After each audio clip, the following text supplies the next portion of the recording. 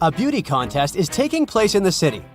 Melanie wins and gets her beauty queen crown. After the contest, a cleaning lady finds Melanie lying unconscious backstage. The detective arrives at the crime scene in 20 minutes. He asks the suspects just one question. "What were you doing within the last 20 minutes?" Holly, the rival, says, "I was taking selfies with my boyfriend." Steve, the photographer, says, "I was taking pictures of the contestants." Mr. Bold, the judge, says, "I was talking to my wife." And the cleaning lady, Stella, says, "I just found Melanie and called 911 right away. And then I just stayed with her until the doctor's arrival." Who's lying?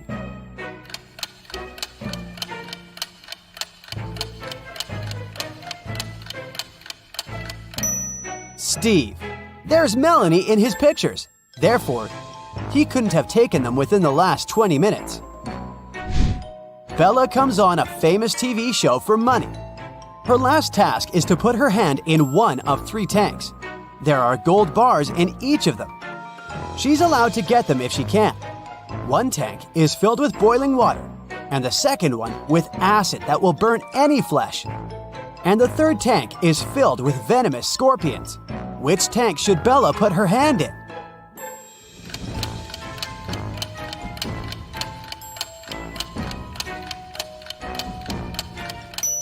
Bella should just wait until the boiled water cools off and use the first tank. James is walking in the woods. Suddenly, he spots a leprechaun. James grabs the creature and asks him, "Where's your gold? Answer me now!" The leprechaun says, "It's under this tree. Just let me go." James replies, I don't have a shovel. I have to go home. But how can I find this place later?" James comes up with an idea. He ties a red ribbon over the tree to recognize it among the others.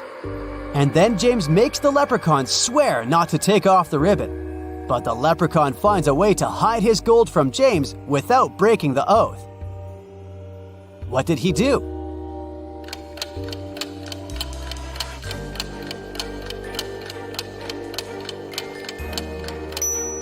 He tied a red ribbon on every tree in this forest. Tricky leprechauns. Holly and Sally prepare a new prank. They go to school at 5 a.m. and sneak into the classroom. Suddenly, they see a bat turning into their biology teacher. They spend all day staring at her. Is there any proof that she's a vampire?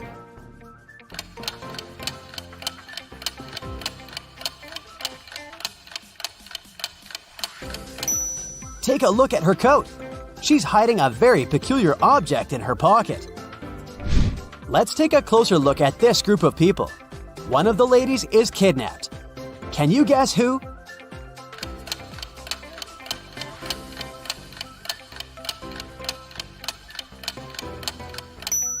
It's the lady on the right.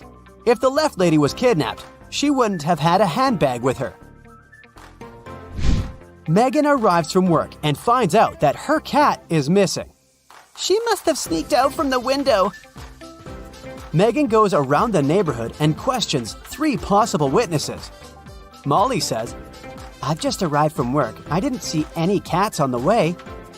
Mrs. Darling says, "I already have 15 cats. Why do I need yours?" Victor says, "I'm allergic to most animals, so I've never had any pets. And I don't know how to help you." Who's lying?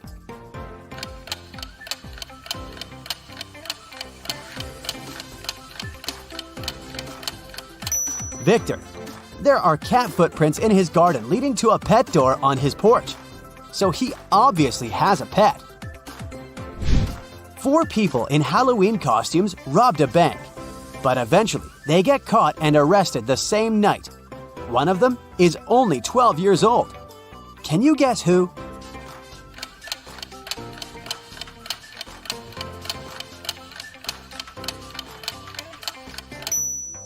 This guy. His hands are too small for these handcuffs. Which lady is richer?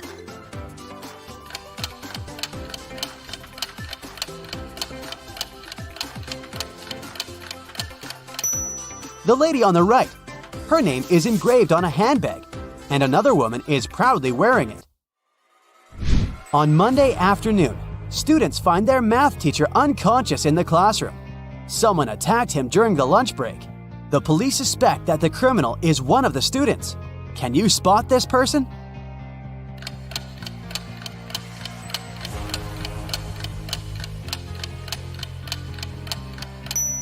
The teacher grabbed the attacker's shirt and ripped it. This guy doesn't wear a shirt. Therefore, he's a criminal. James and Molly have been married for 5 years, but they haven't taken a vacation yet. Finally, they decide to go to the ocean. To get there, they have to cross the border. The guard says, "You have to tell me the password if you want to pass." Can you help them crack the password?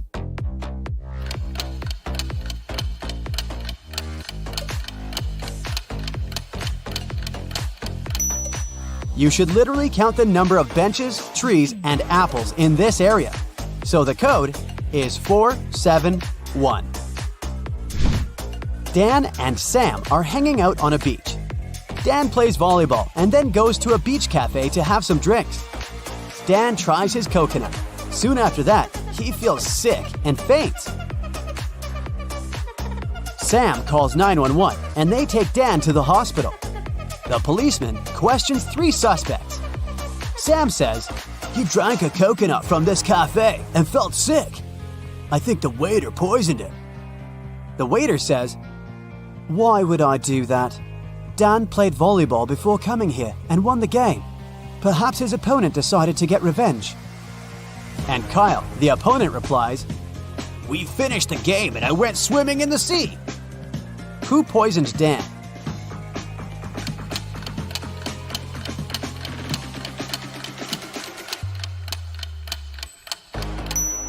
Take a look at the score.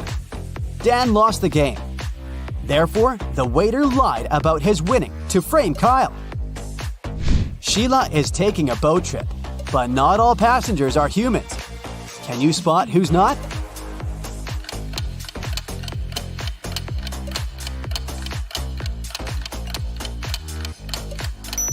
Take a look at the broomstick. It's levitating. She's a witch. It's a sunny Sunday morning. Gia and her daughter Lizzie are watching TV. According to the forecast, it will be a rainy and windy day today. Gia says, "Lizzie, please don't go outside today. You may catch a cold." Gia goes shopping and leaves Lizzie home alone. She comes back in about 2 hours. It was raining, and Gia immediately realizes that Lizzie did go outside. How did she know?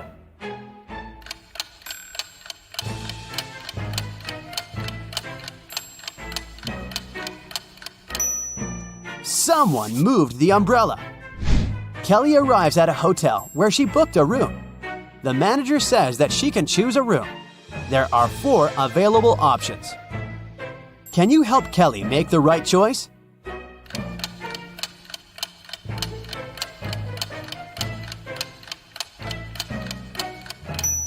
There's a stinky dump behind the window in the first room.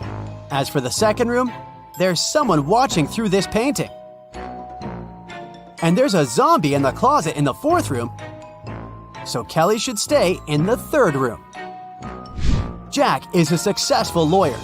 He has a small country house where he lives alone. Once he goes on a business trip, 5 days later he gets home and discovers that someone has entered his office. His enemies must have searched it. How did he know?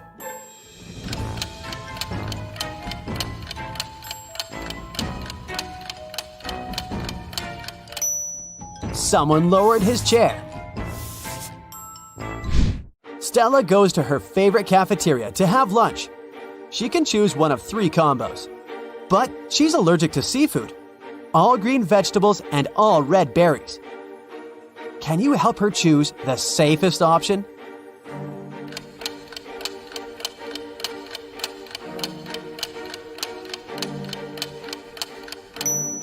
First of all, let's exclude the 3rd lunch. There are shrimp swimming in this soup. The chicken burrito combo looks good, but the dessert contains red berries.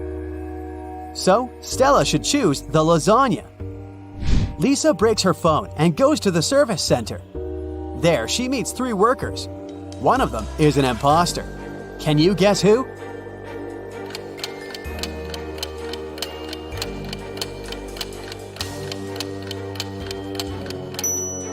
This first guy. He's using a regular fork to repair the device. Peter is walking in a garden. He takes some pretty pictures of the full moon. Suddenly, someone pushes him from behind and he faints. After a while, Peter wakes up in a creepy basement. A mysterious voice says that Peter can escape through one of these 3 doors. There are multiple wolves behind the first door. They haven't been eating for 2 years, so they're very hungry and angry. There's a forest full of venomous monsters behind the second door. They hate humankind, and it's impossible to get through them alive. And there's a creepy werewolf waiting behind the third door. Which way is more or less safe?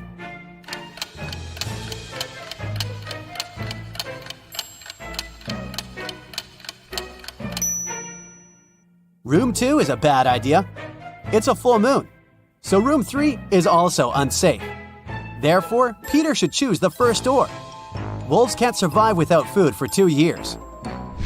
Wendy is preparing a college project in a co-working space. She leaves her laptop on the table and goes to the bathroom. Then she returns and finds out that her laptop is gone. Who stole it?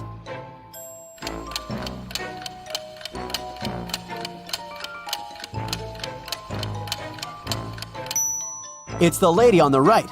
Her hoodie pocket has an odd square shape. Marjorie owns a farm.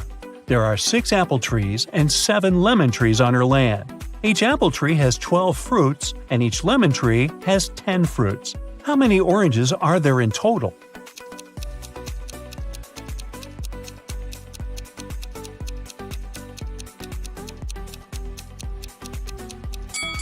Zero. We didn't say that Marjorie has any orange trees. Marjorie inserts her diamond ring in a glass bottle and closes it with the help of a cork. Then she takes the ring out of the bottle without taking out the cork or breaking the bottle. Can you guess how she did it?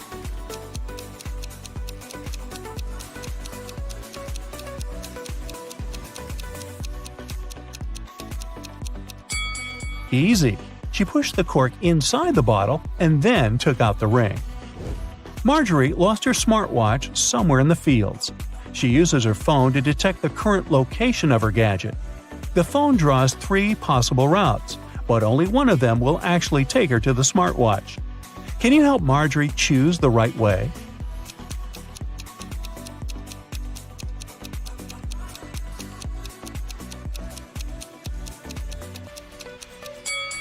Route A is correct.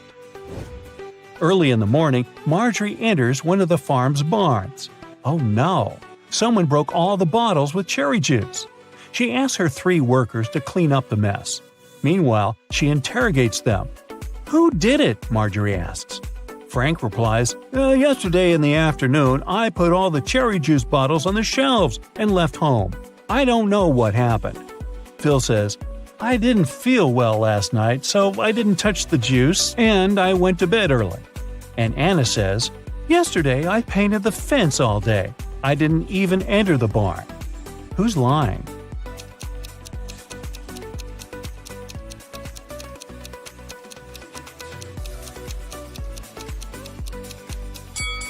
Anna. She said she painted the fence, but it doesn't look freshly painted at all. After a long working day, Marjorie wants to relax and goes to the public swimming pool. She spots something really weird in the shower. One of these ladies is not from this planet. Can you guess who?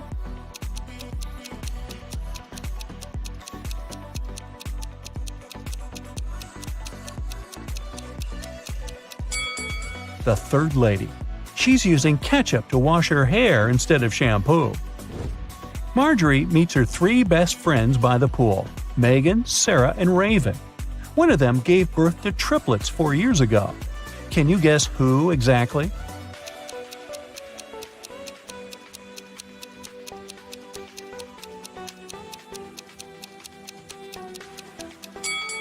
Raven. Take a look at her hands. She's wearing 3 DIY bracelets with the word Mom. The triplets are now 4 years old, and her jewelry looks like something that they could have crafted. Marjorie and her besties go to a concert, but only one of these people is a real musician. Can you guess who?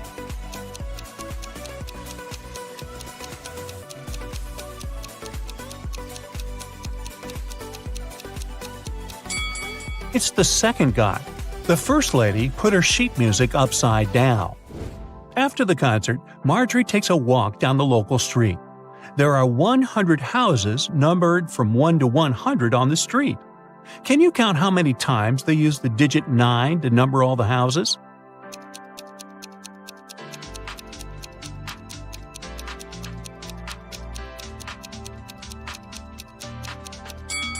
The correct answer is 19. The mystery can be solved using simple math. The digit 9 should occur in the following numbers. All we need to do is to count the number of 9s in this sequence. Marjorie comes home late at night and sees something creepy in her living room.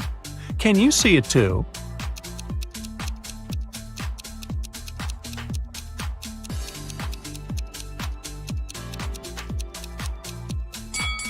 There are 3 ghosts in this room. What about the warehouse? Can you spot any ghosts here?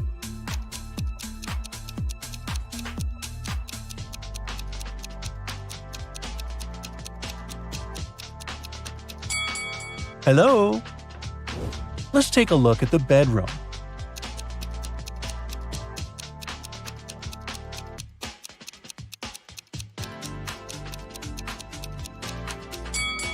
Ooh, there are 5 ghosts. Can someone call Ghostbusters? The next morning, Marjorie goes picking apples on her farm. Suddenly, someone spills cherry juice on her head. She noticed that someone climbed on a tree to pull that prank, but she didn't see this person's face. So Marjorie interrogates 3 people working on the farm that day. Frank says, "I was watering vegetables far away from the apple trees." Phil says, "I was in the kitchen preparing ingredients for the lemon jam production, just like you asked me." And Nina says, "I was in the garden picking lemons for the jam." Marjorie figures out who did it right away. What about you?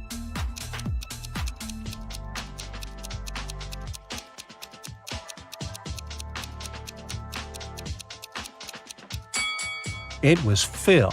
He tore his shirt and a piece of fabric got stuck on the branch of an apple tree.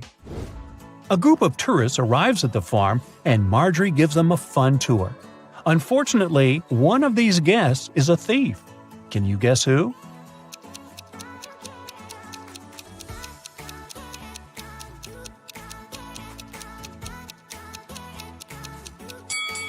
This lady. She's sneaking cash from another person's purse. It's raining heavily all day, so Marjorie stays home alone and fries pancakes in the kitchen.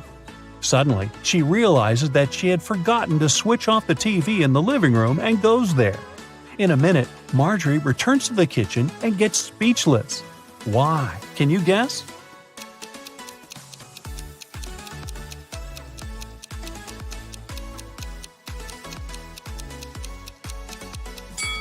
When Marjorie left the kitchen, one prepared pancake was on the dish. But now it's gone. All the windows are locked. So, who did it? Suddenly, Marjorie hears weird sounds from the basement. She goes there and finds the thieves. A family of raccoons broke into her house and sneaked the pancake. Can you count the exact number of animals in the basement?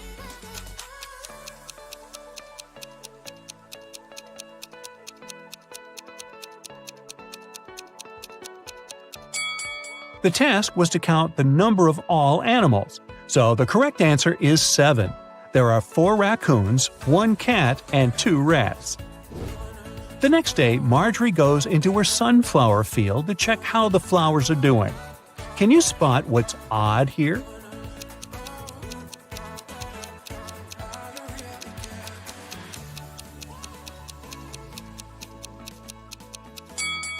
There's a socket built into the ground. Marjorie goes to Megan's birthday party. One of the guests has the number 2 written on his forehead, and the other has 3. Megan offers everyone a game.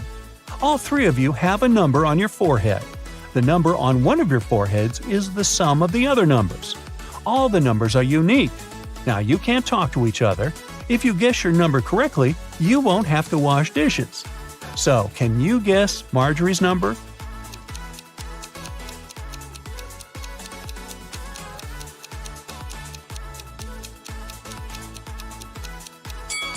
It could either be 1 or 5. But if her number was 1, the guy with 3 would see that and guess his own number. Therefore, Marjorie has the number 5 on her forehead. The next day, Marjorie enters the farm's main barn. It's time to plant flowers in larger pots. She takes off her diamond ring to protect it from dirt. Marjorie puts it on the table. The process is almost finished, but suddenly Marjorie's phone rings and she leaves the barn to answer the call. After a while, she comes back and sees that the ring is missing. There are only 3 people on the farm today: Frank, Nina, and Megan. So Marjorie says, "One of you has taken my ring. What were you doing when I left the barn?" Frank replies, "I was in the bathroom washing pumpkins with Nina." Nina replies, "Yes, we were washing the vegetables." And Megan says, "I was just taking selfies with pumpkins. Who took the ring?"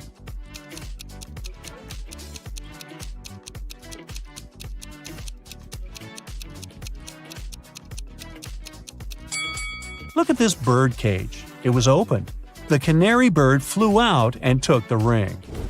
There are 3 sets of lab equipment on Marjorie's table. Can you sort the odd one out?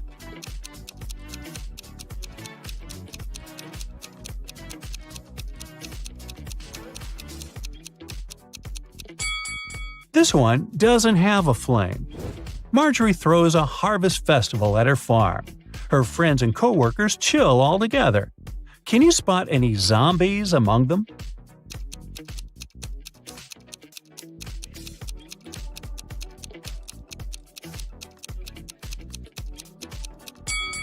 This dancer in the bushes doesn't look alive. As evening came, bright stars and a new moon showed up in the sky. Now Marjorie has to choose one of these 3 tunnels to escape. There's a family of creepy werewolves hanging out inside the first tunnel. The second tunnel is a home for mutant bats. They feed on humans and stay awake 24/7. And there is an unknown monster hiding in the third tunnel. Unknown because no one had ever returned from there alive to tell. Which tunnel is more or less safe to enter?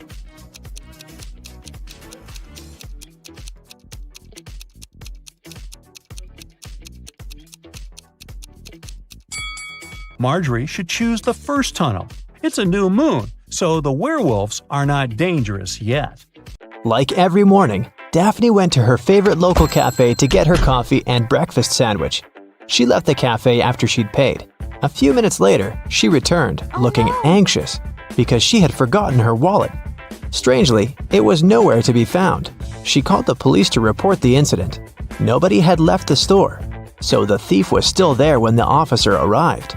He started questioning everyone. Jenny, the cashier, said that Daphne was a regular customer and she had known her for a long time.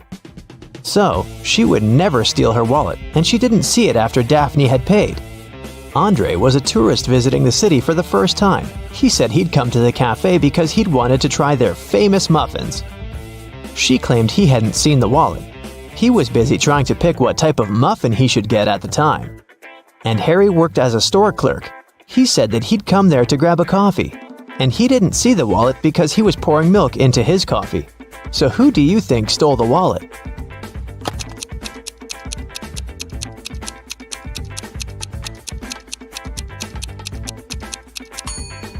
It was Harry, the store clerk, or should I say Harold. Do you see his name tag? He lied about his name when he ordered his drink. Also, even though he said he was pouring milk in his coffee, as you can see, it doesn't have any milk in it. Jessica was an aspiring actor, and she had a big musical theater audition that day. She left her house early in the morning to make it on time, but she had forgotten to take her sheet music with her, so she had to drive back. When she walked in, though, she saw her roommate lying on the floor unconscious. A nurse was standing beside her. She explained to Jessica that her roommate had been poisoned, but luckily, she'd had enough time to call an ambulance before she passed out. Jessica immediately realized something was wrong. She thanked the nurse for helping her friend and asked her if she could get her a glass of water or anything else. The nurse agreed, and Jessica hurried to the kitchen. There, she called the police saying, "There's a fake nurse in my house. She poisoned my roommate and tried to rob her." How did Jessica understand that?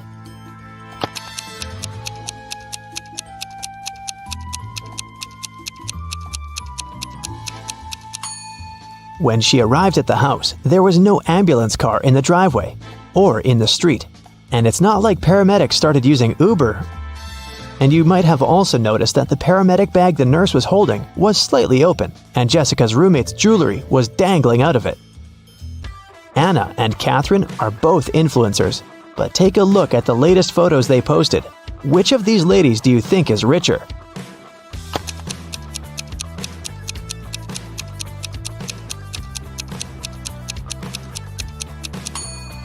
Catherine is richer, of course. Just look at the number of likes on her photo. She has 27,907 likes. Anna, on the other hand, has 9,837, which means that Catherine has way more followers and must be earning millions. Annie managed to buy presents for everyone except her dad. She knew what everyone wanted, but her dad was kind of secretive and not the talking type. He was also not great with technology and never bought anything online, so there was no way she could sneak into her dad's computer and check the saved items in his shopping cart. But he always liked to make lists in his little notebook, and Annie was sure she might be able to find a wish list there. So she sneaked into her father's office one day to look for the notebook. It was nowhere to be found, but his study table had a locked drawer. She looked for the key around the room but couldn't find it anywhere. That's when 2 different sticky notes attached to 2 different books inside the bookcase caught her eye. The first note was attached to a psychology book and had P5487TH written on it. The second note was attached to a detective novel and said P21320TH. Annie immediately knew what the notes meant. Can you guess what she had to do?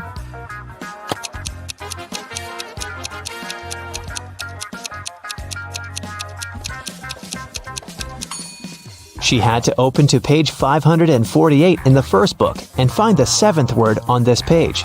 Then, she had to open page 213 in the second book and find the 20th word on that page. The words she found were under and desk. The girl immediately looked under the desk and found the drawer key taped to it. James was walking back to his apartment from work late at night. Suddenly, he was hit on the head and taken away. When he woke up, he found himself in a small room. He tried to escape, but the door was locked with a padlock.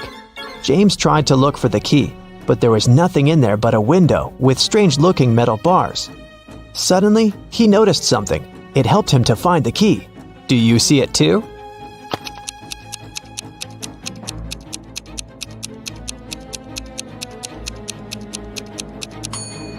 One of the metal bars is different from the others. That one is the key. Giselle was camping in the forest during a night when the moon was full. After midnight, when she was making s'mores by a fire, she heard a loud howl.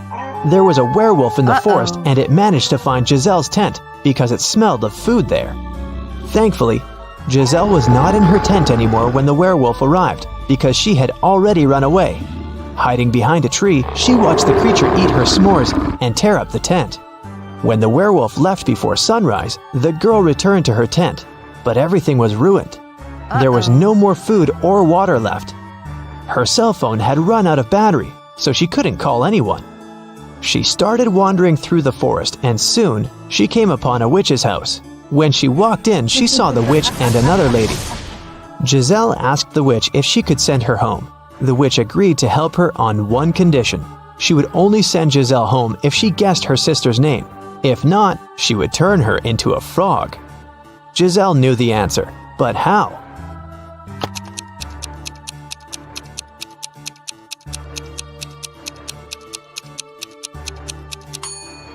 Did you notice that the witch's sister is wearing the same necklace around her neck as the werewolf? Well, Giselle did, and there's a name written on the necklace: Abigail. Zoe went to a security guard and reported that her gym bag was missing. She said she'd gone to the ladies' restroom after her dance cardio class. She was fixing her hair when someone came up from behind and pushed her. So she didn't see the person who had taken her bag. The security guard refused to check the footage from the security camera that was outside the restroom. Neither did he file a report. Why?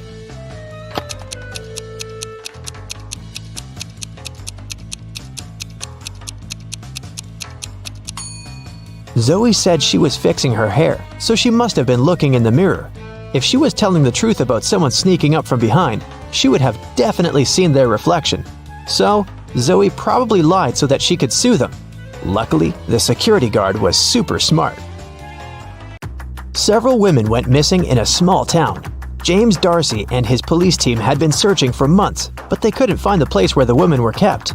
One day, when Sandra was jogging, she decided to use another route to get home. As she was passing an old cabin, she heard screams coming from its basement. She immediately called James Darcy to report it. James and his team arrived at the place and busted in. They found there 3 women. They all said that they had been locked in the basement for months, but James knew one of them was lying. The first woman said that her name was Tammy and that she had spent almost 8 months in the basement. The second woman claimed that her name was Hannah and that she had been there for almost 5 months.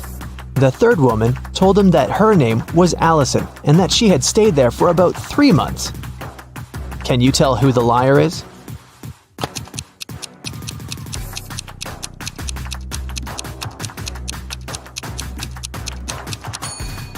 Allison is telling the truth. Look at her. Her clothes are dirty. Her hair is greasy. Her roots have started to grow out. She definitely hasn't seen daylight for a long time. The same goes for Hannah. But look at Tammy. She looks clean. Her clothes look new. Her hair and makeup look fresh, so it must be her who is lying. David spent his summer break at a science camp that was at a big space facility. When the summer break ended and school started, he told his friends from the science club all about his camp adventures. He said that at the facility, he had found a secret room. And in there was a time machine. He stepped into it and pressed some buttons to test if it really worked. And it did. He traveled through time and was able to talk to Nikola Tesla, Chuck Berry, and King Aragorn. But one of his friends immediately called him out for lying. How did he know that David made up this whole thing?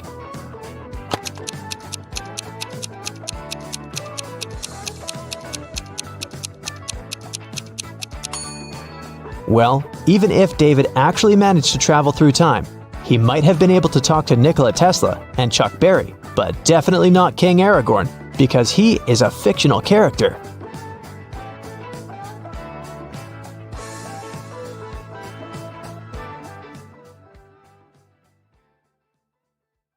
Meg was working hard all morning. She decided to have a lunch break and headed to the parking lot. But when Meg approached her car, she faced an unpleasant surprise. Someone had poured blue paint all over the vehicle.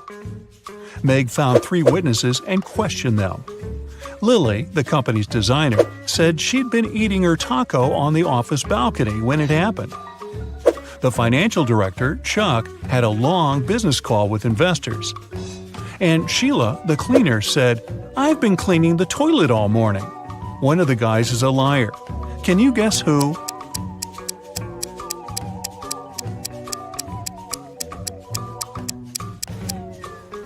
Lily.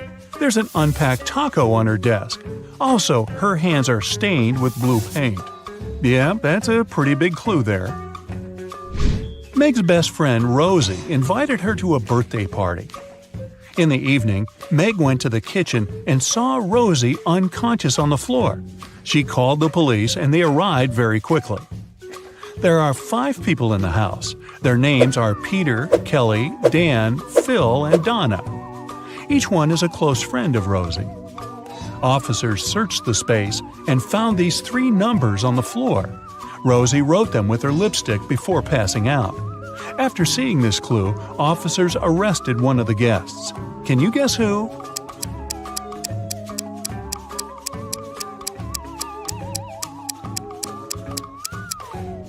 They arrested Dan. The numbers 12, 4, and 11 correspond to the names of the months December, April, and November. Meg went to the office kitchen to get some coffee. She wanted to add milk to her drink, so she opened the fridge to find it.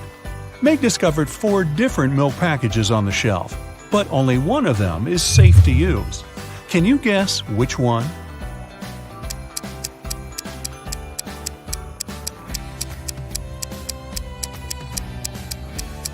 The first milk is very swollen, which means it has turned sour.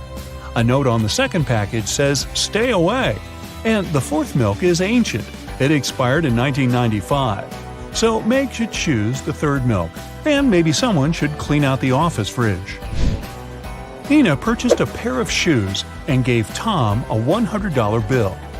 The price of these shoes is $30, but Tom didn't have enough change. So he brought the $100 bill to the neighboring shop and asked his friend Sam to change the bill. Then Tom returned to the shoe shop and gave Nina $70. Nina took the change and the shoes and left. Later that day, Sam brought the $100 banknote back to Tom. He said, "This bill is fake. Give me back my money." Tom had to use his own money to return his debt to Sam. So, how much money did Tom lose?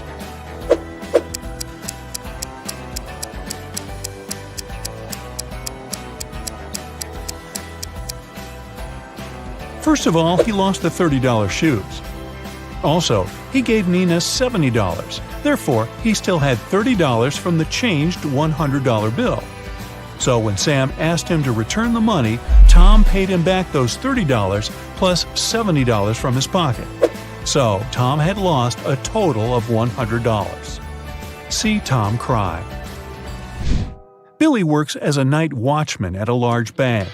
One night, he heard strange noises from the bank vault and went to check it out. Unfortunately, inside the vault, he faced 3 criminals. All 3 guys were wearing masks, but Billy noticed an imposter among them right away. Can you see him too?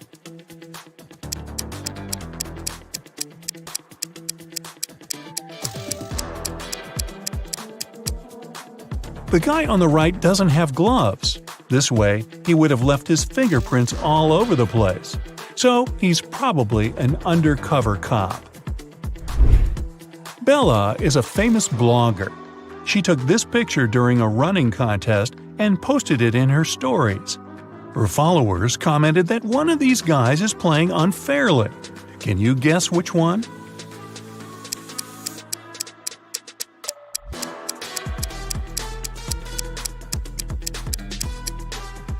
The person on the right isn't sweating at all.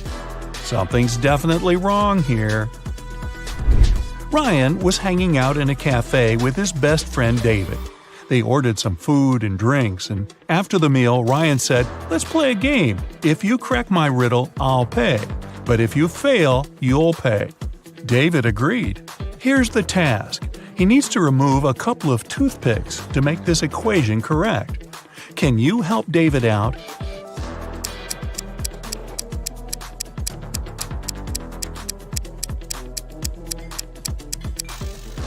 Here's the solution. Ms. Green is a college teacher. One of her instructors, Rosie, has been cheating on tests multiple times. One day, Ms. Green lost her patience and told Rosie, "If you tell me a lie, I will expel you from college. And if you tell me the truth, I'll still expel you. So what do you say?" What can Rosie say to prevent her withdrawal?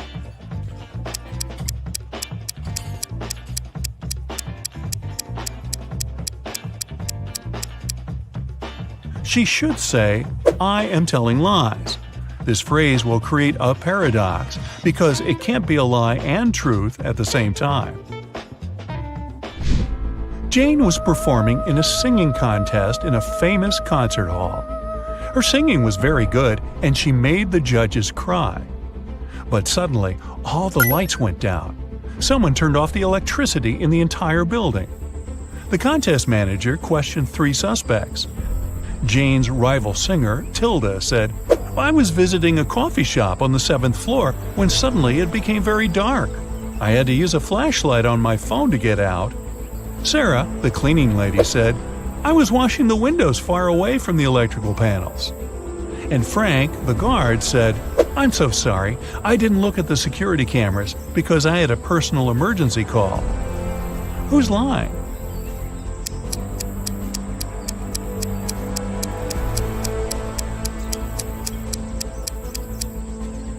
Tilda. This concert hall doesn't have a 7th floor. Peter landed in a foreign country. He opened a taxi app on his phone to get to his hotel. Unfortunately, the app didn't work. So Peter just went outside, hoping to find a driver. At the parking lot, he noticed 3 free cars. All 3 drivers were eager to give Peter a ride. Which driver should he choose?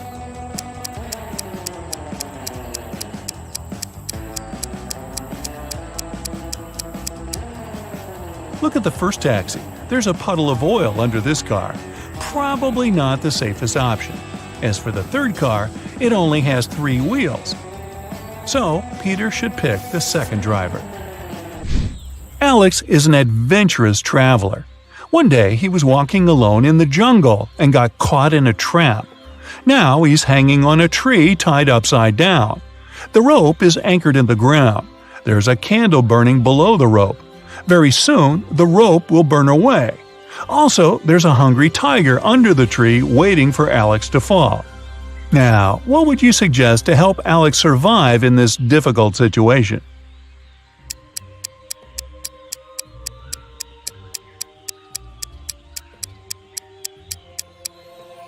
Alex should sing the happy birthday song. The tiger will blow the candle out to celebrate, and Alex will get a chance to escape. Now, don't complain to me, I just read these off the script. Mia came home from work late at night as usual. She lives with 3 roommates. When Mia entered her bedroom, she noticed someone had stained her favorite carpet. Mia got furious and questioned her roommates. Jessica said, "That's not my fault. I've spent all day chilling in my boyfriend's house." Helen replied, "Today I entered your room only once to bring clean laundry. The carpet was okay." And Fiona said, "I haven't been to your room for ages. I studied in the library all day." Can you guess who stained the carpet?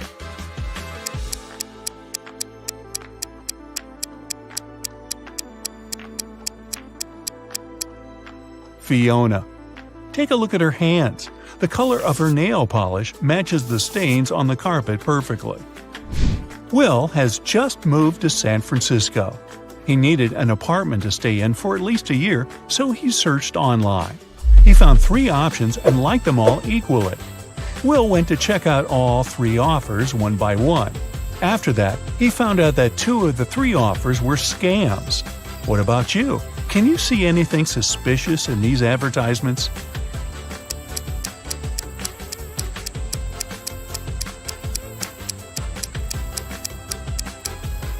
Take a look at the sign on the second house. It says that this house will be demolished in 2 weeks. But Will was searching for long-term rent. The third apartment is on the 8th floor, but that's impossible because this building only has 7 floors. Therefore, Will should choose the first option. Someone locked Henry in a creepy basement. He looked around and noticed 3 ways out, but all of them were dangerous. The first passage is freezing. Anyone who enters it will turn into ice. The second is guarded by a huge cougar that hasn't eaten for 3 years. And there's a massive fire behind the third door. What passage should Henry choose?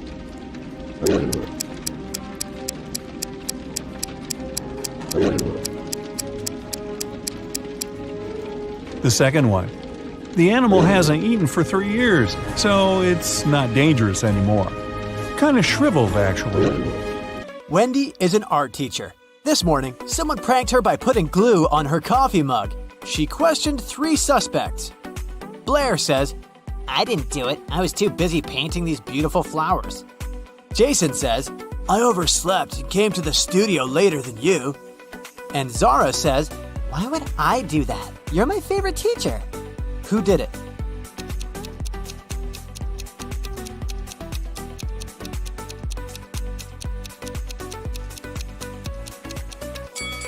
It was Zara. There's a glue pen in her pocket. Wendy gives her students a task and leaves the studio. After a while, she returns and sees this painting. She says, "Wow, who painted this masterpiece?" 3 students claim to be the author of the painting. Can you guess who tells the truth?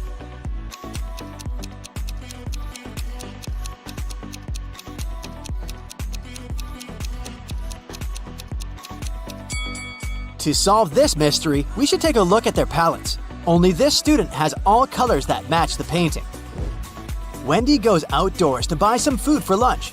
Suddenly, she sees a cyclist lying on the ground. Can you guess what happened here?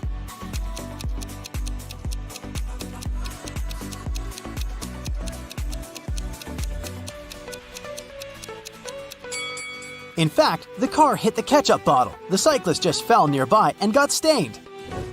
Wendy receives a delivery. 3 identical boxes with artist supplies. All boxes are labeled incorrectly. Wendy needs to label all boxes correctly by opening just one of them. Can you help her?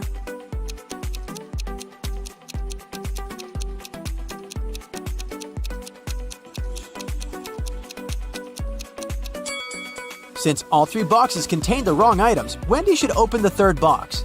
If it contains watercolor, the first box will definitely have brushes, and the second box, watercolors and brushes. And if she finds brushes in the 3rd box, the first one will contain both watercolors and brushes, while the second one, watercolors only. The delivery guy walks outside and yells, "Hey, call the police! Someone stole my car!" The police begin an investigation and find these 3 suspects. One of them is a thief. Can you guess who?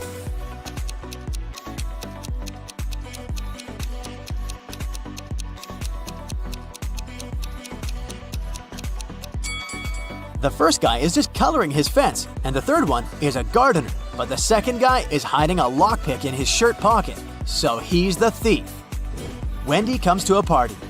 3 guys invite her to dance, but one of them is a werewolf. Can you guess who?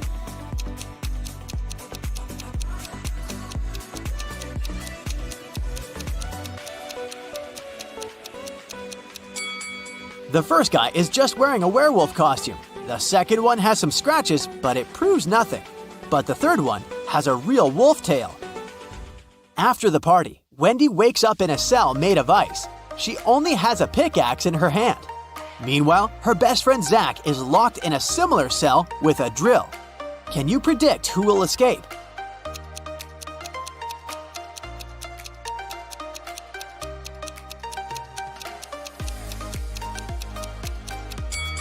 Only Wendy will escape. Zach can't use a drill without electricity. The next day, Wendy arrives at the art studio. She leaves her takeaway coffee at the desk and goes to the toilet. Wendy returns and finds out that someone had drunk her beverage. She checks the cup surface for fingerprints, but she only finds her own traces. Wendy questions 3 suspects among students. Blair says, "Sorry, I've been washing my brushes in the sink. I didn't look at your desk." Jason says, "Sorry, I don't like coffee, and besides, I've been streaming stories for my followers." And Robin says, "I was changing in the dressing room to be a model for portrait class." Can you spot the thief?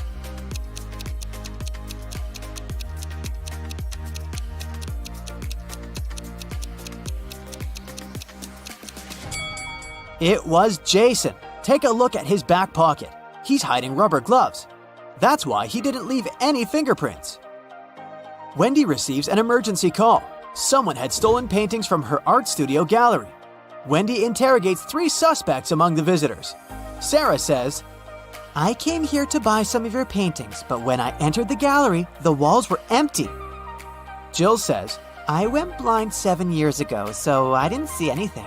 I only visit this gallery to use your toilet." And Robert says, "Why would I rob this place? I'm the major investor." Who's lying?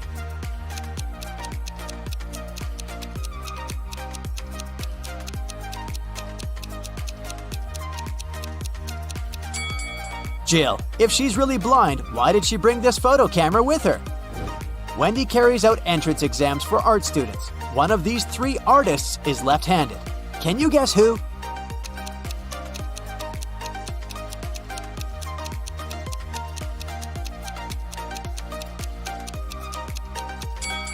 It's the third guy. It's easier for lefties to hold a palette in their right hand and paint with their left. This way, his left hand works and the right one stays static. During exams, one guy named Bobby gets very sick and faints. Wendy calls the ambulance and takes him to the hospital. She's just met Bobby, so she doesn't know his relatives, but still, Wendy manages to notice his wife in the hospital right away. Can you spot her too?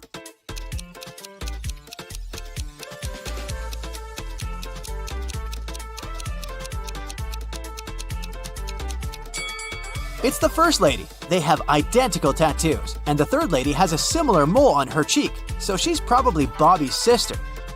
Doctors suspect poisoning, so they keep Bobby in the hospital to make tests. Meanwhile, Wendy returns to the studio and questions 3 witnesses among the applicants. Sheila says, "Bobby didn't look healthy in the first place. I don't blame him. Everyone was stressed out during exams." Sam says, "I have no idea who poisoned him, but this person is heartless." And Xavier says, "I think Bobby's just pretending to be ill to get accepted out of pity." The next day, Bobby calls Wendy with the test results. He was poisoned. Wendy calls the police right away and they arrest one of the witnesses. Can you guess who and why?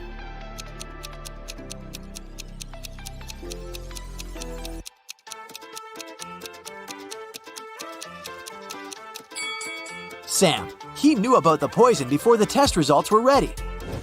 The next morning, Wendy enters the studio and sees that someone has left a hot mess. Canvases are torn and paints are spilled all over the floor. Can you count all the brushes in this room?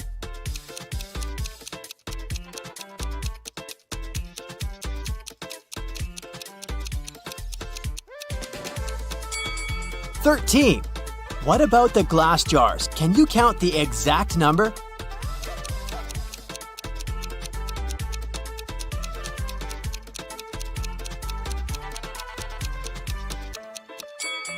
There are 8 glass jars in this studio, including this broken one. Wendy asks her 3 students, "Who's responsible for this mess?" Nina replies, "I think it was David. He never washes his hands and clothes. He's such a weirdo." David says, "It was Nina. She's just jealous because her paintings weren't selected for an art exhibition." And Amber says, "I don't know who did it. Yesterday, I was feeling sick and stayed home." Who's responsible for this mess?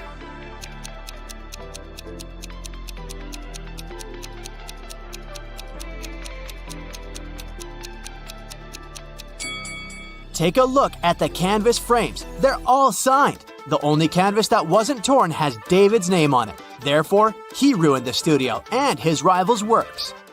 Wendy asks her students to the park for an en plein air class. Can you see any weird details in this area?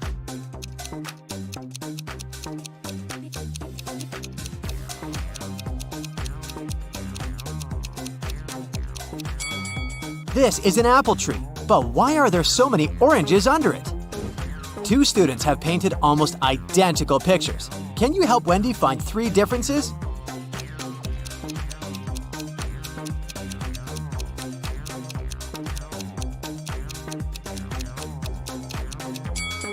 Here they are.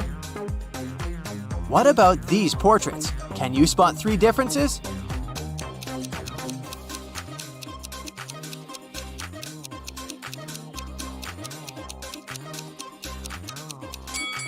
Over here.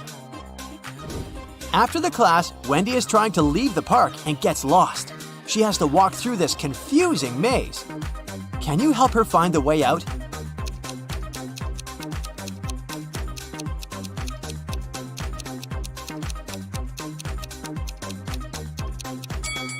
Only the first path is correct. On the way home, Wendy enters a supermarket. Can you count the number of cacti?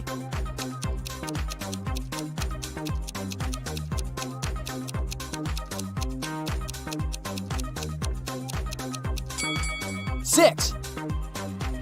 Someone had broken the most expensive car in the parking lot near Wendy's apartment building. The police interrogate 3 witnesses to find out who's guilty. Carl says, "This is my car. I parked it as usual and went home. Wendy woke me up with her call." Gia says, "I was just having a yoga class in a studio nearby. This car belongs to my ex-boyfriend Carl. Too bad he loved this car more than me." And Peter says, Carl's my neighbor, but he's not my best friend, if you know what I mean. I've been working all day and just arrived. Who broke Carl's car?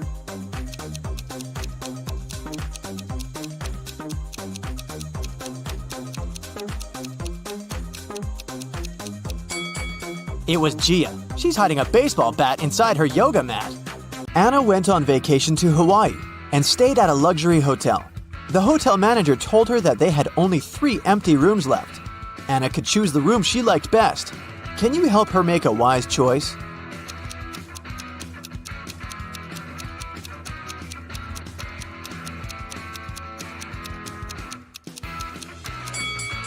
There's no mosquito net on the window in the second room, and something's wrong with the door handle in the third room. So, Anna should choose the first room. Anna went to the hotel swimming pool. She spotted 3 odd details in the area right away. Can you see them too?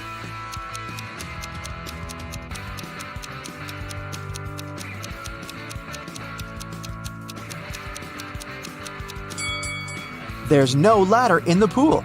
There are 2 suns in the sky, and this guy is sunbathing in a winter coat.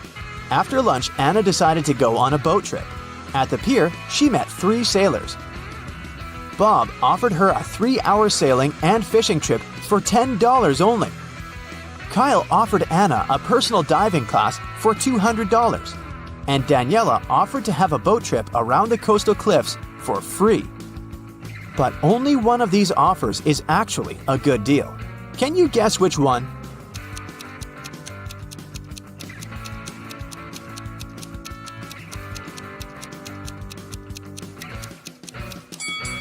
Kyle's offer is overpriced. Look at the poster hanging at the pier. It advertises personal diving classes for $20. And Daniela's offer isn't safe. Her boat has a broken bottom. That's why Anna should accept Bob's offer. Anna woke up on a deserted island in the middle of a hot day. The sun was shining very bright, so she needed to find a water source as soon as possible. There's the sea nearby, but she can't drink salty water. She found an abandoned cabin that contained some really handy items. 2 empty paint cans, 1 large and 1 small, a roll of aluminum foil, 1 baseball, an old pair of sneakers, and some other useful things. Which one of these additional items can Anna use to combine with the previous items to obtain drinking water? A book, a handful of tiny pebbles, or a plastic bag?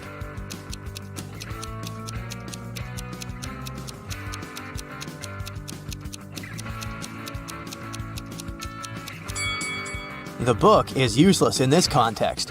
The pebbles can be found all over the shore. As for the plastic bag, Anna can fill 1/2 of the larger paint can with seawater.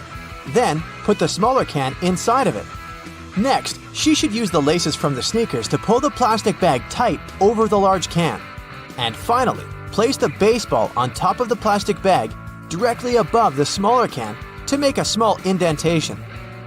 Then, just leave this construction in the sun. Drinking water will evaporate and condense on the plastic bag. The indentation will push the water into the smaller paint can.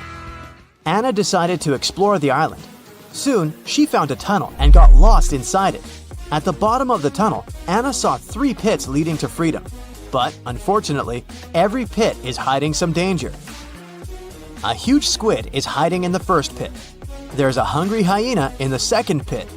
And there's a poisonous porcupine hiding on the third path. Can you help Anna choose the safest way to escape?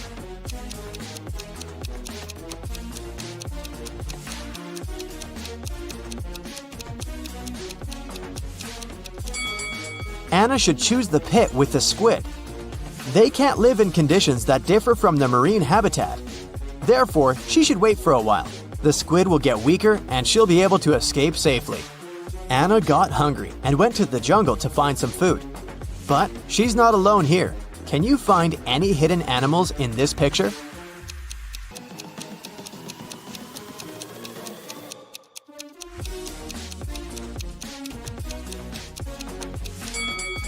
There are 6 animals in the jungle.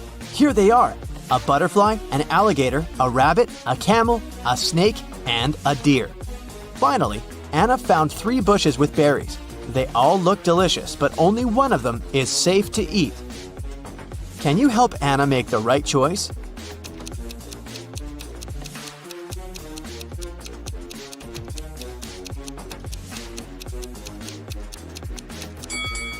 She should take a look at the monkeys. They stay away from the first bush because it's a mutant plant. See? It has teeth and emanates toxic gases. Meanwhile, the monkeys enjoy berries from the second and third bushes. But a cobra is hiding under the third bush. So, the second bush is the safest choice. Anna got sunburned during her walk. Which item from the cabin can she use to cool down? Aluminum foil? Fresh water from the paint can? Or the sponge with some seawater?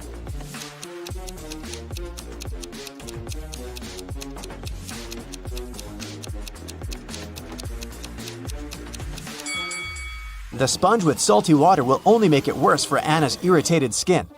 And the drinking water is too precious to waste on bathing. Meanwhile, metallic foil is a great tool to cool down a shelter. Anna can cover the roof and the cabin walls and deflect some of the sun's heat.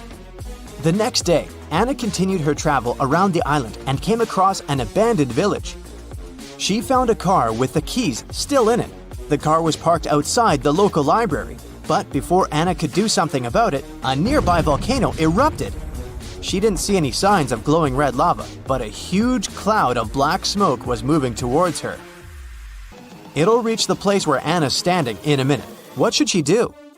1. Head down to the library's basement, which is filled with vampire bats. 2. Take the stairs to the library's roof and hide there. Or, take the car and try to ride away.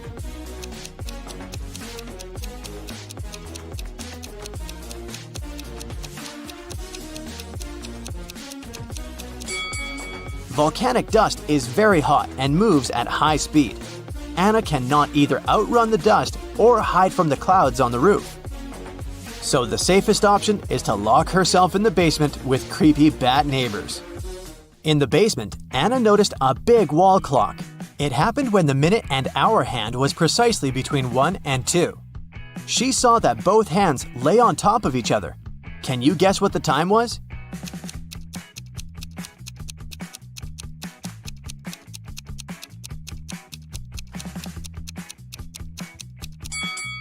"12 o'clock. Both minute and hour hands lay exactly between the number 1 and 2 in the middle of the number 12.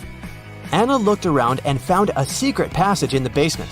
She entered the passage and fell into a subterranean river, which carried her away to a large waterfall, and then to a much bigger river surrounded by rocky cave walls. She tried to swim away, but the force of the waterfall had created a reverse current, pulling her backwards with an intense force. Anna needs to act fast. What would you suggest? Swim onward through the crashing water? Swim to the side and try to climb the walls? Or dive as deep as possible and then swim out of the waterfall's pull?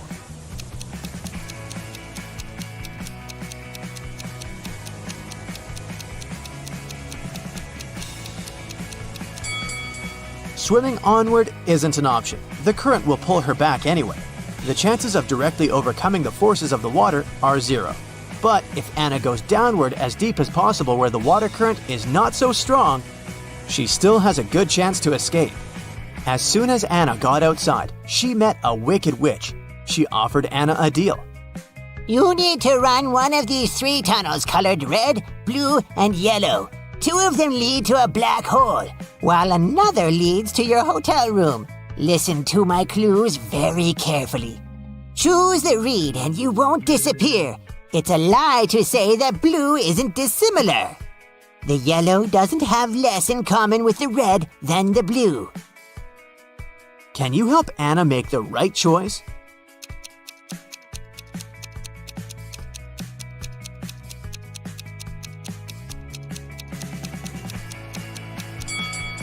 The witch said that the red tunnel won't not make her disappear, which means that Anna will disappear. So we can exclude the red one, and the yellow doesn't have less in common with the red than the blue, which means that the yellow does have more in common with the red. So now we can exclude the yellow one as well. Anna should choose the blue tunnel. Hey there! Today we'll be solving cases and mysteries to maintain safety and order. Are you ready to help? Then let's go! Yeah. Here's the first task. A group of cyborgs from a different planet arrived on Earth to study humans' behavior. The police are now tracking them down to keep an eye on everything. So they need to identify all the cyborgs, and they need your help to find a couple of cyborgs in disguise. We're in a cafe, where a group of old-school friends met for a reunion. Who is not really human?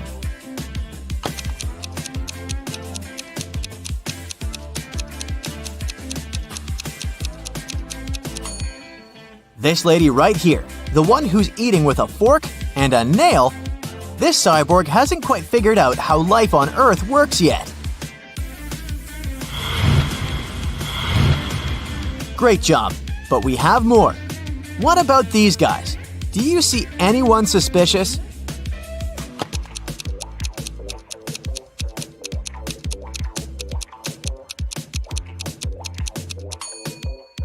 This guy right here has purple eyes, so my money is on him. Here's a photo one resident made at a local beach. Take a close look. Which individual isn't a real human being?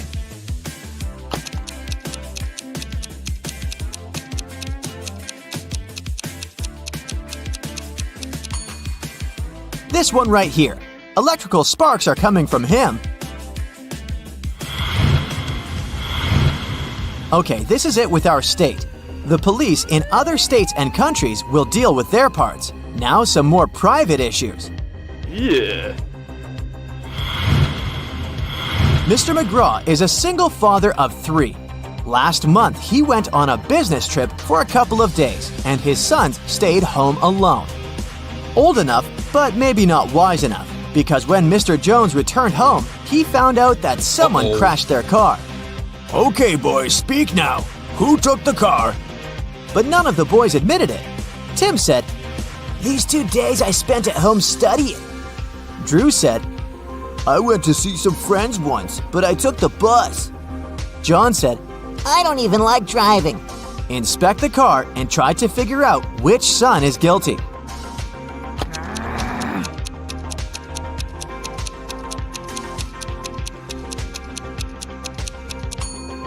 Look, there's a hoodie left in the car. This is the hoodie John was wearing the day Mr. McGraw left, so he must have caused the accident. This case isn't at all criminal, but someone still needs your help. In a local high school, prom is approaching, and everyone is busy looking for a date. Our main character right here found a note in his locker. Obviously from some fearless girl asking him out, but he can't read the message and doesn't even know who asked him out.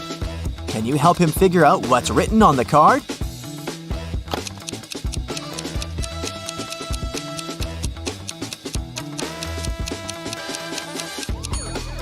It's obviously a cipher, and gladly not the hardest one. Every word is just spelled backwards, so if you put the letters in the normal order, the note will say, "You belong with me. Prom?" There's a name too. It's Juliet. Hopefully our guy will accept the invitation. One of the police stations received a call. A young girl, Allison, reported that her new purple bike, one she saved up for and bought herself, was stolen. Just 1 week after she bought it. The girl asked to help her, and one of the officers was up for the case. She did her research and narrowed it down to 3 suspects. Take a look at them and tell which person stole Allison's bike.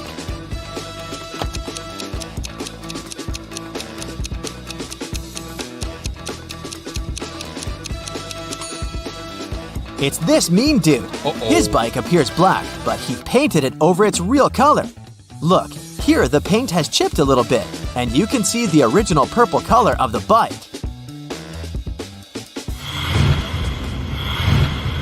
A local jewelry store was robbed. Unfortunately, the police couldn't trace the robber.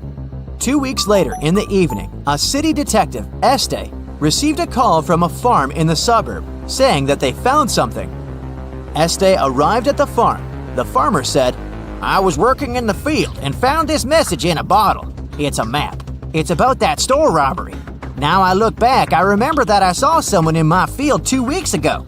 It was a full moon, and I saw a silhouette, but I assumed it was an animal. Este arrested the farmer for further investigation. Why?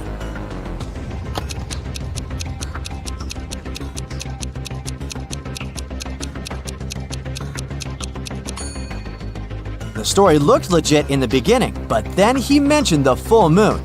As you can see, it's a full moon now, so it couldn't be the case 2 weeks ago. That's the moment Eston knew that the farmer was making something up. A young aspiring actress went missing on her camping trip. She went to the woods all by herself to prepare for her upcoming role. The first people who saw her, 1 week after she left, were police officers in a police department, where she arrived to report her kidnapping. I went to prepare for a role and had all the necessary survival equipment. At first, it was all new romantics, but on the third night, I woke up tied up in the dark. It was a man, but I didn't see him. It was dark the whole time. It took me 4 days before I managed to escape. As soon as I was out of the woods, I ran here, to the nearest police department. You need to find him. The police officer didn't believe her. Why not? Uh-oh.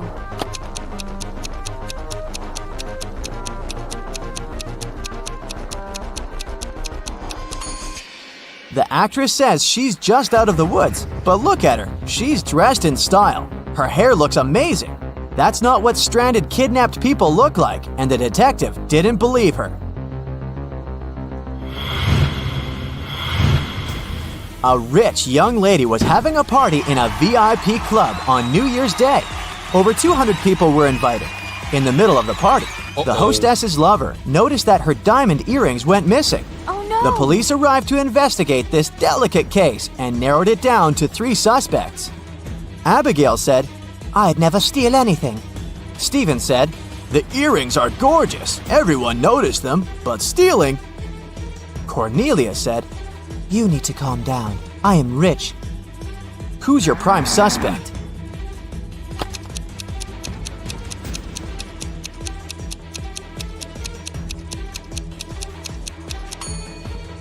Look at Cornelia's purse. It's supposed to be an expensive Hermes purse, but the logo is wrong. So, it's a cheap fake. And there's still a tag on her dress, which isn't really rich. She's just playing along to fit in.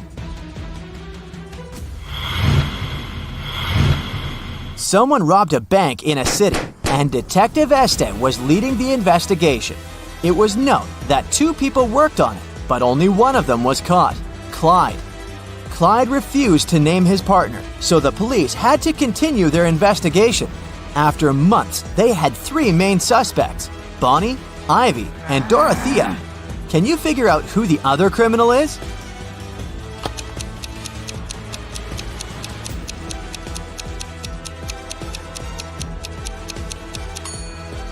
It's Bonnie.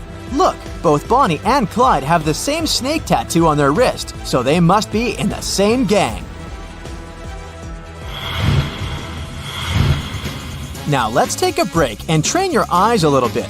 Long story short, Betty is getting ready for a concert and needs your help finding some stuff in her closet. She's looking for a dress, a cardigan, and a red scarf. Here are the exact pictures to help you find the right item. Can you locate them all?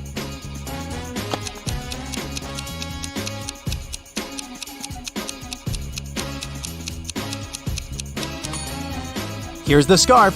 That's the dress. And look, the cardigan is right here. Good job! Okay, the second and the last item hunt. This is Betty's bedroom. Can you locate a pair of cowboy boots, heart-shaped sunglasses, and red lipstick?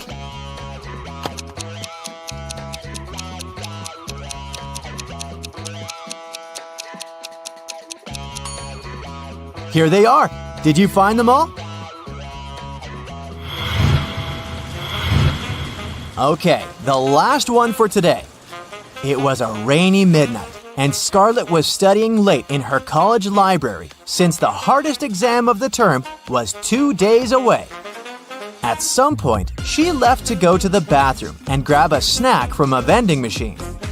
When she returned, she noticed that some of her notes went missing. Oh no! Apart from the librarian, there were just 3 more people in the library at that hour, so she asked them about the notes. The first student said, "I don't steal. I worry about karma." The second student said, "I went for a walk outside to clear up my head." The third one said, I was studying. I don't know anything. Who do you think knows something about Scarlett's notes?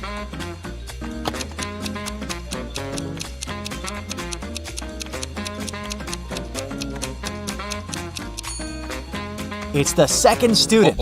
He said he took a walk outside, but it was raining. If he really did that, he'd be all wet. But he's not.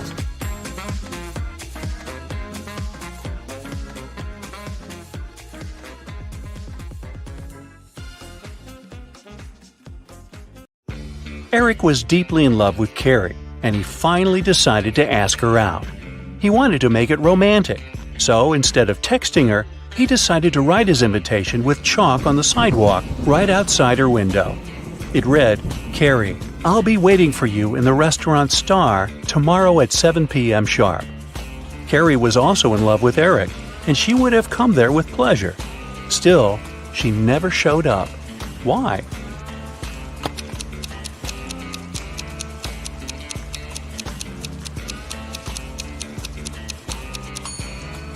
Thing is, the rain started, and the invitation was washed away. Carrie simply didn't see it. I hope they work things out. Allison got lost in a forest and stumbled upon an old house. When she entered it, she saw a witch. She wasn't evil, though, so she said she could help Allison find a way home if she cracked a riddle. The witch asked Allison, "What kind of room can you neither enter nor leave?" Allison was smart, so she gave the right answer. "Can you crack it too?"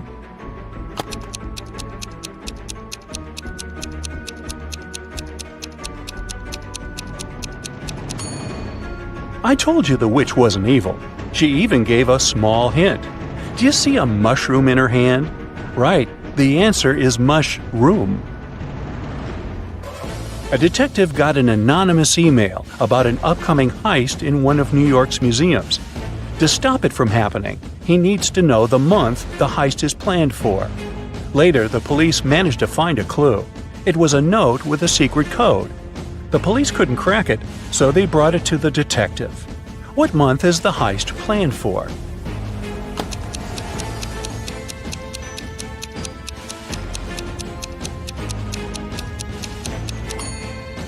The detective cracked the code almost immediately.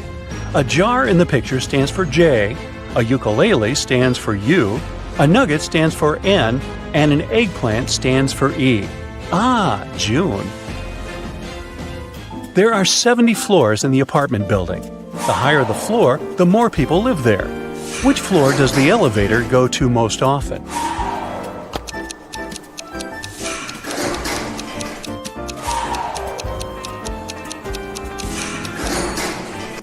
It's the first floor. The residents of all floors go down to the first floor. A luxurious spa center got an anonymous call. Someone called to report a lady that's planning to steal expensive jewelry from the spa center visitors. The staff went to look for that lady to escort her out. Can you find her?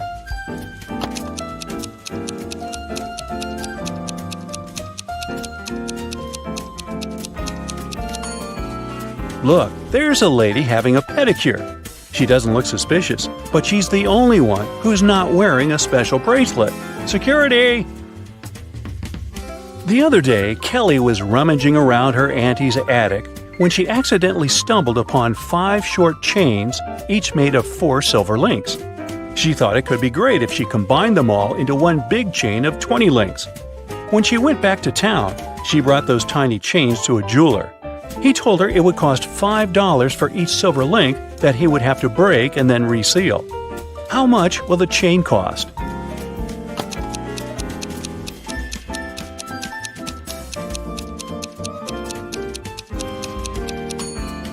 Kelly could do that for $25 if she told the jeweler to break a link in each chain. But she was really smart, so she asked the jeweler to break all 4 links in one chain and use them to attach the other chains, which cost her $20. A wise king decided to find someone who could replace him. He wanted to make a challenge, and the one who nailed it would become the new king. Anyone who wanted to take the throne needed to put a whole cucumber into a glass bottle without cutting the cucumber or damaging the bottle. The participants had a week to do it. This challenge seemed to be impossible, so only 5 people decided to take part, and there was only one winner. How did he put the cucumber in the bottle?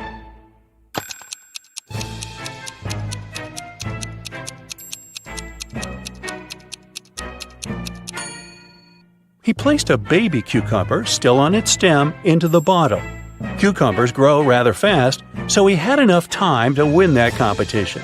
And now he's king. They set the bar kinda low, didn't they? Joanna and Josh were on their honeymoon in Italy. On the first day, they went on a city tour around Venice and left all their stuff in the hotel room. When they came back, someone was standing outside their door trying to get in. The couple called the receptionist right away, but the man claimed Joanna and Josh owed him some money for the tours they'd taken in the past 4 days. The reception knew the man was lying right away. How did he figure it out?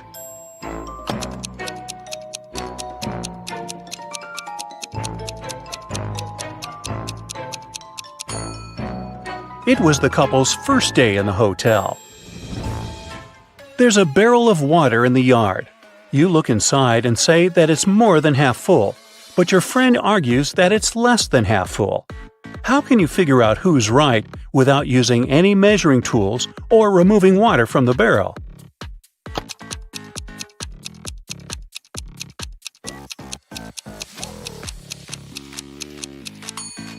Tilt the barrel so that the water touches its rim. If you can see the bottom, the barrel's less than half full. If the bottom is still covered with water, it's more. 2 couples are about to get married. The hall is full of guests. The brides look stunning in these long white gowns, and the grooms seem to be completely happy. All of a sudden, one of the guests notices there's something wrong with one of the couples. Can you guess what?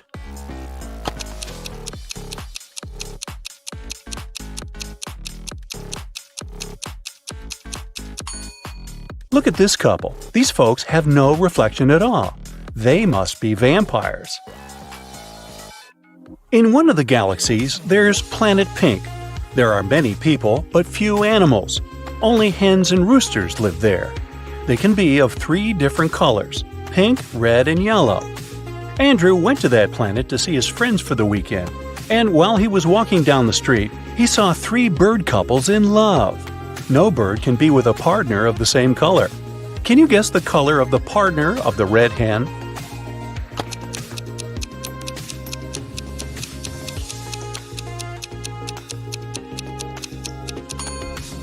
It's the yellow rooster. The red hen can't go out with the red one, and the pink rooster, as you see, is madly in love with the yellow hen. Emily's aunt has bought a bottle of perfume for her niece's birthday. Sadly, she couldn't keep it, because Helga, her sister, is terribly allergic to perfumes. Emily brought it back to her aunt, who bought it for $65. The old lady sold it to someone for $80. Then she suddenly remembered she had one more niece, so she got it back for $70. Sally, the forgotten niece, turned out to be allergic too, so the auntie had to sell it again for $60. Did she make any profit?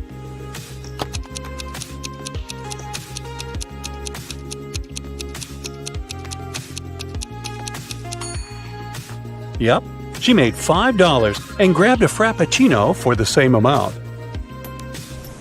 You're trapped in a room that's slowly getting filled with water coming from a faucet in the wall. There are no windows in the room, and the door is sealed shut. You have a mop and a big bucket.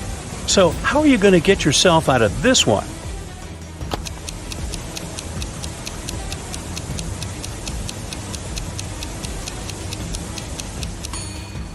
This one was simple. You just need to turn the faucet off. Sally works as a barista. She's the one who served Emily's aunt with that Frappuccino. This morning, she dropped a cup full of coffee. Luckily, her white shirt wasn't stained, but it took her a while to clean up the mess. How come?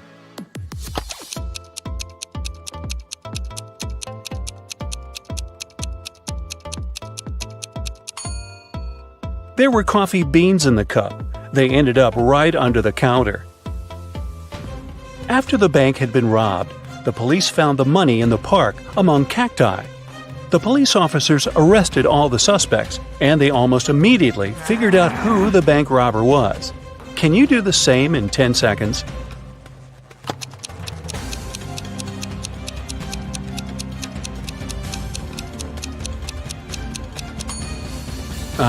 This guy on the left has scratches left by cacti all over his body. Dennis was at home watching TV. All of a sudden, his wife's super expensive vase fell and broke in their bedroom. He ran into the room in time to see a stranger jump out the window and run away. Dennis tried to chase him, but his glasses fogged up because of the cold. That's why he couldn't identify who it was. When the police arrived, they listened to his story and immediately knew he was lying. Dennis made this story up not to tell his wife that he had broken the vase. How did they know this?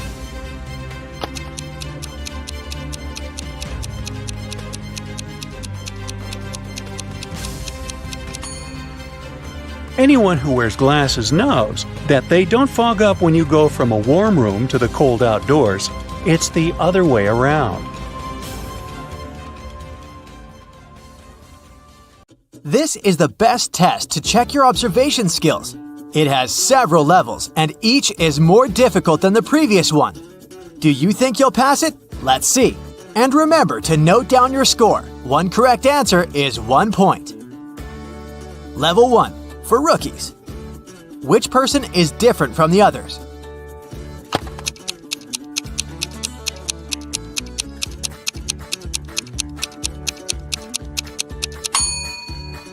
Right, it's the one whose hair is visibly shorter. Try to find a C in this sea of O's. Heh, did you like the pun?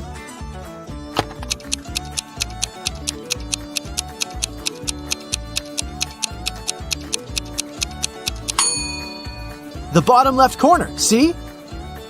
Oh-ho, it seems there are only letters S in this image. But not really. There's also the number 5 hiding there.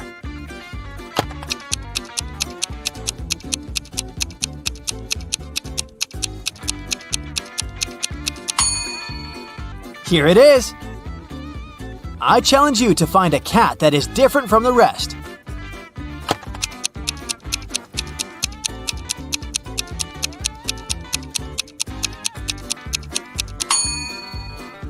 Right! It's the one closer to the bottom, facing away from you. Can you find the odd bat in this picture?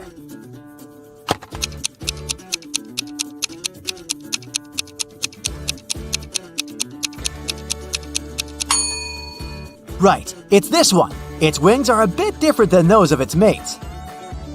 Can you find the odd image?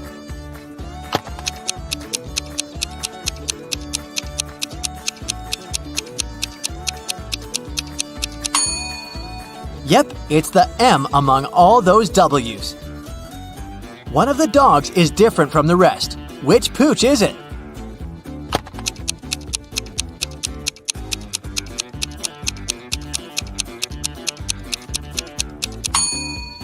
Ah yes, the one with its mouth closed. Can you find an O among all those Q's?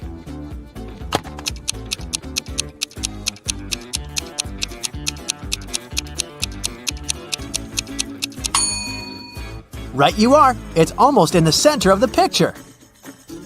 Can you find the odd number?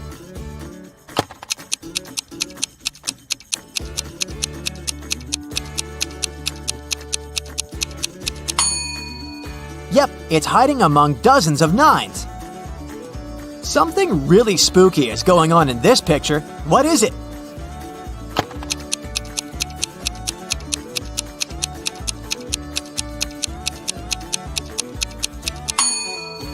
There's a snake in a jar of pickles. There's a deer in this picture. The poor thing doesn't want to be found, but can you see it?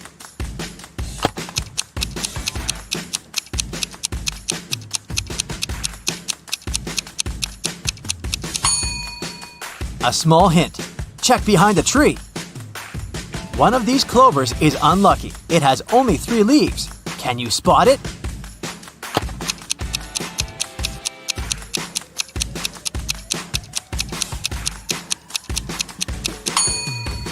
Yep, it's the one in the bottom row. Try to find the odd image.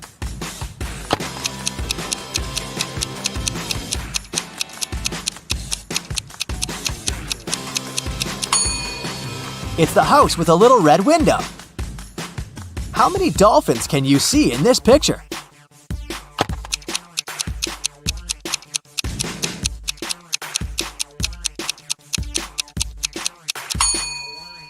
Well, it's been a tough feat to find all 17. Can you find F in this image?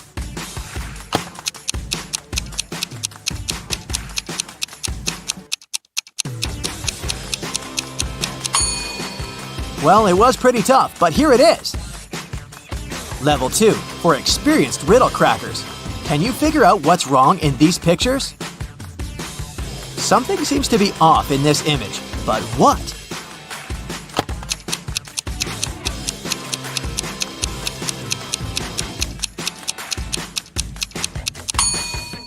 Surely they didn't have pacifiers in the Stone Age. Even though this picture seems okay, there's a mistake in it.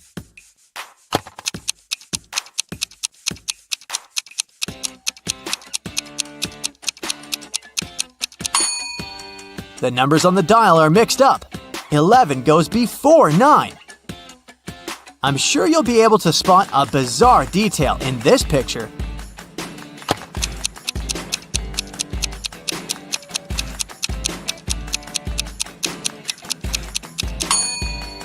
Oops, she must have been in a hurry this morning.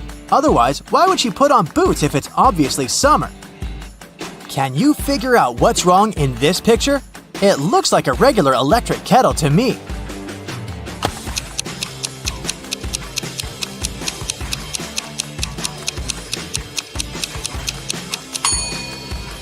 Minimum is always at the bottom and maximum is at the top.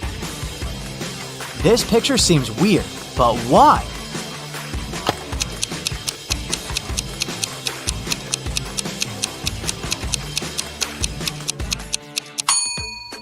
The clock on the tower shows 2 o'clock. No matter if it's AM or PM, sunsets or sunrises don't usually happen at this time. Something's off in this picture. Care to figure out what?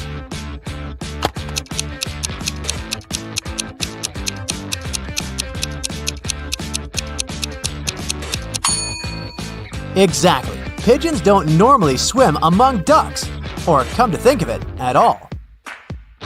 Look at the picture and try to figure out what's wrong here.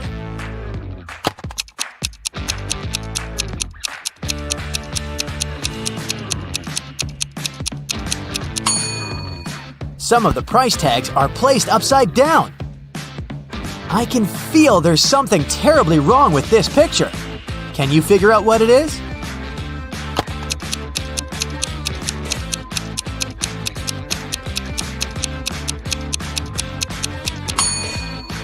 It's raining heavily, and the girl in a green dress doesn't have an umbrella. And still, she looks dry and happy. Are you attentive enough to say what's wrong in this picture?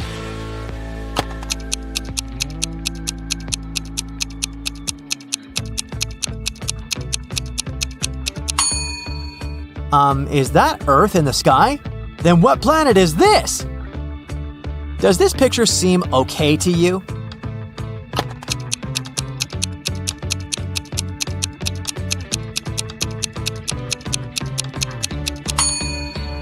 Well, a banana is a strange ingredient for stew. I know something's wrong in this picture, but I can't grasp what exactly. Can you?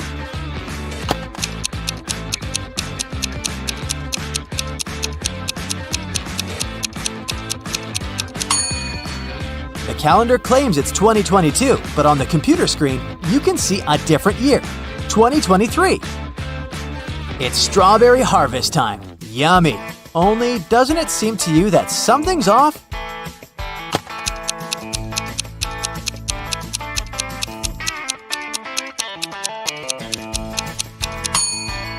Strawberries don't grow on bushes. And what's wrong with this image?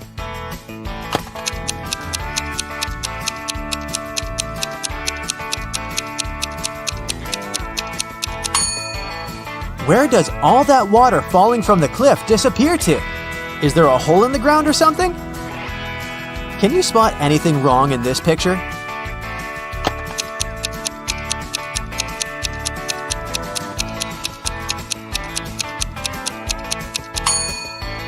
I'm quite sure butterflies don't fly in the winter. Have you noticed anything strange in this picture?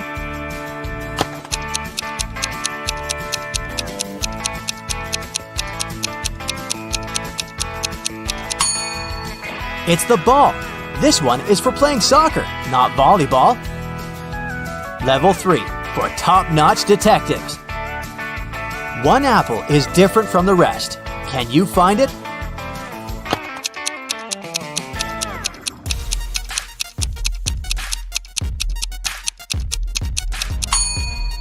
Right, the worm living inside this apple doesn't look as green and plump as the others. Try to find the odd light bulb.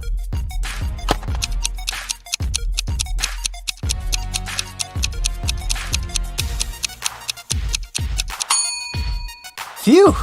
That wasn't easy. Look at these burgers. Does any of them stand out?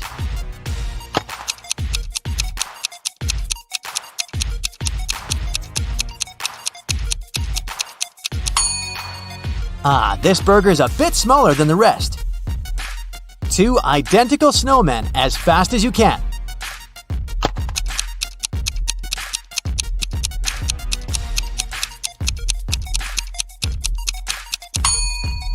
Here they are, the coolest ones. Which penguin is different from its siblings?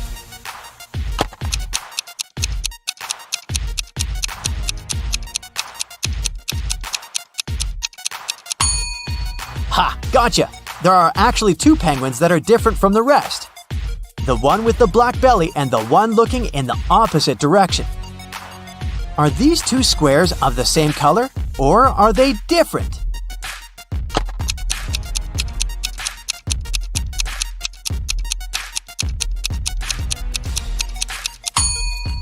The color is the same. To make sure it's true, cover the line with your finger. Voila! Something is wrong in this picture, but I can't figure out what exactly.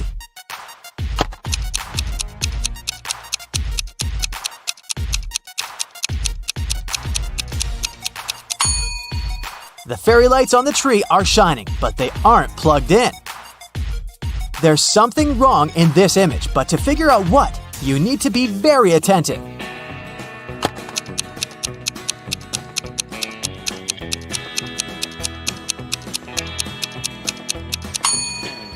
This guy is wearing swimming goggles instead of sunglasses. Can you find 4 errors in this picture?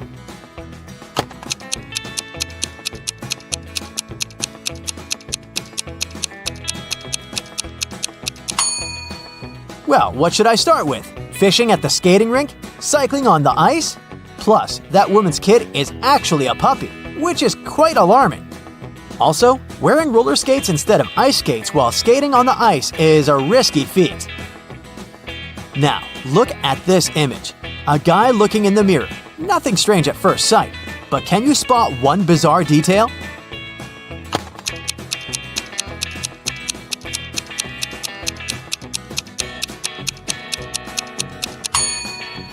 Look, the guy's shoes are white, but in the reflection, they're yellow.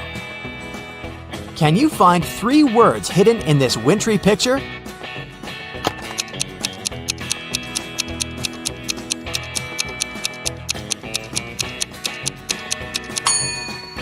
These words are snow. It's over there, in that snowdrift, see? Then we have blizzard. It's hidden in the cloud. And finally, you've probably spotted ice on that guy's knitted hat. Now the task is getting even trickier. There are 5 words hidden in this image. Do you think you can find them all?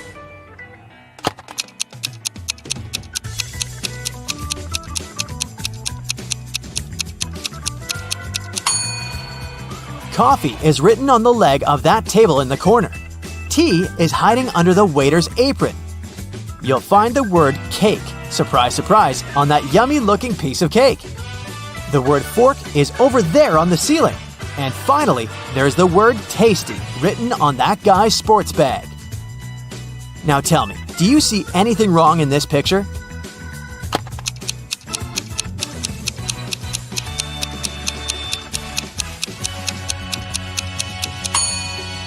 It looks like fall with all those yellow and orange leaves, but this little bush in the corner is blooming.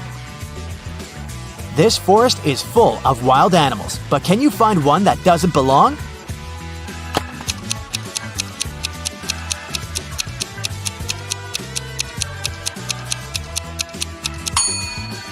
Most likely, it's this little puppy hiding behind the fir tree. I'm not sure it's supposed to be here alone without its human parents. And the toughest of them all, can you find two identical castles?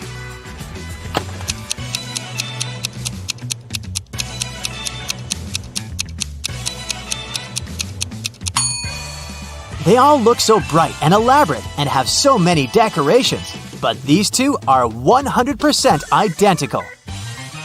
I know you've been waiting for this, your results. Okay, let's see. If your score is 0 to 15 points, you need to learn to pay more attention to small details. But don't worry, as soon as you start working more on your observation skills, your results will get much better. If you've got 16 to 30 points, you have a sharp eye for detail.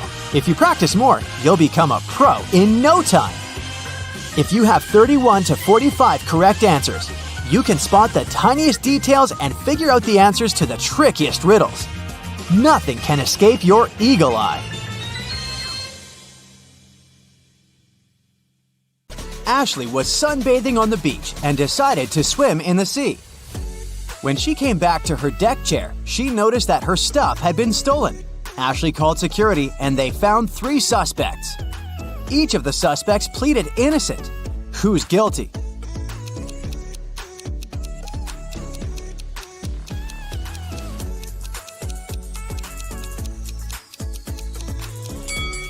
Remember the footprints on the sand? Ashley was barefoot, so one set of footprints is hers. Among the suspects, only one guy is wearing flip-flops. He must be guilty. We're given these things at least 2 times in our lifetime. The first 2 times are always for free, but if you want to get it for the 3rd time, you'll have to pay for that. What is it?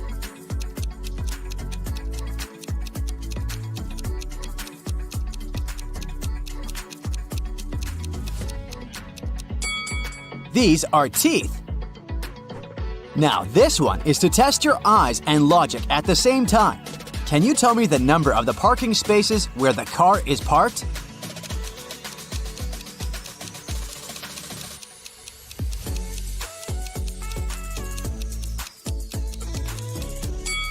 It's the question of the point of view here, so instead of reading it from left to right, change the angle and you'll see the numbers 86, 88, 89, and 90. Therefore, the number of parking spaces is 87. Kelly stands on one side of a river and her cat somehow ended up on the other. Kelly calls her cat, but you know, these guys aren't into water and swimming in general. However, the cat immediately crossed the river without getting wet, and there were no boats or bridges. How?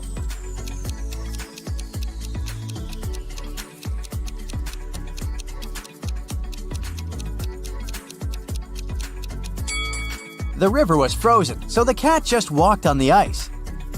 Ed went to a bizarre museum. Rumor has it that some of the paintings are hiding real people and even monsters behind the frames.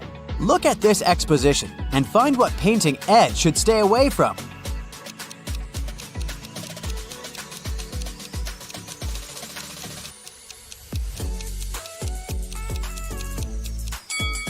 That's the painting of Frankenstein. He's real, as he's the only one who sticks his hands out of the picture. The rest of the monsters are just paintings. In 1890, Jeremiah was 15 years old. Strangely, in 1895, he was 10 years old.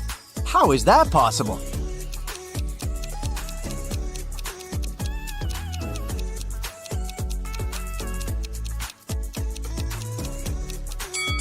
Thing is, Jeremiah was born in 1905 BCE. The calendar worked the other way around back then. Luke had a very strict math teacher. One day, when he wasn't on his best behavior, The teacher got angry and said he would send him to a detention room. Luke asked the teacher not to do this, and the teacher said he wouldn't if Luke managed to prove an equation. The equation was 8 plus 8 equals 4. Can you help Luke out?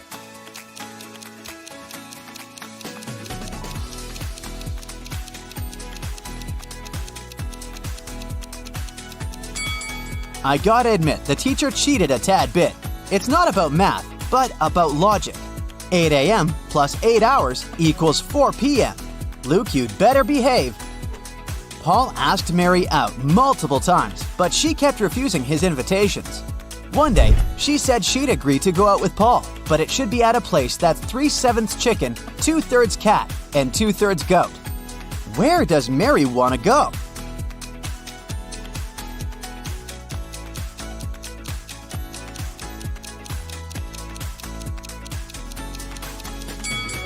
Seems like Mary's never been to Chicago. Emily told her husband, Jay, that she wanted to invite her friends to dinner at their house. Jay asked how many friends she was going to invite. Emily said that they're all brunette, but 2. They're all redheaded, but 2. And they're all blonde, but 2. So, how many friends does Emily want to invite?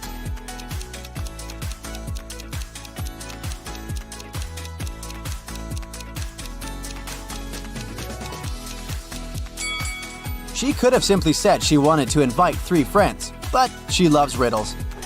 Alright, this one went viral on the internet some time ago. If you've missed it, let's crack it right now. I met a man on the London Bridge. He tipped his hat and drew his name. In this riddle, I told you his name. What's his name?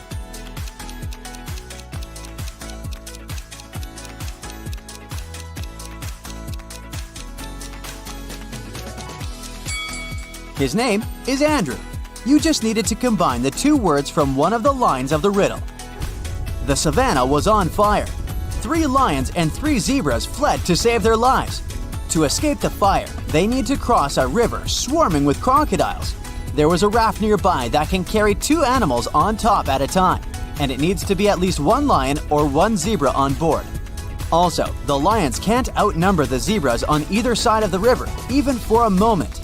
How can all of them safely cross the river?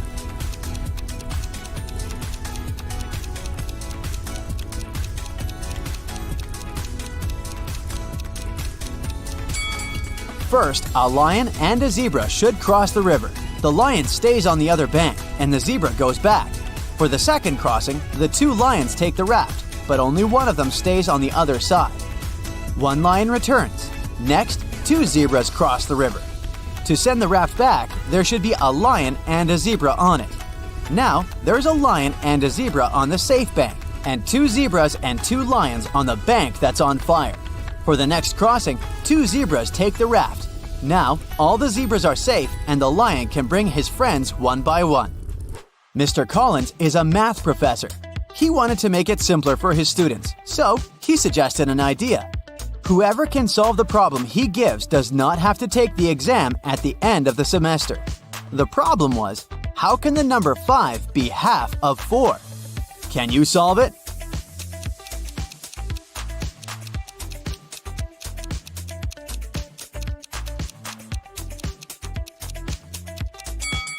Well, to solve the problem, you need to use Roman numerals and not Arabic as we typically do. In Roman numerals, IV stands for 4 and V stands for 5. Seems like 5 is indeed half of 4, according to this logic. This one is a bit tricky, so be alert. First, think of the color of the cloud. Then, think of the color of the snow. And finally, think of the color of a bright full moon. Now answer quickly, what do cows drink?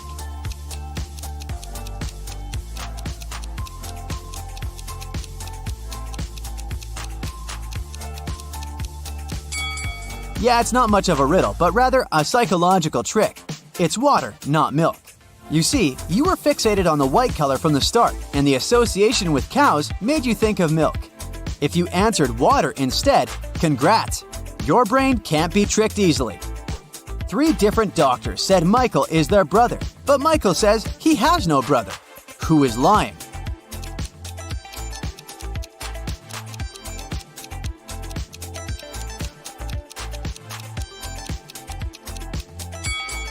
Actually, no one's lying. The three doctors are Michael's sisters. Amy and Parker were walking in the woods when they saw an old hut. They walked inside, but the door they entered suddenly disappeared. Instead, three new doors appeared. Behind the first one, there were venomous spiders.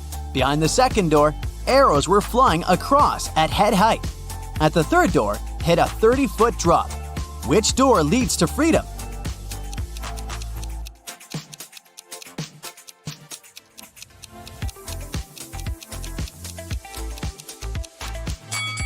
They should choose the second door. They don't need to walk, they can simply crawl under the arrows.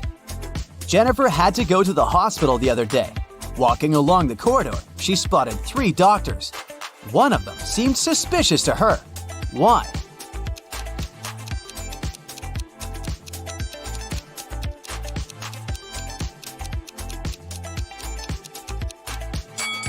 Look at the doctor on the left. He's got wolf eyes and teeth, and there's no badge on his uniform. I wouldn't let a werewolf examine me. Patrick met a stranger yesterday, and he immediately knew who he was. He hadn't seen this person before, and no one had ever described him to Patrick. This person wasn't a celebrity, and he wasn't doing anything unusual. How come he knew who he was?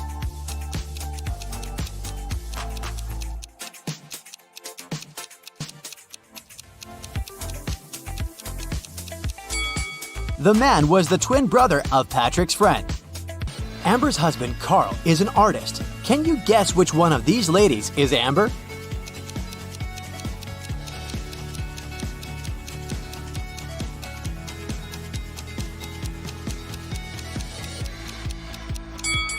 It's the lady in the middle. She has the same paint stains on her clothes as Carl has on his jeans. Carl gets an invitation to visit a mysterious fortune teller, Morgana. She has built a maze so that only smart people could reach her house. Which one of these routes should Carl choose?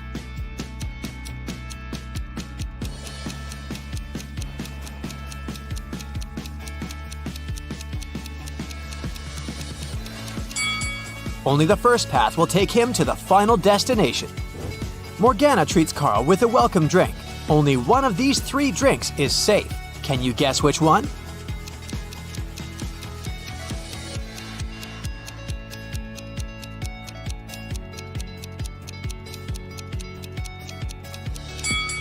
The first drink. There's a human tooth inside the second glass, and there are too many flies around the third drink, so it's probably not fresh. Morgana says, I've got a surprise for you. People put it on the table but never eat it. What is it? Can you guess?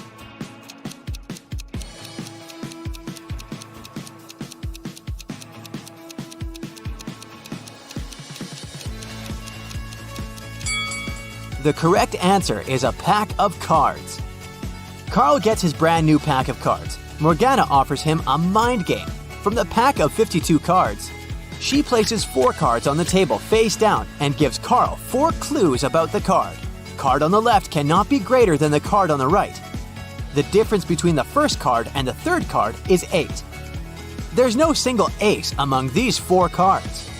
Also, there are no face cards. And finally, the difference between the second and the fourth card is 7. Can you help Carl guess the values of all 4 cards?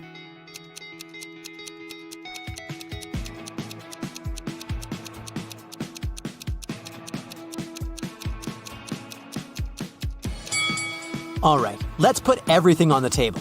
The task was to guess the value, so we can pay no attention to the suits. The first card has to be 2, and the third card has to be 10.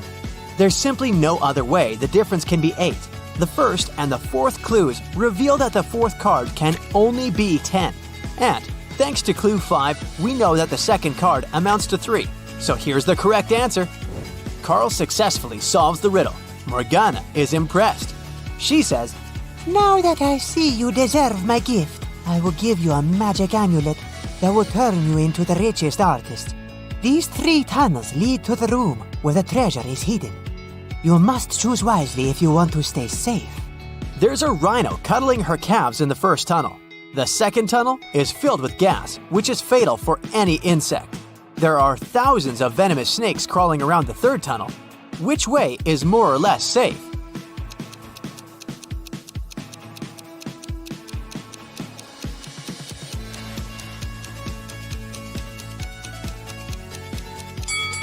The second one, nobody said that the gas is dangerous for humans. The next day, Carl feels sick and goes to the hospital. He meets these 3 women in the lobby. Can you find a doctor's wife among them?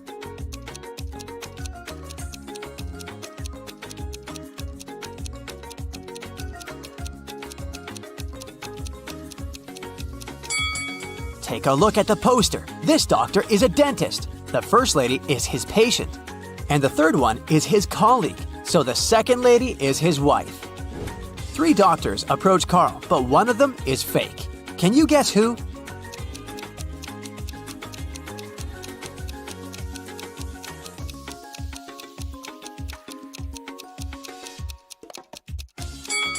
Take a look at this guy's badge. There's a female picture and a name on it. So he's probably an imposter. The doctor invites Carl to his lab. Can you help him find these 3 items?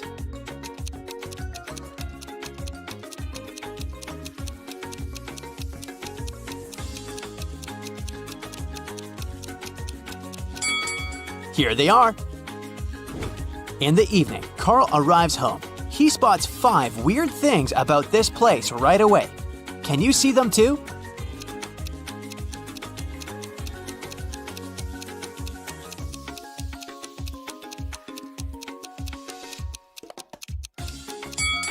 The house number is hanging upside down. This raccoon is talking on a cell phone. The bicycle is moving without a rider.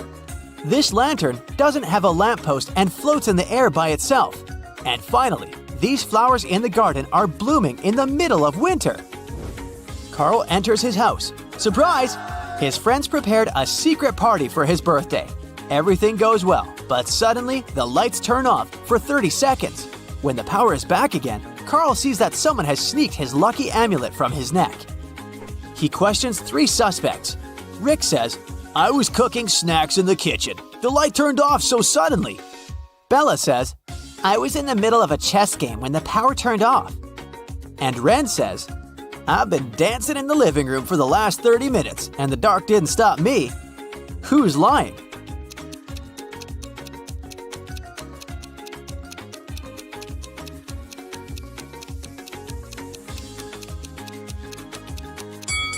Bella. She said she was in the middle of her game, but all chess pieces are standing in their initial positions.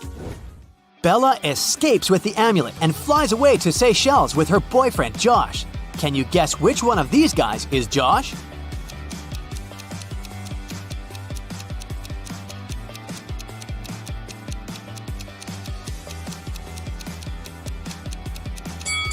The second guy. He's lying on her beach wrap. Bella is watching a boxing match on TV.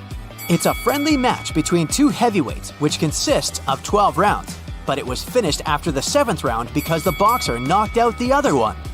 But during the match, no man threw even a single punch. How can this be possible?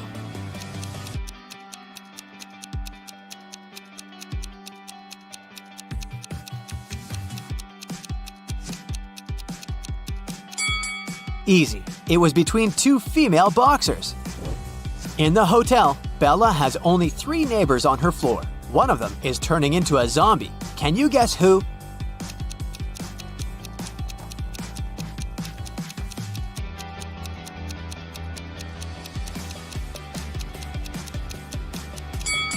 This lady. It's hot. Why is she wearing a warm scarf? Bella leaves her hotel room to get some ice. 2 minutes later, she returns and finds out that someone had broken in. How did she know?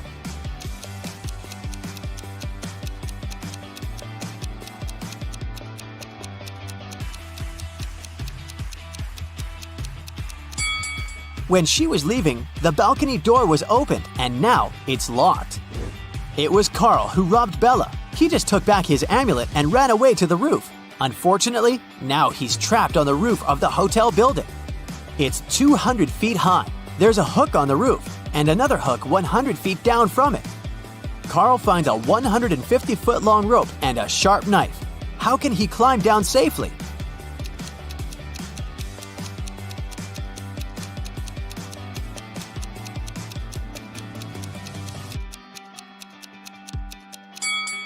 Carl should cut the rope into 2 parts. 50, and 100 feet. Then make a knot at the end of the shorter rope and put the longer one through it. Then he should slide down the ropes and untie the longer rope to be able to use it again with the second hook. Carl uses his lucky amulet and his art becomes super famous. One day, he receives a phone call from the police. They arrested a group of criminals who tried to sell illegal copies of Carl's artwork. They confiscated 3 paintings. Carl said that one of them is original. Can you guess which one?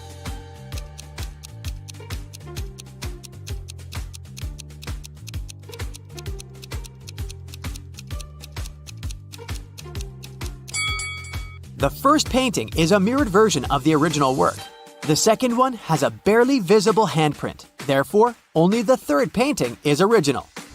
Carl exhibits a huge collage in a gallery. Can you spot any outstanding images?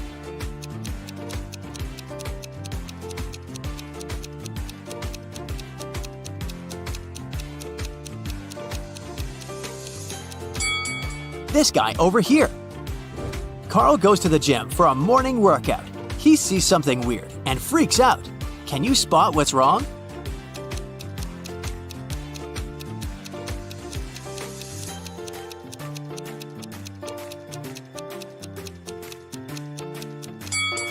A huge spider is crawling out of the ventilation. Carl puts his bags in a locker before going to the gym shower. He locks it and takes the key with him. He hangs the key on a hook together with his towel. After bathing, Carl finds out that someone had stolen the key and robbed his locker. He questions 3 suspects, but all of them say they were taking a shower and didn't see anything. Who is lying?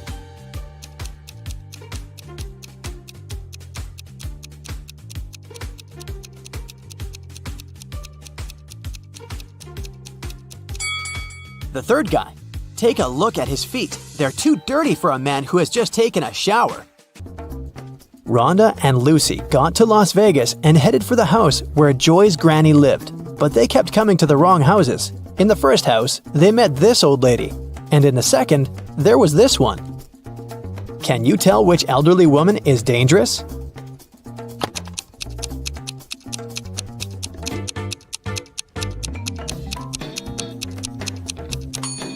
The second one, she's up to something, while the first one is just getting ready for a Halloween party. The girls went to a local Halloween party. The hostesses didn't want to let them in without a password, but they didn't know it. The woman liked their costumes, so she gave them a little hint. I eat clams and I live in the ocean. I move slowly. I have 5 arms. What am I? In no time, Joy, Rhonda, Lily, and Lucy were inside. So what was the password?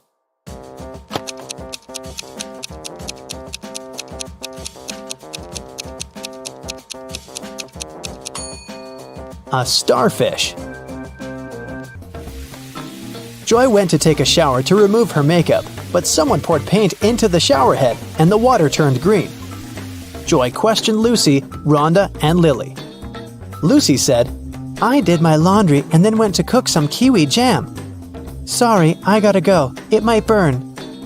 Lily said, I took a shower and washed my hair right before you went in. What happened? Why are you so green?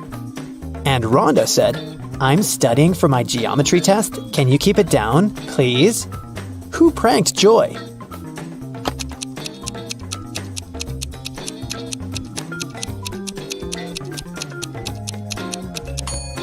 Lily said she just washed her hair, but it's dry and braided. Besides, she's wearing a dress under her bathrobe. A pretty suspicious outfit.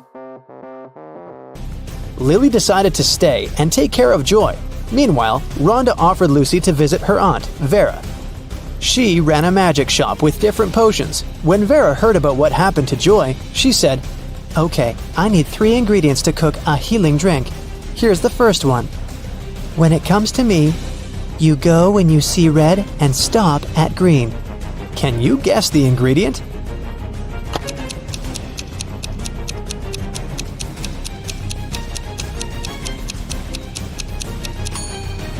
It's watermelon. Mark steps through the door. His right hand is on the wall, and off he goes. Apparently, it's time for breakfast. Mark comes up to the table. There are 3 apples, but only one of them is safe to eat. The other 2 are poisonous. Unfortunately, Mark can't skip breakfast. Which apple should he eat?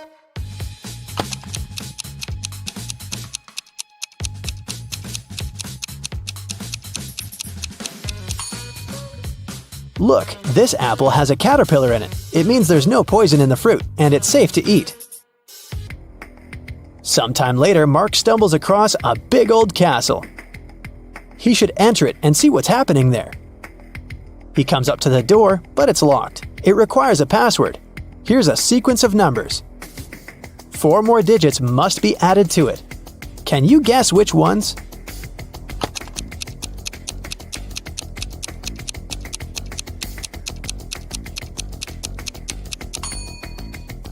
One plus 3 is 4. 3 plus 4 is 7. 4 plus 7 is 11. Then 7 plus 11 is 18. So the next digits are 2 and 9. 29. Because that's 11 plus 18.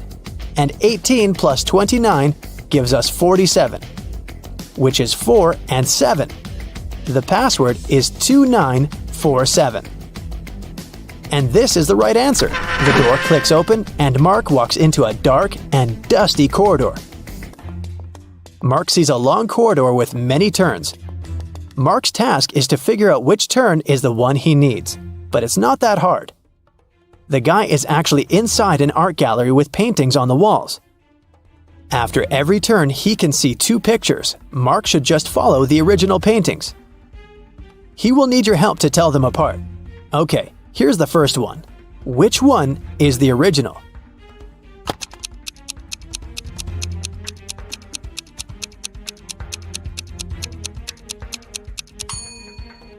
Both paintings seem to be The Starry Night by Van Gogh.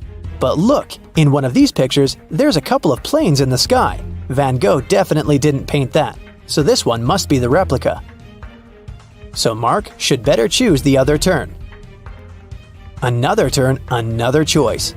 This time, it's Girl with a Pearl Earring by Johannes Vermeer. Which one is the original?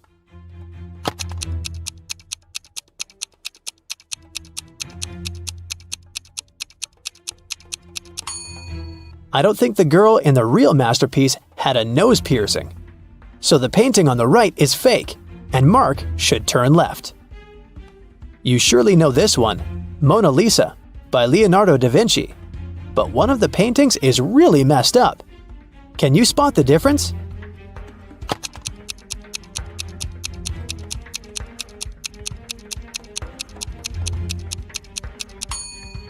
Look in the right picture. You can see some cars on the road behind the woman's back. I think Mark should turn left. This is The Persistence of Memory by Salvador Dali. Which painting is a replica?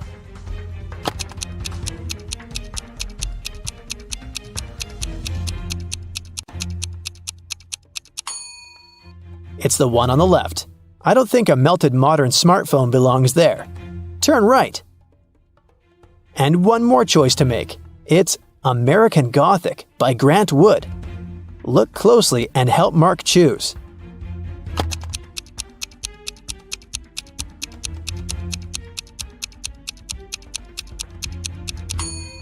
The man on the right picture has tattoos on his knuckles, which makes the painting fake, so Mark should turn left. 3 friends lived not far from one another and often met to drink some coffee together. Their names were Mr. Blue, Mr. Red, and Mr. White. One day, they noticed that under their coats, they were wearing shirts of different colors, red, blue, and white. Mr. Blue said, "Hi, Mr. White. Have you all noticed that we're all wearing different colors that are different from our actual names?" The man wearing the white shirt answered, "Wow, you're right. Can you figure out the shirt of which color each of them was wearing?"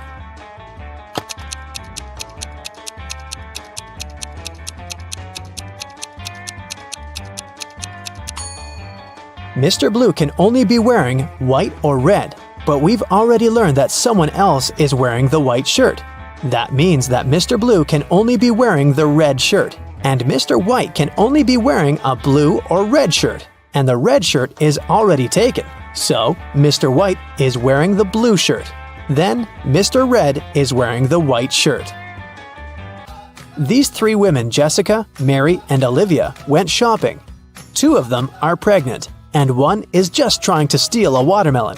Can you tell which one is hiding a watermelon?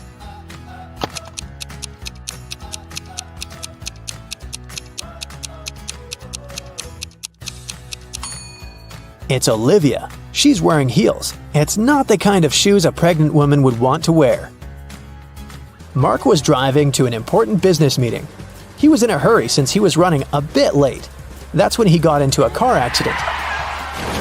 His car was okay, but the other driver crashed into a tree. Luckily, he wasn't injured. They called the police. When the police officers arrived, Mark told them his side of the story. "I was driving fast but carefully. Suddenly, a car pulled out in front of me. I managed to avoid the collision, but then this guy hit the tree. When he saw my expensive car, he started to blame me for the entire accident. Because it was your fault. I was driving slowly enough, talking to my wife about our next vacation, and then you appeared out of nowhere." The police officers understood who was responsible for the accident. Can you figure it out too?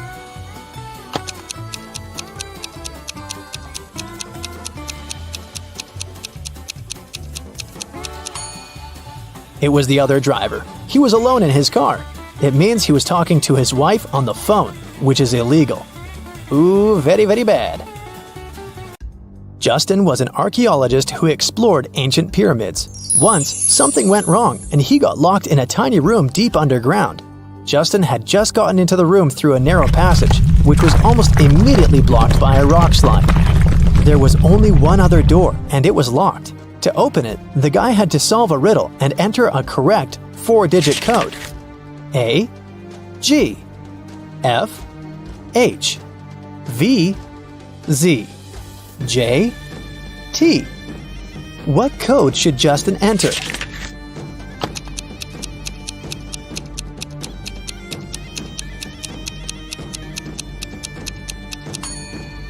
Each digit of the code is the number of letters in the alphabet that stand between the letters in the riddle. So, the code is 5139. Stephen was driving to work when he realized he left a folder with important documents at home. It was about 9 a.m. when he entered his house. At the same moment, he heard glass breaking and saw a man leaving through the back door and running to a red car. Stephen could only see several numbers on its license plate. He called the police and told them everything that happened. They didn't waste time and went to look for the guy. After searching for 10 minutes, they spotted a similar-looking car near a cafe. When they entered the place, there was only one customer there. One of the police officers came up to him. Is it your car? Where were you 20 minutes ago? The customer answered, "Yeah, the car's mine, but I've been sitting here for more than an hour." The police officer immediately arrested him. Why?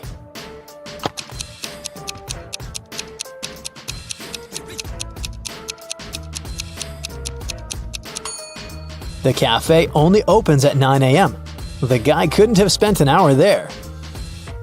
Like every morning, Daphne went to her favorite local cafe to get her coffee and breakfast sandwich. She left the cafe after she'd paid. A few minutes later, she returned, looking anxious, because she had forgotten her wallet. Strangely, it was nowhere to be found. She called the police to report the incident. Nobody had left the store, so the thief was still there when the officer arrived.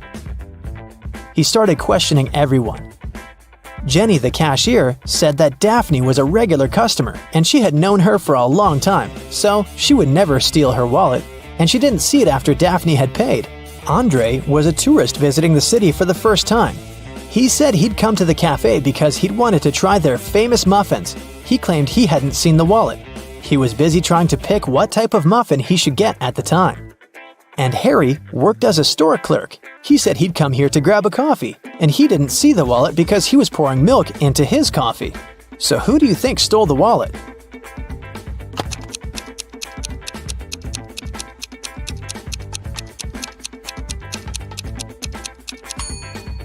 It was Harry, the store clerk, or should I say, Harold.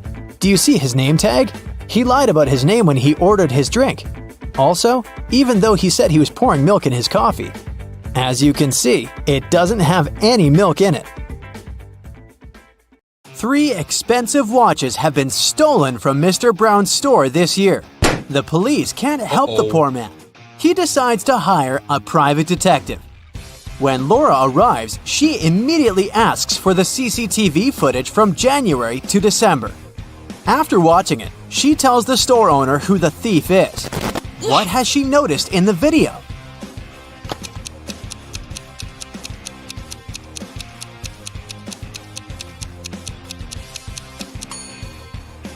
The same guy came to the store several times in April, August, and November. And every time he has a cast on his arm. But no broken bone would need 8 months to heal. Follow the Sun was a very popular travel agency. It sold package tours to the hottest and most exotic destinations.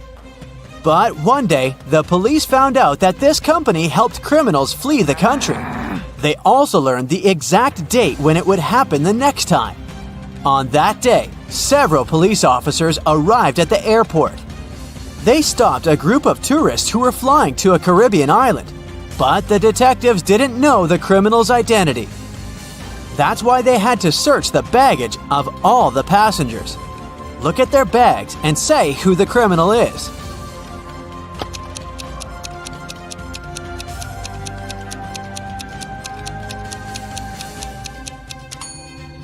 It's the young woman on the left.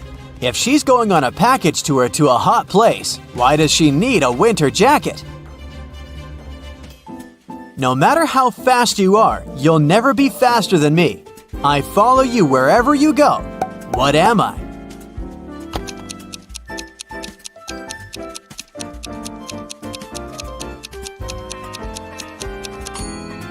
I'm your shadow. Carl and his wife Olivia had dinner. They ate the same dishes: French fries, some fish, and vegetable salad. Half an hour later, Carl felt unwell and called an ambulance. But when specialists arrived, he was already unconscious. The man was immediately taken to a hospital. Luckily, doctors had enough time to save him. When they figured out what was wrong with Carl, everyone was shocked. The man had been poisoned. But how could it happen? He and his wife ate the same dishes, but Olivia was perfectly fine. Even more surprising, the next day, the police arrested the woman for trying to poison her husband. How come?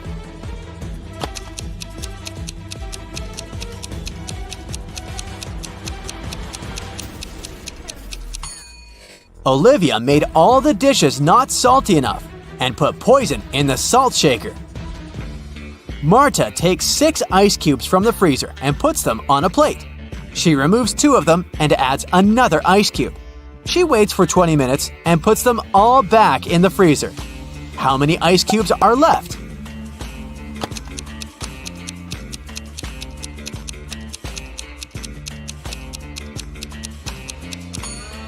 Just 1, but it won't be exactly a cube.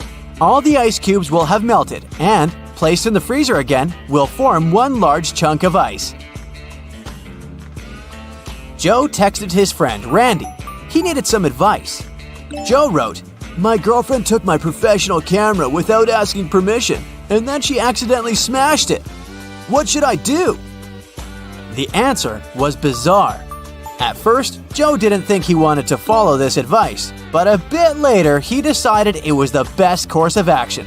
What was the advice?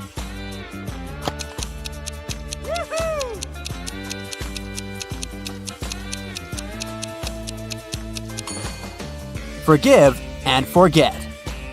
Someone broke into Samantha's house through the window and stole some valuable things. When the police came, she told them she suspected her younger brother Sam. The police officers went to question the guy, but he denied everything. "I was playing basketball several days ago and broke my leg. As you can see, it's in a cast now. It's hard for me to even leave my house." The police officers left, but the next day, one of them saw Sam near his house. The guy was still wearing the cast, but the officer immediately arrested him. Why?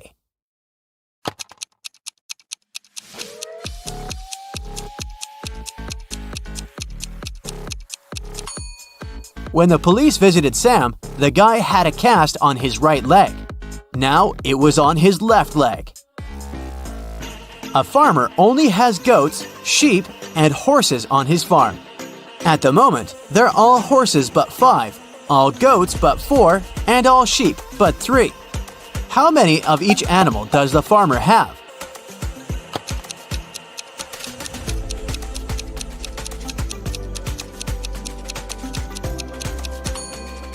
There are 3 sheep, 2 goats, and 1 horse on the farm. Altogether, there are 6 animals. Police officer Cheryl Adams was walking along the river, taking some pictures she needed for a case, when a man crashed into her. They both fell to the ground. After helping Cheryl to her feet, the man started to apologize. Someone had stolen his wallet and he was trying to catch the thief. I was painting my boat and my wallet was lying next to me. But then I got distracted. And when I turned back, the wallet wasn't there anymore. Cheryl understood that the thief couldn't have gone far. They ran to the nearby pier. There were 4 people there. After looking at them attentively, the police officer knew who the thief was. Yes! Now, it's your turn to figure it out.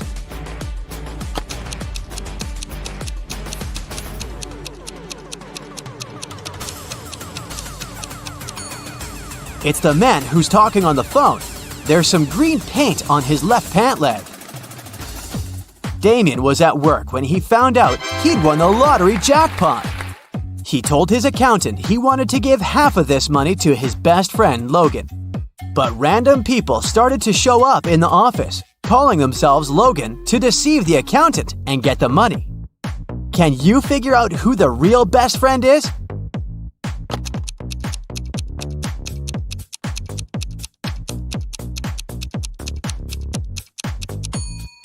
It's the guy wearing a matching bracelet with Damien.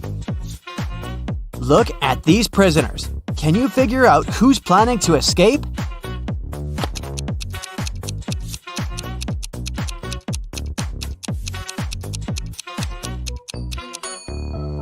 It's the most innocent-looking guy, reading a book. In the corner of his cell, we can see a pile of dirt. He has already dug a hole, planning to use it to escape.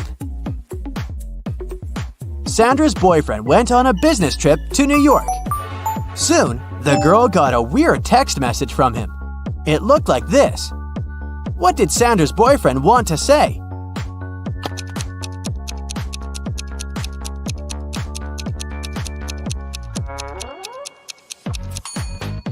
The message means, "Unhappy without you."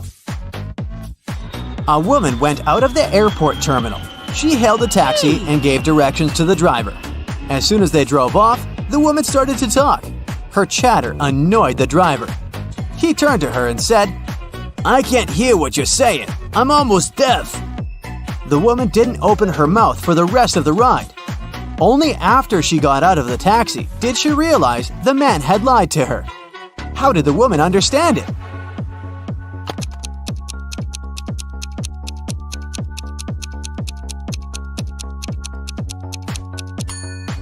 If the driver had hearing problems, he wouldn't have been able to follow her directions.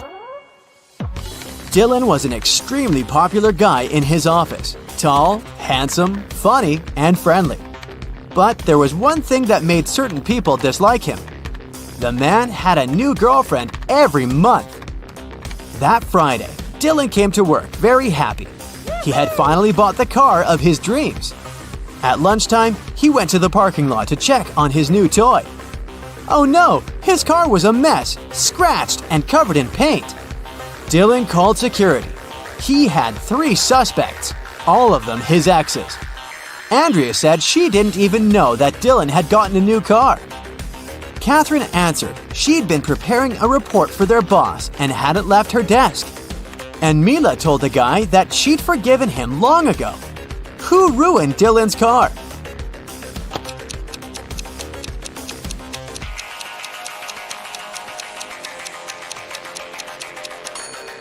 It was Catherine. She has some paint stains on her skirt, and the color is the same as the paint on the man's car. Emily was standing on one side of the river, and Anna was on the other.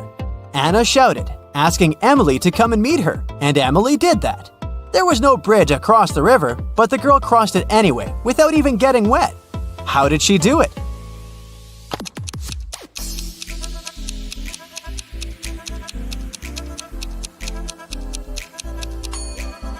The river was frozen. One guy was going to Disneyland. At one point, he arrived at a crossroads. There was a sign there. Blueville, right. Disneyland, left. The guy stood there for a while and then, terribly upset, he went home. Why?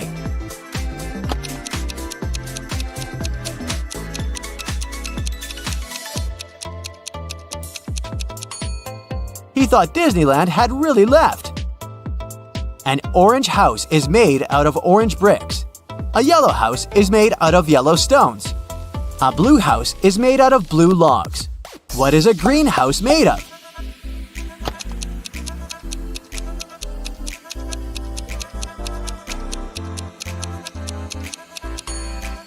It's made out of glass, of course. For several days, a large werewolf has been scaring the residents here. You know that the werewolf has a wife, and she's the only person who can calm the monster down and help him return to his human form. You have found 3 girls. Each of them might be the werewolf's wife you're looking for. You ask his wife to approach him, but none of the girls admits she's the one you need, so you have to make your own choice.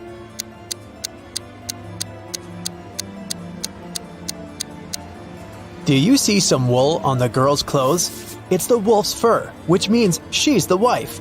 She walks up to the monster, hugs it, and the werewolf turns into a human. You're hungry. You drop by a pizzeria. The owner of the restaurant says that someone has taken all his weekly earnings from the safe. The thief wore gloves and left no fingerprints. The video cameras were turned off. You know this pizzeria has had several similar incidents over the past year. Every time, the insurance company paid the owner the entire amount that had been stolen. You're sure the owner took his own money to use the insurance again. Take a look at the office and prove that the owner is guilty.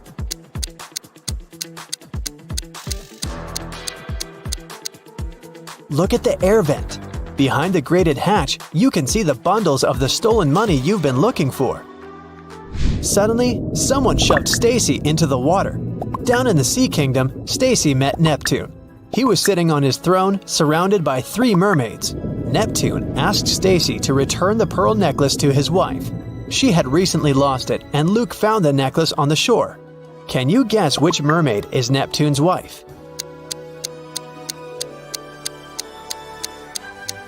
The third one. She's the only one who's wearing an engagement ring. When Stacy gave the necklace to its rightful owner, Neptune snapped his fingers. His guards brought Luke. Neptune said, "I'll let you go home safely, but you have to choose the right door." There were demons behind the first door. They were ready to eat anyone who dared to come in. There was lava all over the floor of the room behind the second door. And finally, there was a laser beam that could cut through anything it touched behind the third door. Which door should Stacy and Luke choose?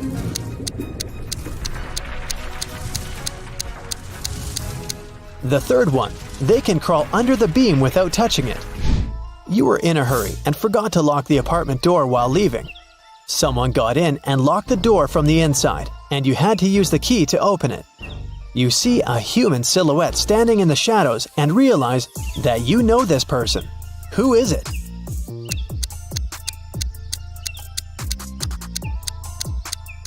It's the woman who asked you to help her brother. She was wearing a red bracelet. The silhouette has the same accessory. "I came here to thank you in person. The door was open, but you weren't at home," the woman says. A mysterious biologist invites you to his home for dinner. He takes you down to the basement and puts 3 plates of weird items on the table. One has wild mushrooms with white gills. The second is filled with castor beans. The third has some fish brains. Which one is safe to eat?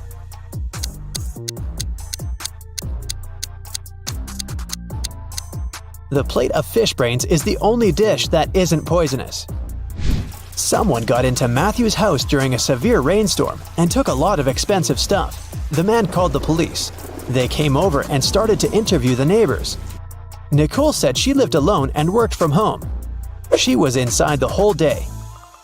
Jerry explained he was a chef in an Italian restaurant. He came back from work only half an hour ago. Sophia told the police she hadn't left home because she was ill. Who was the intruder?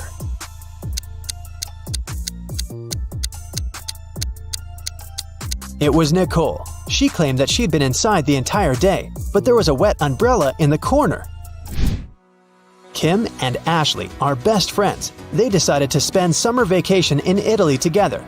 They were very lucky to buy cheap plane tickets. Their flight was at 10 a.m. Unfortunately, when the girls arrived at the airport, they realized it was the wrong one. Now, they have two options. To take a high-speed train for $100 to go to the right airport, or stay here and buy tickets for a later flight for $400. What should they choose?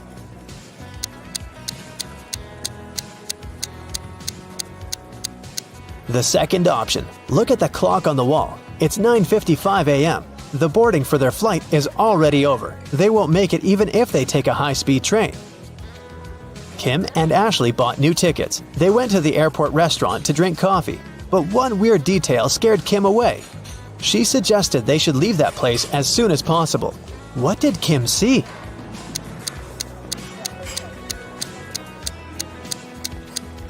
This woman over there is a zombie. Wow! How did she get through security? When it was time to finally board the plane, it turned out there were no more economy class seats left. Kim and Ashley were offered to fly in business class. There, the girls saw 3 people. When the flight attendant served them fresh juice, she whispered that Kim and Ashley were extremely lucky. They were about to travel next to a famous Italian billionaire. Can you guess which of these passengers is the billionaire?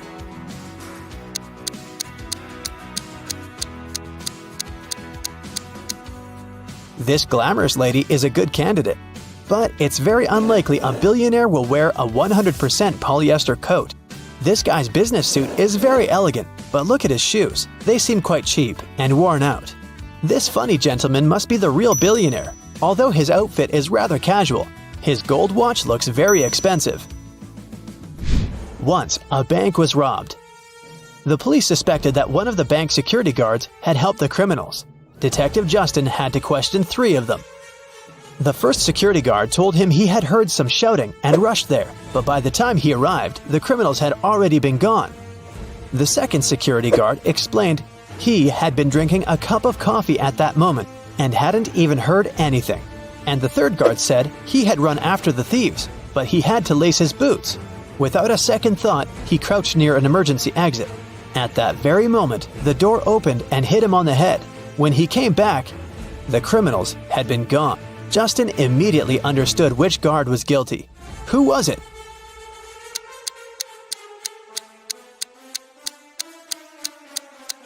It was the third guard.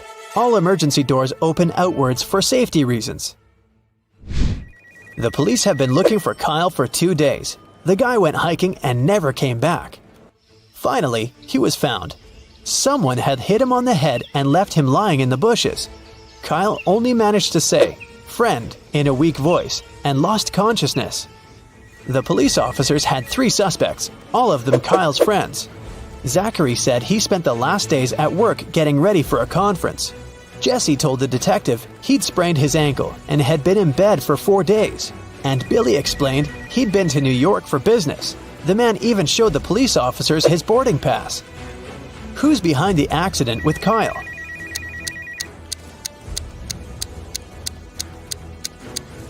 Police immediately noticed that Billy had showed just 1 boarding pass. Then how did he get back from New York? His story sounds fishy. Uh-oh. Tommy was exploring old caves outside the city when he got trapped in a mysterious dungeon. There were 3 ways out, but only one of them was safe. Behind the first door, a fire was raging. Behind the second door, there was acid rain which could melt any substance within seconds. Behind the third door, there was a huge brown bear that hadn't eaten for 2 years. Which way should Tommy choose?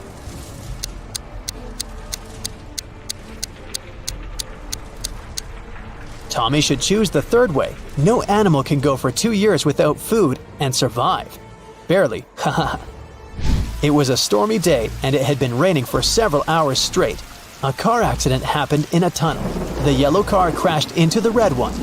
The driver of the yellow car said it had been raining so heavily he hadn't seen anything. So the accident wasn't totally his fault, but the police asked the man to stop lying and claimed it was all his fault. Why?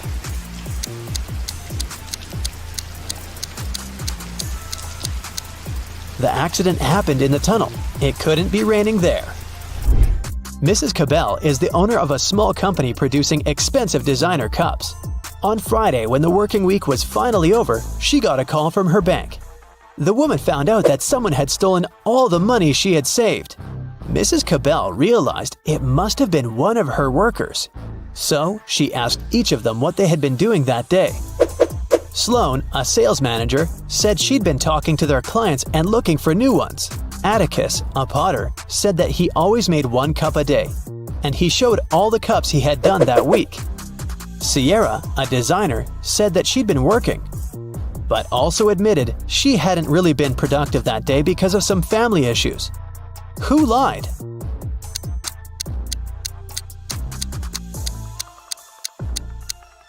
Atticus, there are 5 working days in the regular week. The man said he made 1 mug a day, but he only showed 4 mugs. It means he missed 1 day of work.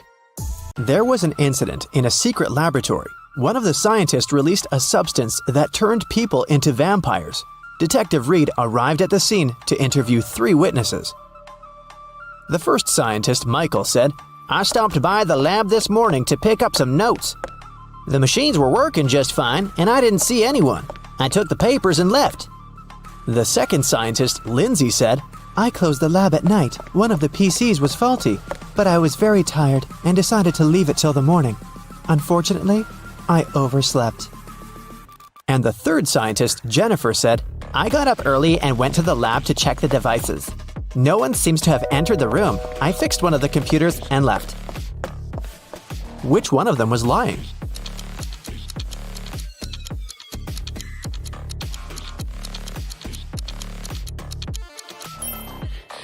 Michael is lying.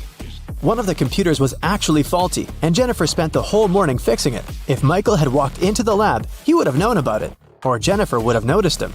So he must have entered the lab after the others had already left. But why would someone release such a dangerous substance? Michael didn't want to confess, so Detective Reed decided to investigate the crime scene to find out who was behind this. Take a look at this picture. Is there anything suspicious?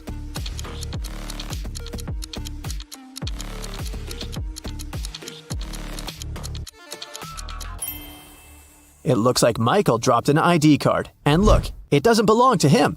The name on the card is George Wilson. Let's ask him about the incident. Detective Reed went to Mr. Wilson's office to ask him about the incident.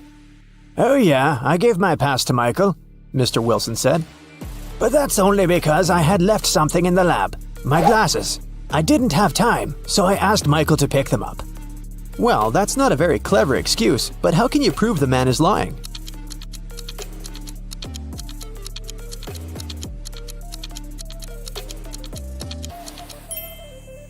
There's an open glasses case on the table, and the glasses are inside.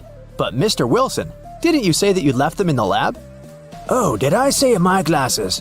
Sorry, I meant my papers. I made this mistake because I asked my secretary Shirley to look for my glasses yesterday." Find something to prove Mr. Wilson is lying.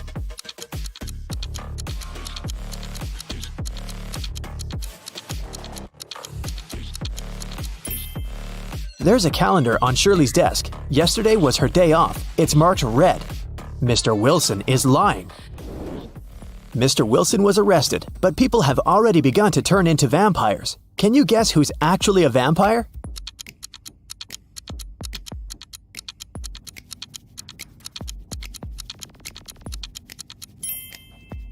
The woman on the right. She's putting on her makeup, but do you see? She isn't reflected in the mirror.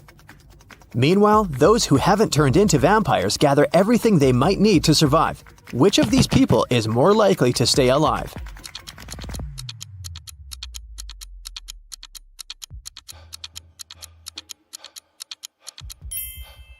All these supplies won't protect the guy on the right from vampires.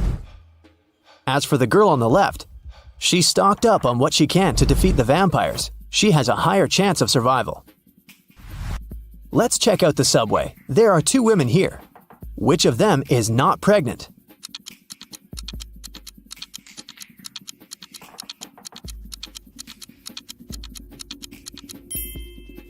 The girl on the left is not pregnant. Look, her belly is of a very strange shape. That's because she has hidden her survival supplies under her clothes. Vampires decided to throw a party. Who among those present is actually an undercover human?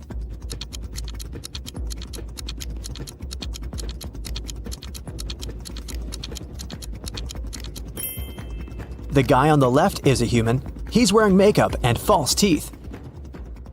Nikki is also trying to survive. She packed her things and decided to move to a neighboring town. But suddenly, a vampire charged at her car.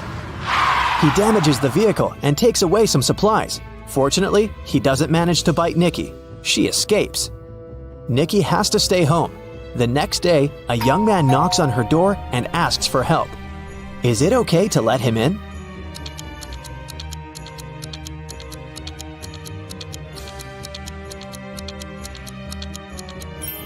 Nope. He has the same scar on his cheek like the vampire from the day before. Nikki continues to hide at home. One day, some girl starts knocking on her back door. Please help! A pack of vampires is chasing me! Nikki opens the door. The girl is out of breath, but she manages to say, They're almost here. Can I come in? Is it safe to let her in?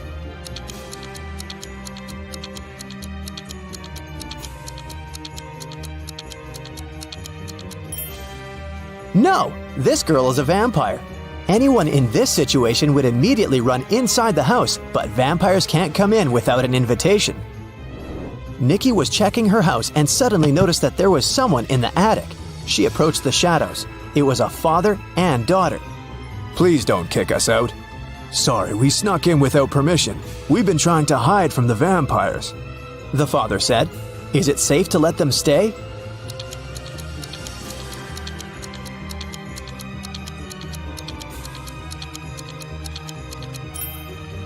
Yes, firstly, they're sitting in the sun, but their skin seems to be okay. Secondly, they managed to enter the house without an invitation. That means they're humans. Nikki let them stay. Let's take a little break. Time for some quick riddles. Think fast. A vampire lived in a 1-story black cottage. He had a black cat, a black fish, a black computer, a black armchair, a black desk, and a black phone. Everything was black. What color was the staircase?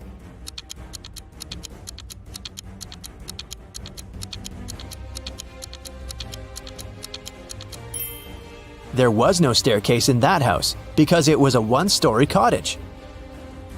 3 vampires are walking fast. The first vampire says, 2 other vampires are walking behind me. The second one says, 1 vampire is walking behind me, and 1 is walking in front of me. And the third one says, 2 vampires are walking in front of me, and 2 are walking behind me. How is that possible?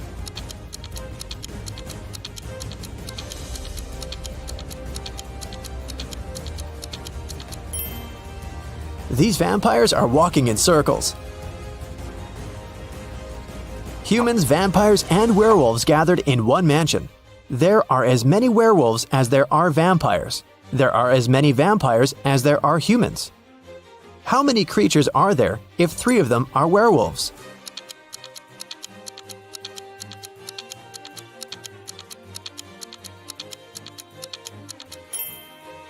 There are 9 creatures in the mansion, 3 werewolves, 3 vampires, and 3 humans. Now let's go back to Nikki and her adventures. Nikki, Peter, and his daughter Becky decided to go to another town together. It takes 2 days to get there. They drove all day until night fell. Now they have 3 options. First, they can continue driving until the morning, despite the fact that they may meet a lot of vampires along the way. Second, they can spend the night in the nearest cave with bats. And third, they can sleep in the car. Which option would be the safest for them?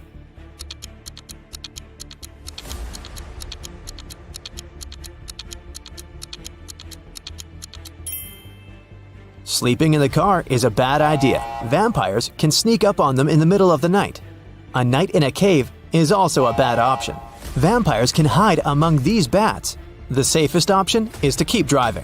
Although they'll probably meet vampires, they have a chance to survive if they drive faster. They drove really fast and managed to reach the city by the morning. But when they got out of the car, they discovered they were surrounded by vampires. To escape, they need to choose one of 3 roads. On the first road, there's a pack of vampires. They're coming straight at the guys. There are wild hogs on the second road. The third road leads through a dark alley with hundreds of bats. Which of these 3 ways is the safest?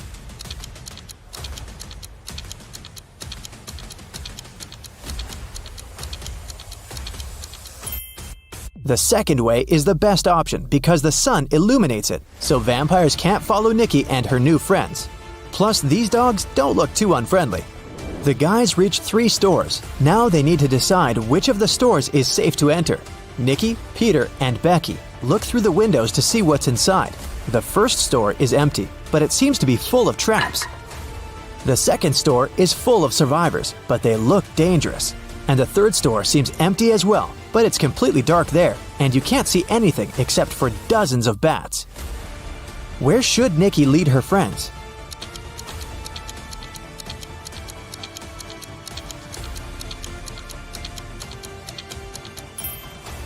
The first store is the safest. If Nikki, Peter, and Becky notice these traps, then the chances are high they'll be able to avoid them.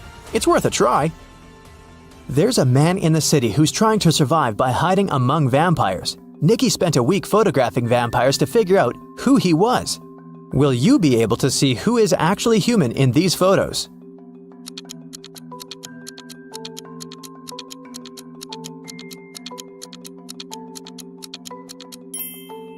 You can see this man has all 4 photos. In one of the photos, he's eating garlic bread, and in this one, his leg is exposed to the sun. He's only pretending to be a vampire. Nikki and the others decided to invite this man to join their group. The man was delighted and said that his name was Douglas. He was a journalist looking for safe places for people. He suggested creating a password that only humans could figure out. They came up with this one: HAWUH. Can you guess why?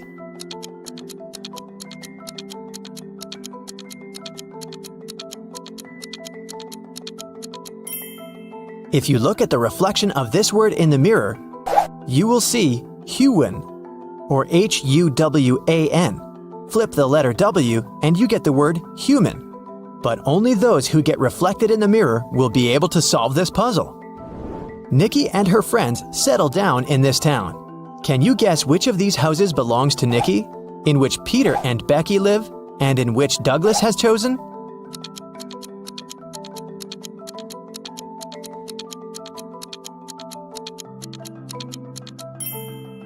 House number 1 belongs to Peter and Becky.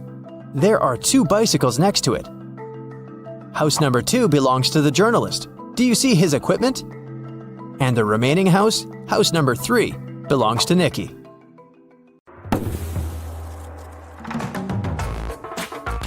During a visit to an antique store, Rachel found a peculiar piece of gold.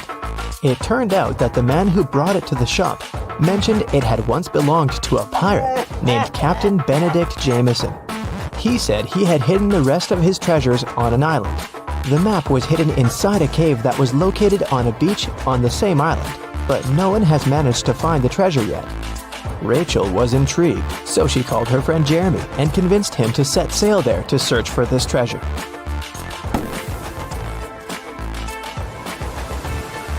After weeks of sailing, they arrived at the island and looked for the cave first. Can you spot it?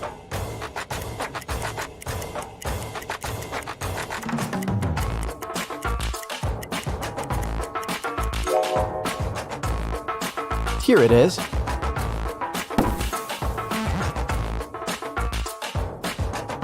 Three different paths within the cave led to the map. Which one should they choose?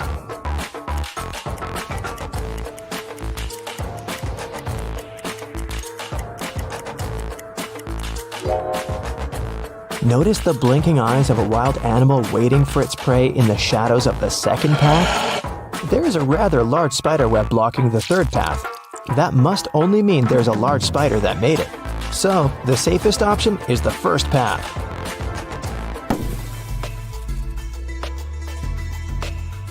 They arrived at the end of the cave and found 3 wooden boxes. Each had a different map on it. Only one map will lead them to the treasure. Which map should they choose?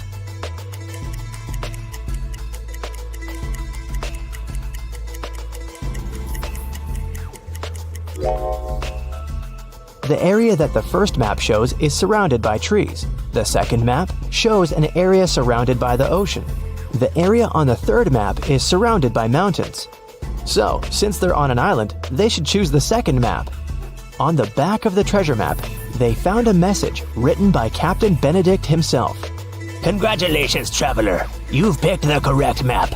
Now you're a step closer to finding the rest of my wealth. But I warn you, the journey ahead won't be simple. You'll have to solve every riddle that I have for you. And only then will you be able to find my treasure. According to the map, they had to enter the forest. Captain Benedict left another riddle on the map about it. My friend will accompany you from here on, but first, you have to find the tree that it lives on. Look for a fruitful palm tree. If you try to bite the fruit I'm talking about, you'll break your teeth. I guarantee. Take a look around. Which tree do you think that the captain is talking about?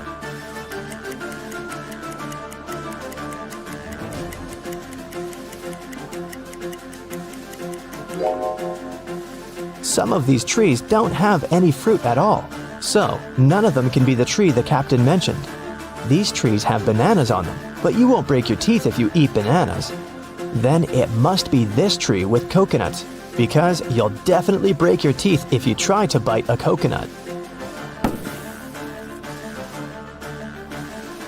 When they got closer to the tree, they noticed an engraving on it. It said, Look up and find my friend Jonathan the monkey. Take him with you on your journey, because he knows where I hid the key. Then Rachel and Jeremy looked up and saw 3 monkeys. Which monkey do you think Jonathan is?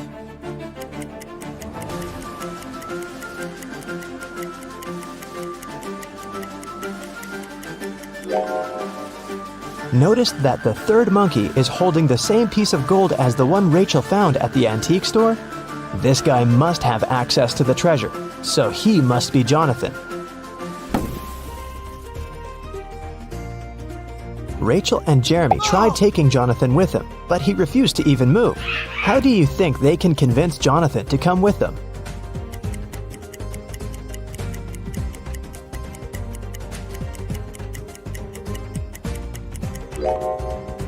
Luckily, there's banana trees around, so they should just give him a banana to gain his trust.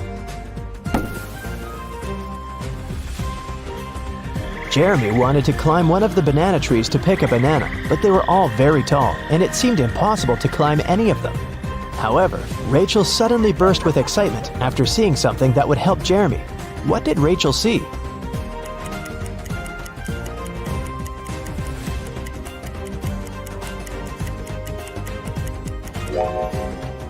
Take a closer look at the trees. One of them has an old rope ladder attached to it. Jeremy can climb up there to get a banana. After Jeremy had picked a banana, Jonathan the monkey got down from the tree to get it. While he was eating his banana, Rachel and Jeremy felt hungry and decided to take a break to eat something too. However, when they reached for the food in their bags, everything was gone. Can you guess what happened?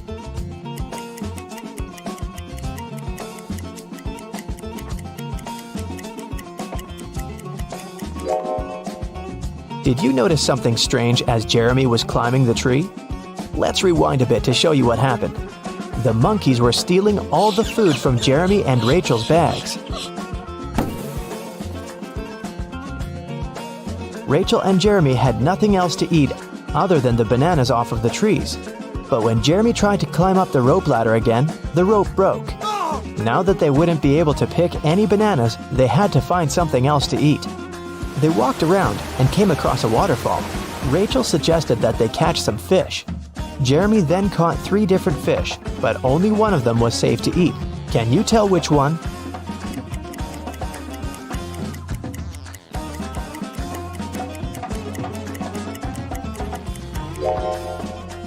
They should eat the first fish because the second fish has spikes on it, so it's not suitable to eat. The third fish isn't real. It's electronic. It has small cameras instead of eyes. They fell asleep after eating, trying to figure out where the electronic fish came from. The next morning, when Jeremy woke up, he realized that Rachel was gone. Then they heard a man's voice. Jeremy couldn't figure out where it was coming from, but Jonathan the monkey pointed to the electronic fish. The voice said, I have your friend. Answer this riddle of mine if you want to see your friend again. There's a one-story house in which everything is green. Green walls, green doors, green furniture. What color are the stairs?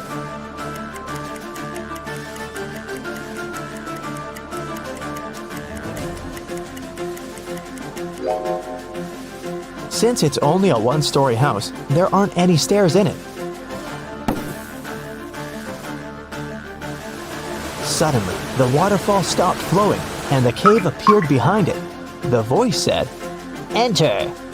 Inside, an evil scientist was waiting for Jeremy. He said that he was going to give him a chance to save his friend. He took Jeremy to a water tank with 3 different creatures in it. The scientist said, One of these creatures is Rachel, but the other 2 are not human at all. I will free your friend if you can guess correctly which one she is.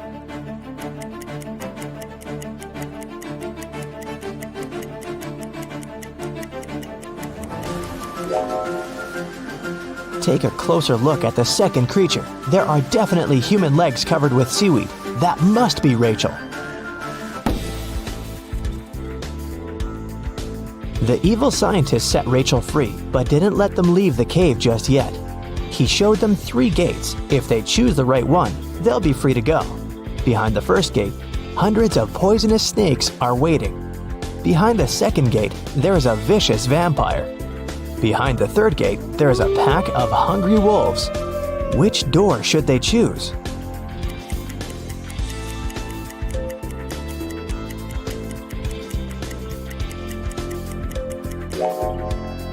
They should choose the second door. It's morning outside. The sun is shining bright, and vampires can't survive the sun. After Rachel, Jeremy, and Jonathan got free, they got back on the trail following the map and arrived at the side of a cliff. There were 3 different bridges in front of them from which they could walk across to the other side. Which bridge should they choose?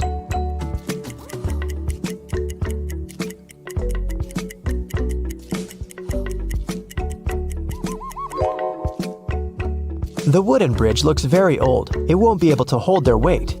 Even though the metal bridge looks sturdy, it's very narrow and it has no railings. They might lose their balance and fall. So, they should choose the glass bridge. As they continued their journey, they walked into a swamp without noticing, and they got stuck in it. There were 3 ropes hanging from a tree, with which they could pull themselves out. Which rope should they choose?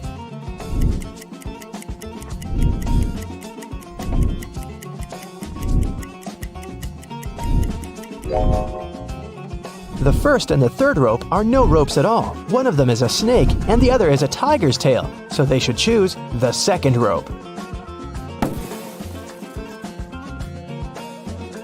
After they saved themselves from the swamp, they were finally able to make it to the last destination that was marked on the map.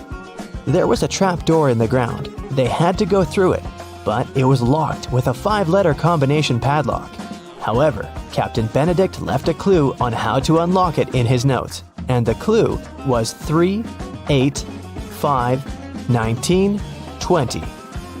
What do you think it means?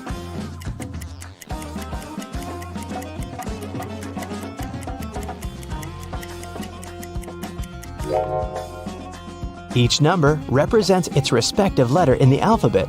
The 3rd letter of the alphabet is C. The 8th letter is H. The 5th letter is E. The 19th letter is S. And the 20th letter is T. So the passcode is the word chest.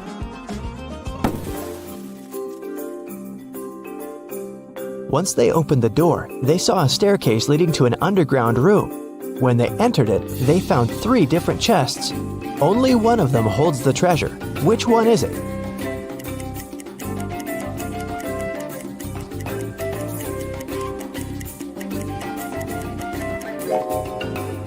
Can you see the ants coming in and out of the first chest carrying small pieces of food? And a sticky, slime-like substance is oozing from the third chest. It must be filled with whatever that is. But there is a golden reflection coming from the second chest. That can only mean the gold is in there.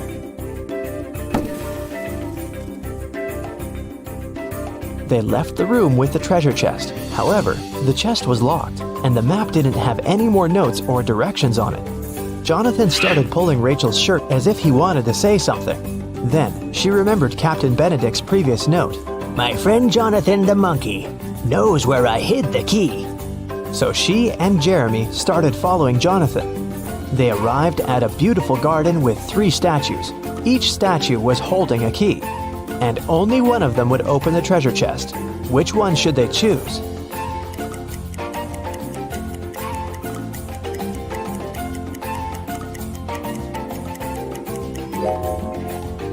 Take a closer look at the treasure chest. The lock of the chest has a little emerald on it. The first key has a ruby on it. The second key is decorated with an amethyst. And the third key has an emerald on it. Since it matches the lock, this must be the key they should choose.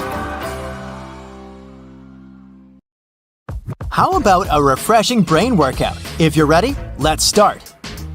A man walked into a room and saw 3 doors. The first one had a sign which read, "To the swamps." On the second door, there was a note, "Lion's Den." The third door didn't have any sign, but the man knew for sure where it led. How?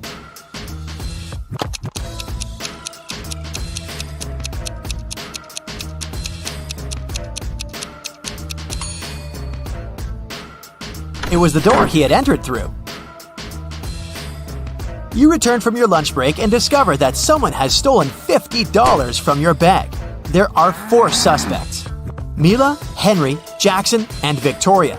When you ask them about the money, Mila replies she hasn't taken it.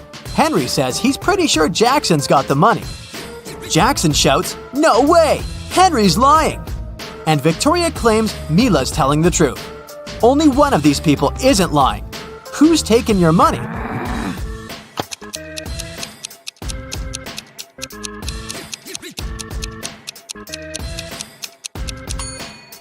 It's Mila. She, Henry, and Victoria are lying, while Jackson's telling the truth.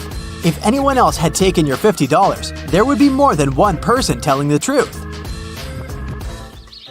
Several sparrows landed on trees. One bird for one tree. But in this case, one of them didn't have a tree of its own. Then they regrouped, with 2 sparrows sitting on one tree. After this, one tree was left birdless. How many birds and trees were there?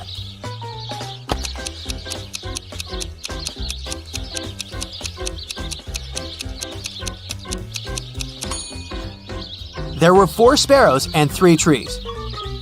3 famous detectives came to a cafe to discuss a tricky case. A waiter came up to them and asked, "Does everyone want coffee?" The first detective said, "I don't know." The second detective answered, "I don't know." And the third detective said, "Yeah." Why did he say no?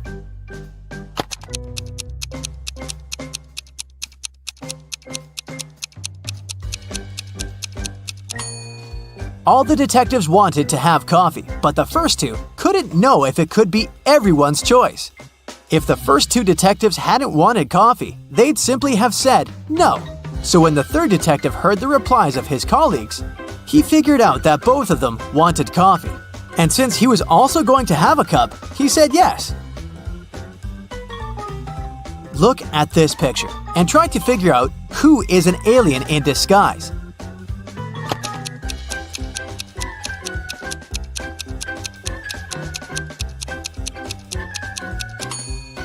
It's the guy in a yellow shirt. He's eating a banana, but he hasn't peeled it before biting into it. He probably sees this fruit for the first time.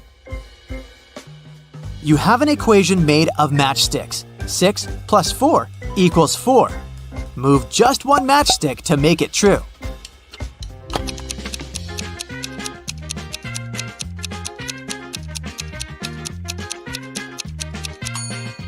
You need to take one matchstick from the plus sign and add it to 6 so that it makes 8. Then you'll have 8 minus 4 equals 4. Look at this picture. All these people seem to be very close, but who is the girl's husband?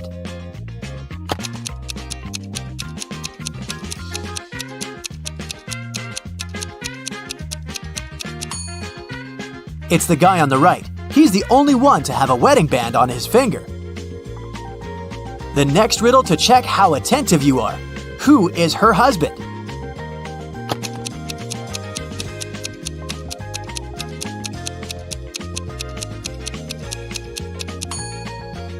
It's the guy on the left. Look, here's his photo in the car. He's actually the owner of this vehicle. Can you figure out what's wrong here?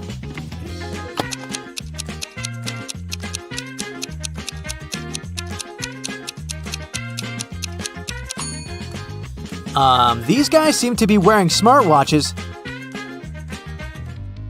Hey, detective, your next task is to understand where the criminal is hiding. Make sure to pay attention to every detail.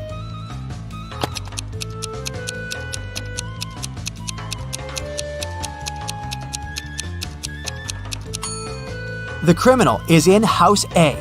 The car next to his house is parked in a way that makes it easier for the criminal to drive away as fast as possible. Can you figure out which of these people is in the greatest danger?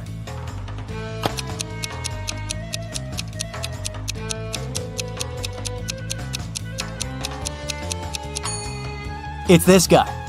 This large icicle is about to fall right on his head. Is the person in the yellow car driving right or wrong?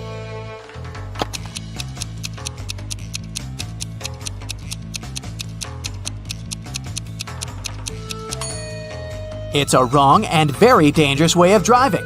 The car is moving very slowly, and to overtake it, the next driver will have to maneuver from the leftmost lane to the right one. It can easily cause an accident.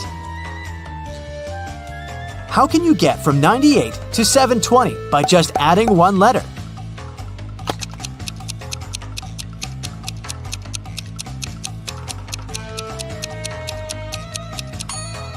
Add the letter X between 90 and 8. You'll get 90 times 8 equals 720. A wealthy businessman was traveling by a high-speed train. He had a suitcase full of cash on him. The train was moving through a mountainous area with numerous tunnels. After the train left one of the tunnels, the businessman noticed that his suitcase was missing. There were only 4 other passengers in the train car. Matthew said he had broken up with his girlfriend and didn't care about anything happening around. Joseph said that he'd bought his favorite author's novel at the station and had been engrossed in reading. Zoe said that she hadn't seen anything. Her eyes had been tearing, irritated by the smoke coming from the train. And Ellie claimed she had been napping with her sleeping mask on. So, can you figure out who took the businessman's suitcase?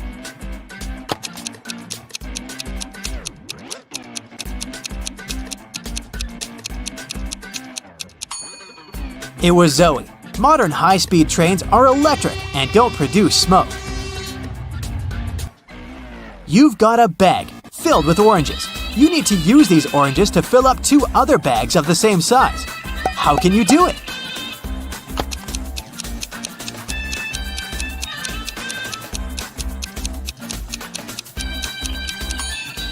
Put one empty bag into the other and fill them with oranges. Detective Marcus and another passerby became witnesses of a car accident. A man hit by a minivan was lying on the ground, unconscious. Marcus rushed to the nearest cafe to call an ambulance. When he got back, the passerby told him the man had turned onto his back, but hadn't come to his senses. After looking at the scene for a couple of seconds, the detective said, "You better return everything you've taken from this man." Why did he say so?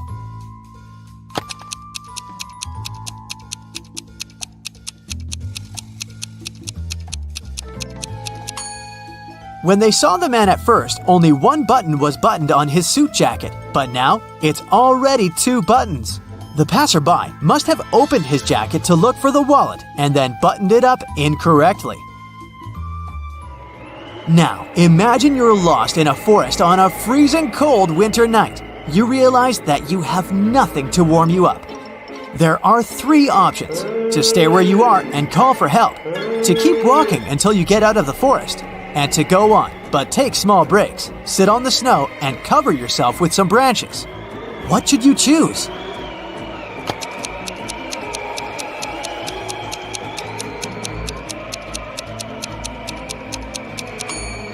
If you stay in one place, you'll freeze in no time.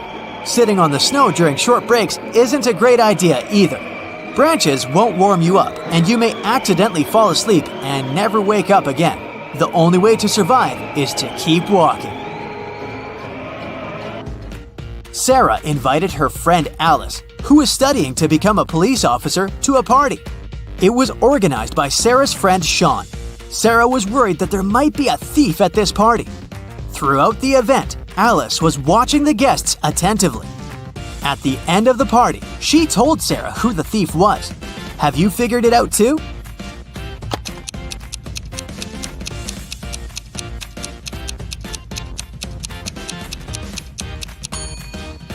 It's the host, Sean.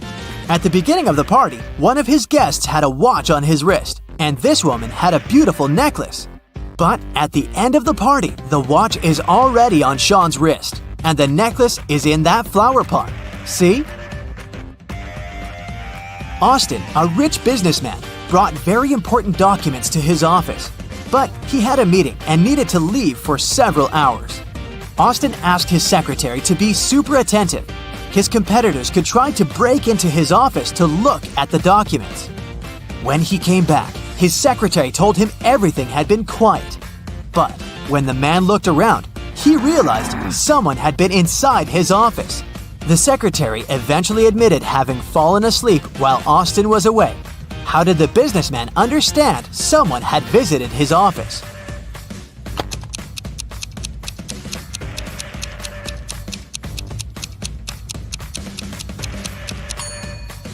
The globe on his desk is now turned in the opposite direction.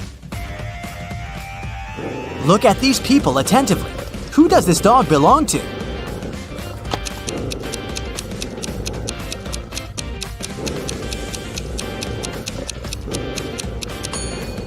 The dog's owner is the guy in the middle. He's the only one who isn't trying to pet the animal. Okay, let's begin with some riddles where you need to think outside the box just to kickstart your brain. Yeah. Here's the first one. You walk out of the house and see 5 pieces of coal, a carrot, and a scarf lying on the lawn. No one put them there intentionally, and yet there's a perfectly reasonable explanation of how they ended up on the lawn. What's the explanation?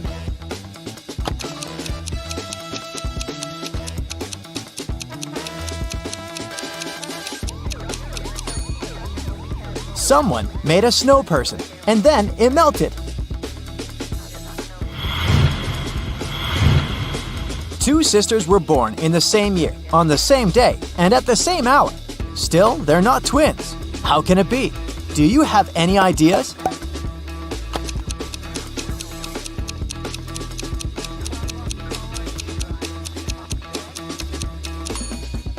If they're not twins, then they should be born in a set of triplets or quadruplets, and so on. Kendra went to a birthday party her classmate threw. She drank some lemonade with ice, chilled for an hour, and left early because she had an appointment in the morning. Everyone else at the party who had drunk the lemonade didn't show up at school the next day because of poisoning. Why did Kendra feel okay, even though she had the same drink?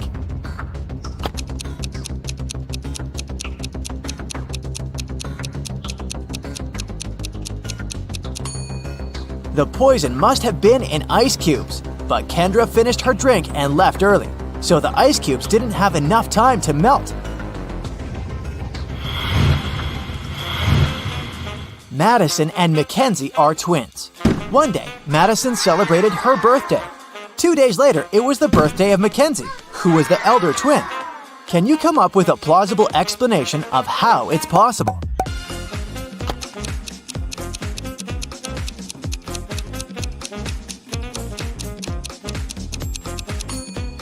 Here's one. Their mother went into labor at night from February 28th to March 1st while she was traveling. Mackenzie was born first when March 1st had just started. Right after that, they must have entered a different time zone, which was an hour behind. So it was February 28th again. That's when Madison was born. The year they celebrated their birthdays 2 days apart must have been a leap year, with February 29th squeezing in between their birthdays. Crazy, I know.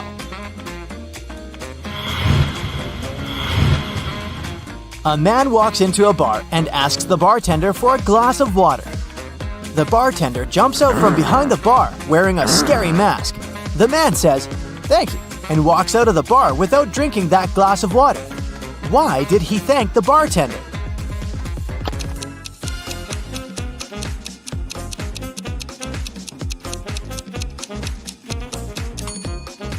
The man had hiccups. That's why he needed a glass of water. But the bartender scared him, and the hiccups were gone. So he didn't need the water anymore. The man thanked the bartender for helping him.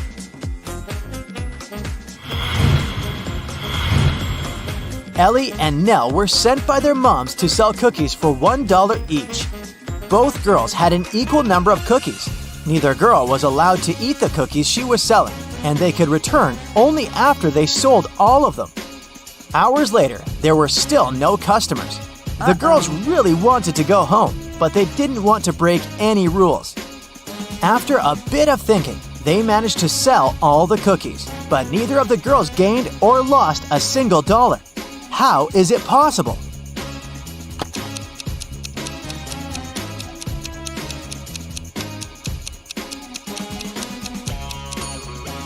Ellie and Nell just started to buy each other's cookies, paying $1 each. Since they had an equal number of cookies, neither of them gained or lost anything. But both ended up full and happy without breaking any rules. In a small but touristic French town, there is a store called 7 Bells. But as you can see, there are just 6 of them hanging on the door. And it's always been like this. What is the reason?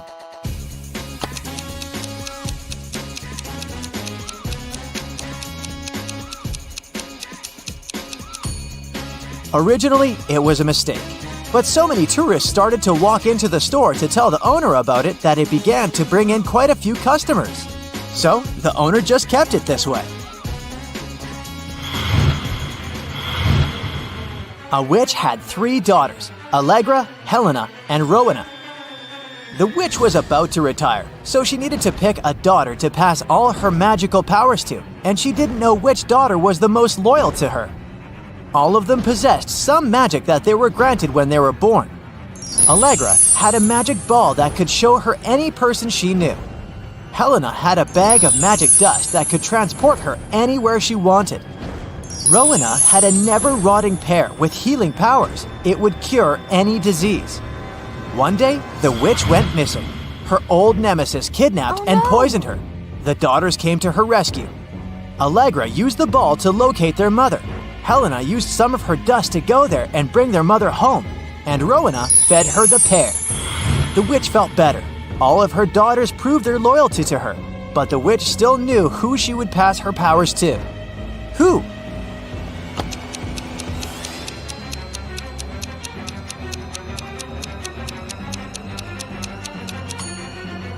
She decided to pass the powers to Rowena.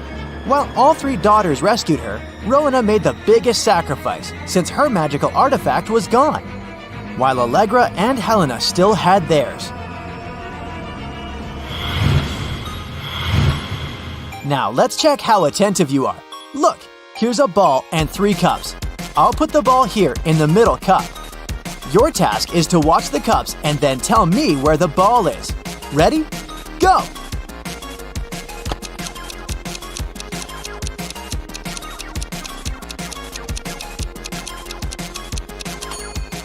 So where's the ball? Look, it's here. Did you get it? Okay, let's try again. Now, I have 4 cups, and I'll be moving them faster. I put the ball right here. Watch it.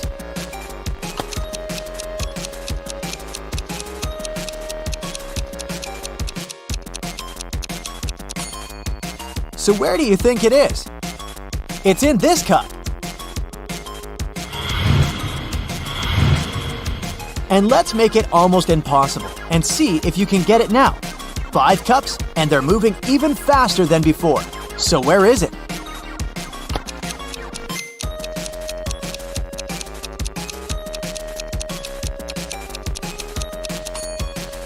It's right here.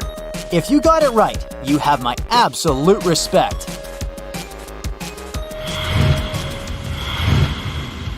Eliza was grounded for 2 weeks after failing her math test. She wasn't allowed to see any of her friends, and she had to spend all her time studying.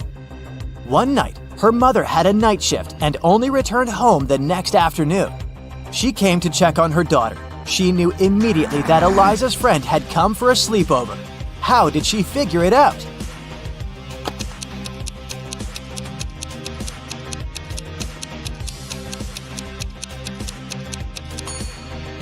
Take a close look at Eliza's bedroom. There's a mattress on the floor with a blanket and pillows on it.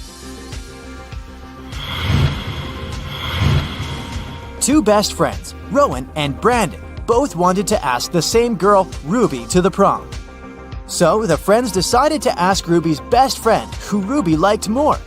The girl didn't want to share her best friend's secrets, but she gave the guys a hint.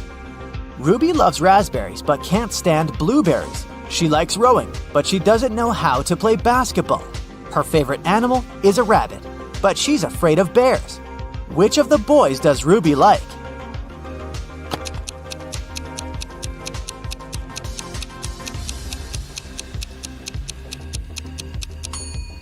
It seems like she likes everything that starts with the letter R and isn't a fan of things starting with a B.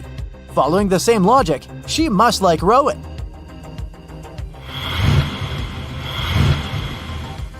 Mrs. Adams came back home. She had 3 teenage kids, all of whom happened to be grounded at the same time. She noticed that the car was parked differently outside, so she figured out that one of the teens had driven somewhere. She asked who had taken the car, but no one admitted to doing it. James said, I was writing music in my room. I didn't go anywhere today. Ariana said, I had been taking a shower and only got out right before you arrived. And Oakley said, I was studying for my math test on Thursday. I don't want to get grounded for 2 more weeks. I have a birthday party to attend later this month. Who's lying?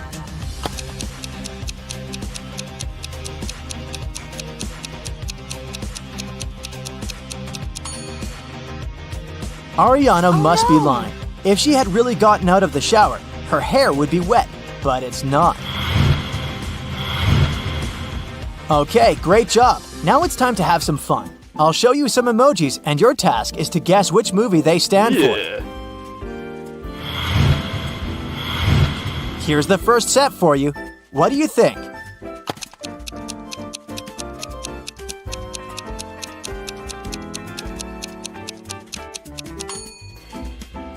Yes, of course, it's Forrest Gump. Good job.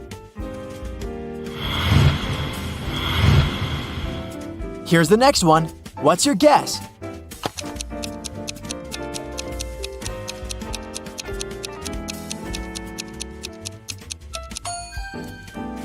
The old classic, Alice in Wonderland. It can't be anything else. This one is coming back to our screens this year. Can you guess which movie it is?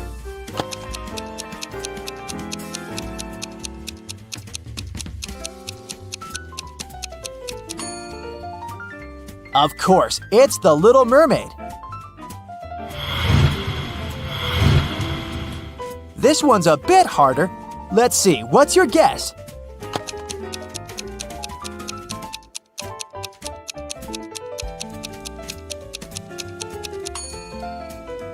It's I Am Legend with Will Smith. Did you get it right? It was fun playing with you.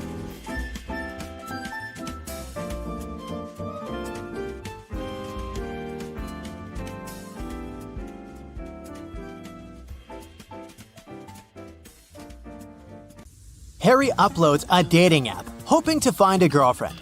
He likes these 3 ladies, but 2 of them are not single. Can you guess who?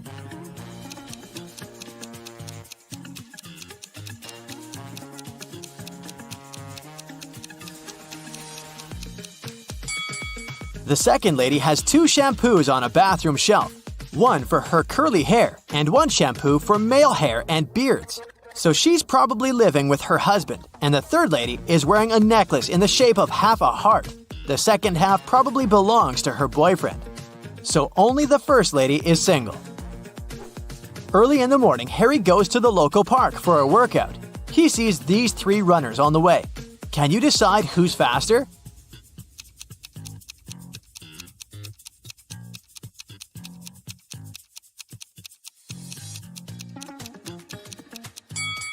The second one. What about these cyclists? Who's the fastest?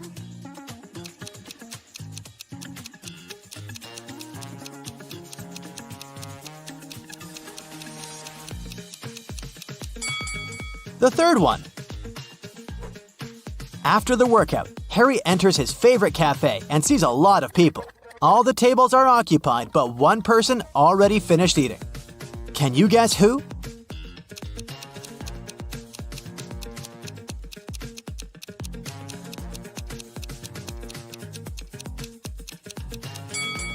This guy. There's money on his table. Harry looks around the cafe and sees a crying woman. Can you guess why she's so upset?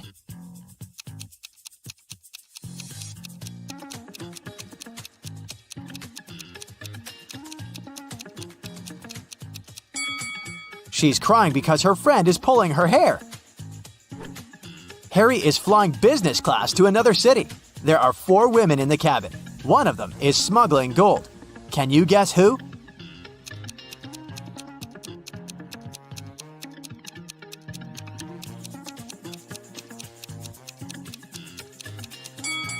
The fourth one. Her belly is unnaturally square. So he goes to the park and gets attacked by a crowd of zombies.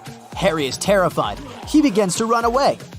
There are 3 possible routes in front of him, but only one of these routes will actually take him to a shelter. Can you help Harry find the correct way?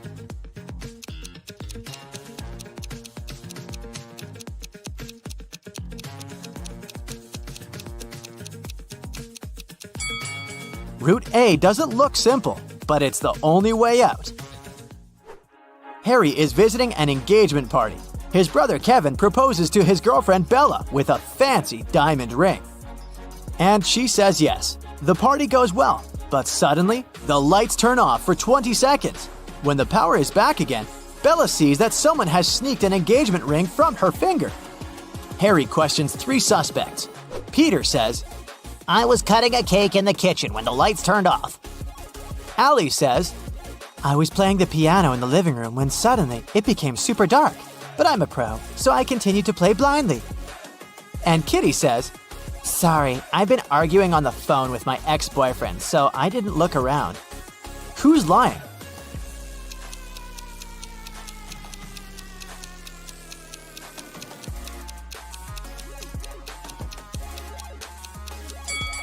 Allie. She said she was playing the piano, but there are no musical instruments in the living room. At the party, Harry meets a pretty lady named Monica. He falls in love with her at first sight, but unfortunately, she's already married. Can you guess which one of these guys is her spouse?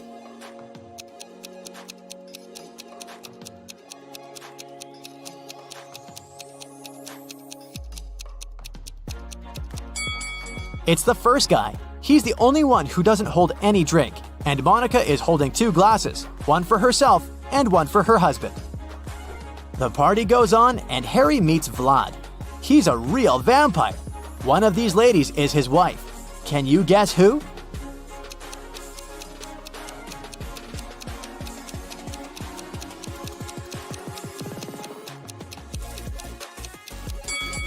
The first lady's not a vampire. She bit this cookie and smeared her red lipstick. And the second one is wearing a garlic necklace, probably to chase away evil powers. Meanwhile, the third lady has sharp ears and red eyes, so she's probably a vampire just like Vlad. But the task was to spot Vlad's wife. Nobody said that she's necessarily a vampire. Take a look at the First Lady's ring finger. She has a ruby ring that's similar to Vlad's. Therefore, she's his spouse. Harry runs a hardware store chain. He arrives at one of the shops to investigate a theft. The manager says, This morning I found out that some Xboxes are missing. They could be stolen yesterday. Only 2 guys worked last night. One of them must be the thief. Personally, I think it was Bob. Harry asks, "Why do you think so?"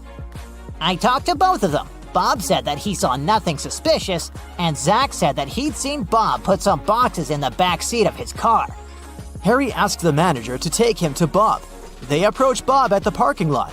Harry says, "Now I'm pretty sure that Zach is guilty." Why did Harry think so?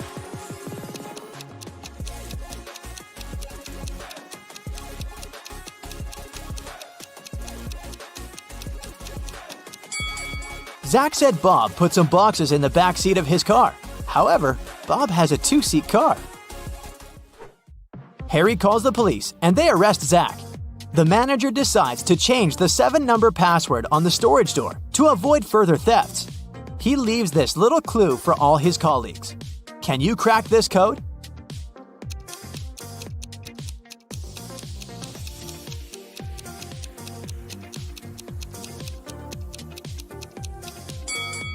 The number of fingers implies 5.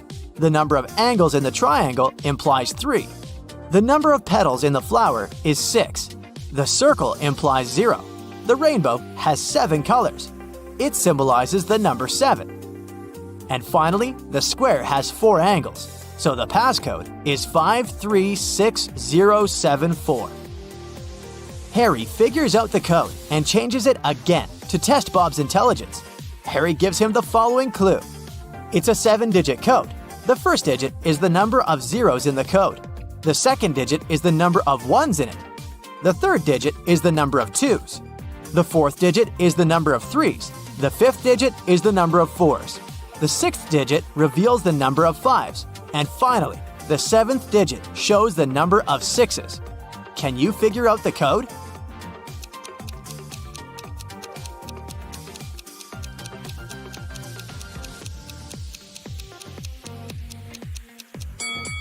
The correct answer is 3211000. Harry goes on a road trip. He stops in the middle of a desert to take pictures. Can you spot 3 odd things?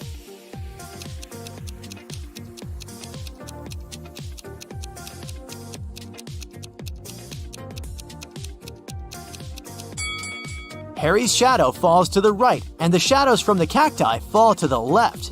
He's in the desert, but this cactus is growing in a pot, and this lizard is wearing tiny shoes. Harry rents a room in a motel for a couple of days. Unfortunately, he has a very annoying neighbor, Karen. They're arguing all the time. One day, Karen calls the local security and accuses Harry of stealing her towel. It's been raining all day long, so I didn't go to the beach and stayed in my room. Harry grabbed my beach towel from this rope. I could see from my window. He folded it and put it into his backpack. The guard immediately realizes that Karen is lying. How?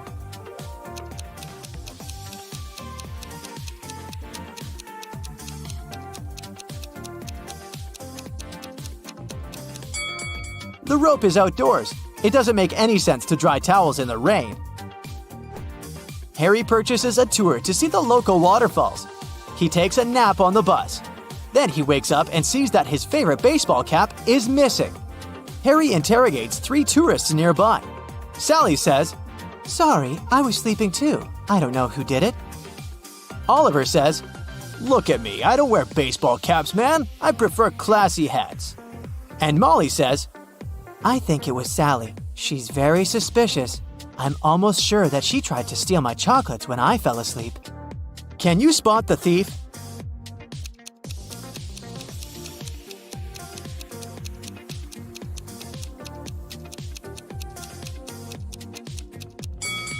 It was Oliver. He hid Harry's cap under his classy hat. Harry enters the local bakery. Rosie, the barista, is very upset. I have so many coffee orders. But someone stole all the beans from the storage room. Harry interrogates 3 suspects. Louis, the cook, says, I spent the whole day in the kitchen baking croissants, and I'm just working on a new batch. I don't have time to talk to you. Ron, the waiter, says, I forgot to set my alarm, so I overslept and arrived just now. I don't know who sneaked the beans. And finally, Dan, the manager, says, I've been talking to one dissatisfied customer all morning. She was so annoying. I didn't have the chance to look around. Who's lying?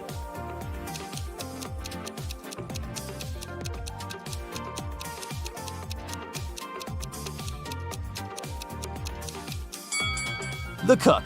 There are no croissants either in the kitchen or in the bakery window. Nathan sneaked out of the house late in the evening to meet with his girlfriend. The teenager thought he was extremely careful and quiet, but his whole family knew about his plan. They also knew that the guy would return at midnight.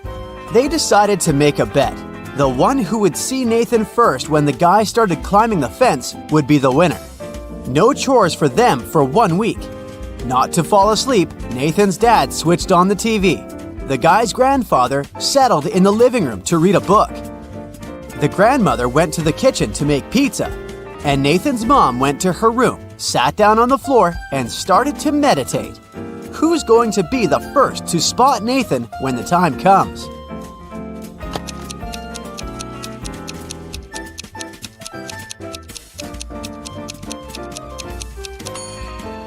Nathan's mom.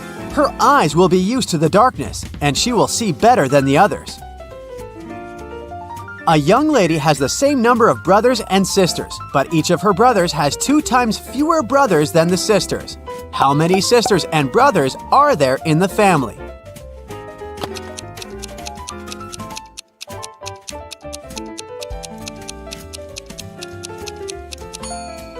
There are 4 girls and 3 guys in the family. A jewelry store called the police. He shouted, "My store has been robbed!" When the officers arrived at the place, they couldn't see the man. Suddenly, they heard someone banging on the door, hidden in the corner. When they unlocked it, they saw a man. It was the manager. "Someone locked me in here. It must have been one of the shop assistants." The police officers asked the man to call his employees. They were going to question them. "Just a second, I can't find my phone. Ah, there it is." The manager didn't even start to dial the number when the officers arrested him. Why?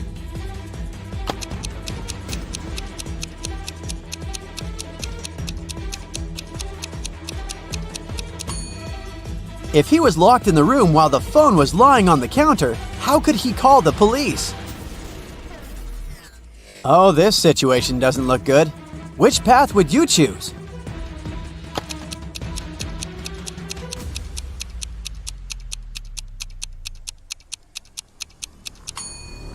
Walking over moving snakes? Yikes!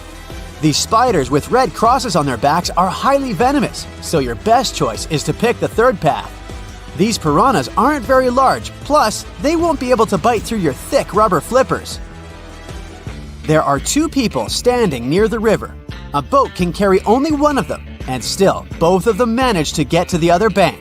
How come?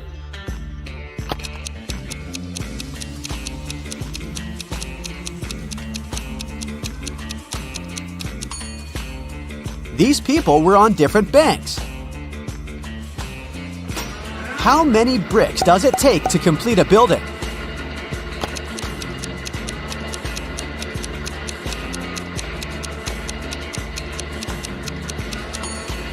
Just 1. It'll be the last one. How can you make 7 an even number without subtraction, addition, multiplication, or division?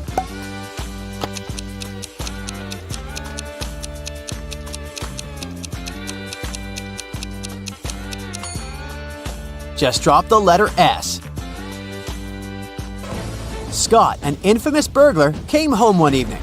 Just a day before, he had stolen some very expensive paintings from Mr. Smith's house. He was in the living room when he noticed several police officers approaching his home. Scott gave instructions to his wife and slipped out through the back door. When the officer knocked on the door, Scott's wife told them, "My husband has been away for a week already. He's actually supposed to come home today. At this moment, Scott entered the house. He hugged his wife as if they hadn't seen each other for ages. But the police officers didn't believe them. Why?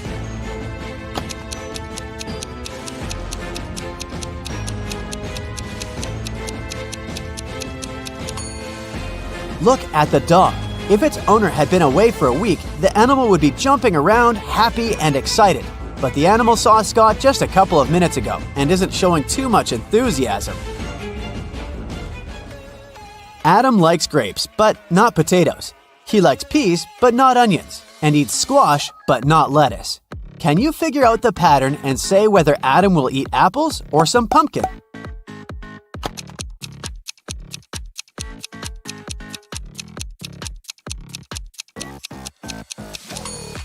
Adam likes everything that grows on vines. He'll pick a pumpkin.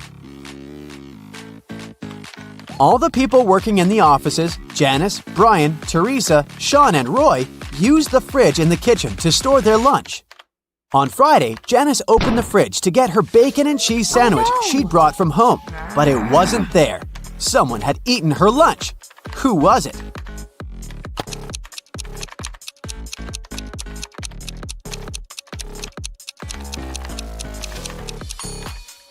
It couldn't be Brian. There's a wet umbrella near his desk. He's just come in. Teresa is a vegan.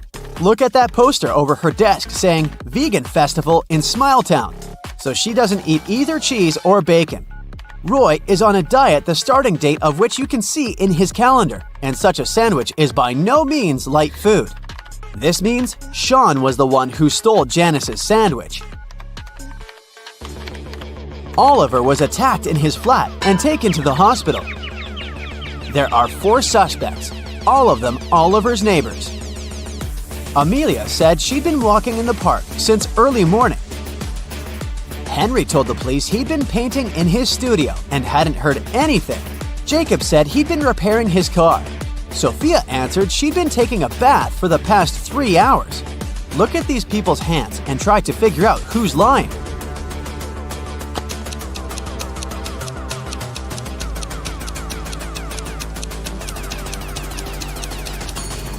It's a bit strange that Jacob, who was repairing his car, and Henry, who was painting, both have such clean hands. But they could have been wearing gloves. On the other hand, Sophia's hands and fingers don't have wrinkles. But it would be a natural skin reaction after 3 hours in a bathtub. Carl, an heir to a giant fortune, was found unconscious during a loud party. His sister Sarah stumbled across him in the bathroom.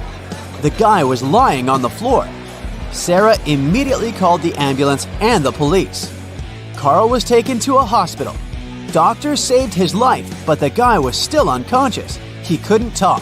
When the police questioned Sarah, she told them that her brother had felt unwell. He went to the bathroom to freshen up. After some time, she heard some noise and went to check on him. Carl must have slipped and hit his head on the sink. After the police heard this story, the sister got arrested right away. Oh no! Why?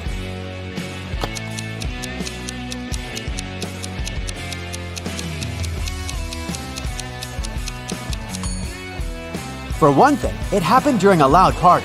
How could the girl hear any suspicious noise? But most importantly, Carl was also lying too far away from the sink, which was on the other side of the bathroom. Look at this picture. Can you figure out who this kid's mom is?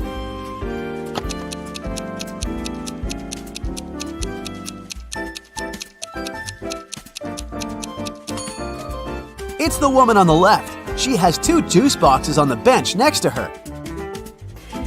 Detective Lee was called to a small family cafe. The owner told him her story. I went away to the kitchen for a couple of minutes, but when I came back, I saw that all the money from the cash desk had been stolen. Oh no! At that time, there were only 3 visitors in the cafe. All of them were women. When the detective asked them who had taken the money, each of them exclaimed, "It was her!" The first woman added, "The owner is my friend. How could I do this to her?" The second woman said, "I was looking out of the window, drinking my coffee. I didn't see anything." And the third woman claimed she would never steal anything. Who took the money?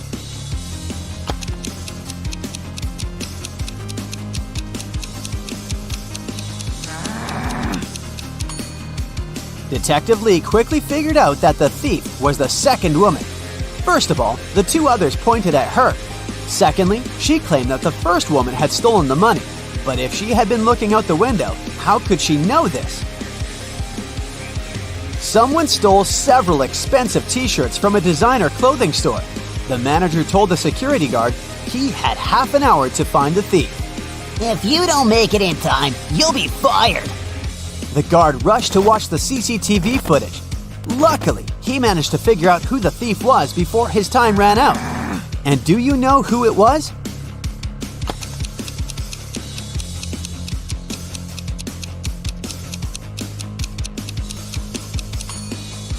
It's the man in the dark blue sweater. His belly miraculously became larger after he spent some time in the store. He must be hiding the t-shirts under his sweater.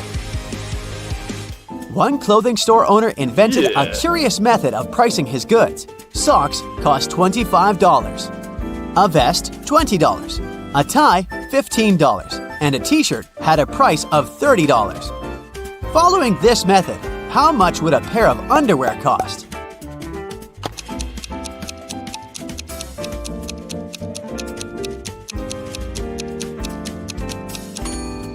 $45. The shop owner charged $5 for each letter of the item's name. Larry is a college professor. He gives his worst student, Mike, a task to write an essay within a week. 7 days later, Mike sends Larry a message begging him to postpone the deadline for 3 days. Larry agrees. 3 days later, Larry claims the essay, but now Mike asks for a 5-day delay. Larry is very kind, so this time he agrees too. 5 days later, Mike shows Larry a burning candle and says, "Sir, can you please postpone the deadline till this candle wick burns out?" Larry laughs and agrees. Mike laughs too, because now he can forget about submitting the essay. Why?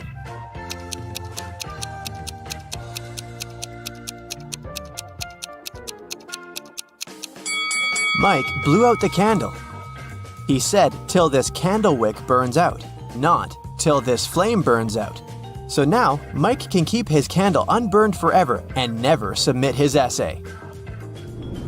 Larry brings 3 boxes of cupcakes to the college kitchen. He leaves them on the table to celebrate his birthday with coworkers after classes. All boxes have different sizes, but each contains 3 cupcakes. Meanwhile, Mike enters the kitchen. He opens one box and eats 3 cupcakes.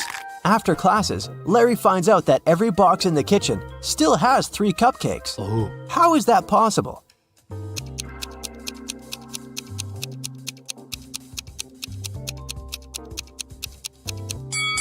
Mike ate cupcakes from the largest box, and then he put a smaller box into the empty box. So when Larry opened the remaining 2 boxes, each of them still had 3 cupcakes. After classes, Mike invites Wendy on a date. Since they're both broke, they decided to take a bus ride and then walk back. The bus speed is 9 miles per hour, and the guy's walking speed is 3 miles per hour. What's the maximum distance they could ride on the bus if they must come back in 8 hours?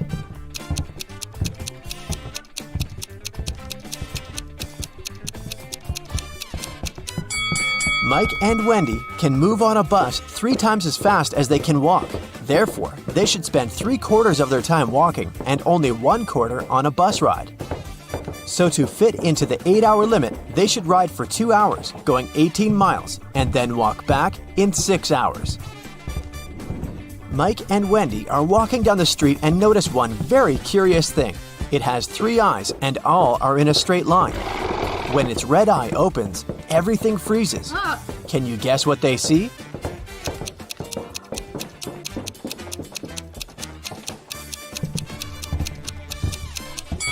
A stoplight. Mike returns to the student dormitory to find out his entire food supply is gone. He questioned 3 people. Can you guess who ate his food?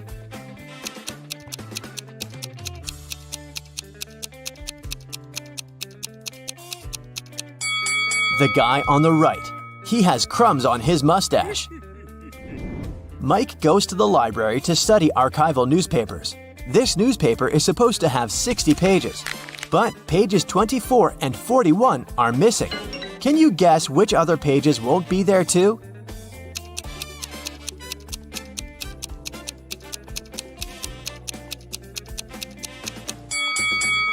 Pages 19, 20, 23, 37, 38, and 42 will also be missing. Mike finds a note inside the newspaper. There's a secret maze in the library leading to amazing treasures. The note shows this map. Can you help Mike walk this path correctly?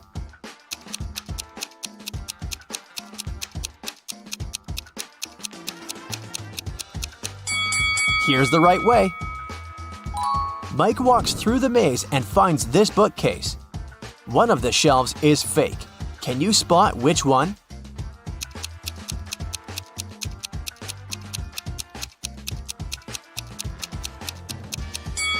This shelf is fake. Books on the other shelves are covered with dust and cobwebs. But these books are clean and the cobwebs around them are torn. Mike finds a secret room behind the fake bookshelf. He enters the room and finds a big safe and this weird note nearby. The safe is locked, and Mike needs to enter a 9-letter password to open it. Can you help him crack the code?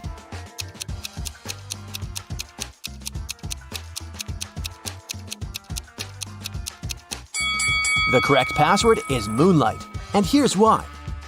Take a look at the hint note. All Mike needs to do is to use the corresponding number letter of each word. The first letter in the maze is M. The third letter in looks is O. And the second letter in roses is also O. And so on. Mike opens the safe and finds 3 identical gemstones and a note. Suddenly, the door to the secret room slams shut and the walls begin to shrink. Mike reads the note. Only one of these diamonds is real. Find it and put it into the lock. You only have 15 seconds. Good luck. Oh no. Can you help Mike spot the fake diamonds?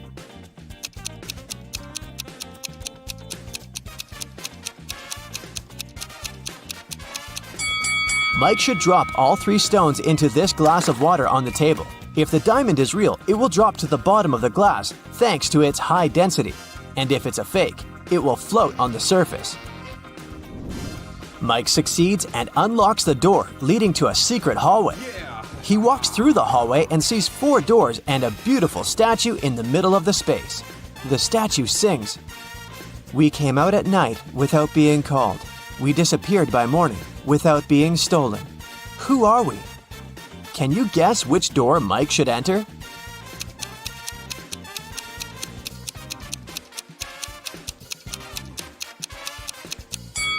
The song has a hint for Mike. The statue is singing about stars. Therefore, Mike should choose the door decorated with stars. Mike enters the next room and meets a queen. She says, "Hello, stranger. I have a task for you. If you succeed, I'm going to reward you with wealth and fame. But if you fail, you'll stay here forever as my prisoner. I want to renovate my kingdom so that all my 10 castles are connected through 5 straight walls. And each wall must connect 4 castles together. Also, at least one of the castles should be protected with walls." Then, the queen shows him this picture and continues, "My royal architect failed to give any solution that meets all my wishes, but he suggested this plan. Do you have a better idea?"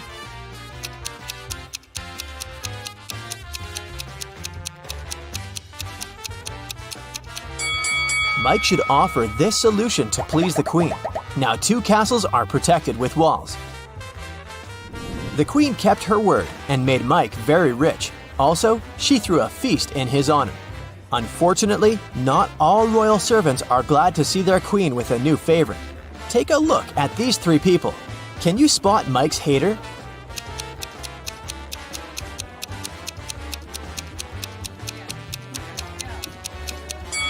Although this friendly-looking lord gives Mike a bag of gold coins, there's a snake hiding inside his gift. Mike is observing the royal garden. He sees 3 lemon trees. Each of them has exactly 10 lemons. The gardener comes over and picks 4 oranges from each tree. Can you calculate the number of fruits left on the lemon trees?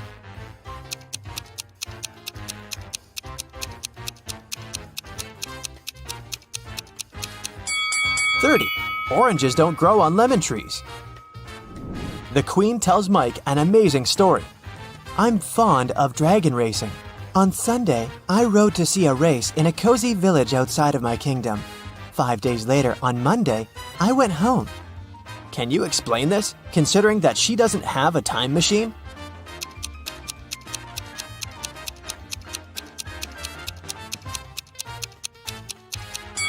Sunday is the name of her dragon. Mike likes the kingdom very much, but it's time to go home. The Queen gives him 3,000 gemstones the size of a watermelon. He rents a truck to carry them home. Mike's current location is 1,000 miles away from home. Unfortunately, the truck can only carry 1,000 gemstones at once. Also, there's a check post on every mile till home. Each post requires all drivers to pay with 1 gemstone while traveling towards Mike's hometown. But the road is free of charge while traveling towards the kingdom. Can you figure out a way to bring the highest possible number of gems to Mike's hometown?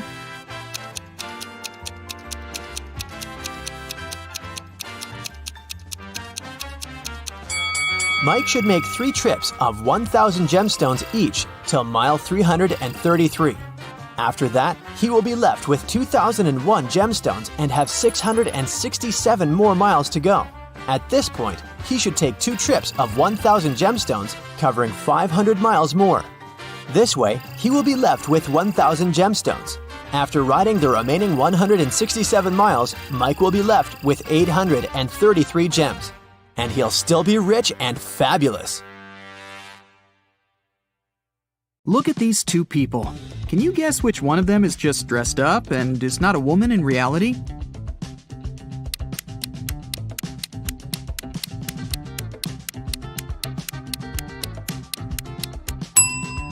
It's this one here, the one in the pink dress. Look closer. She's blonde, but has dark hair on her arms. Also, you can see some naturally dark hair slipping under the wig. Okay, let's try to find some more imposters. There are 2 pregnant women. Can you tell which one isn't really pregnant?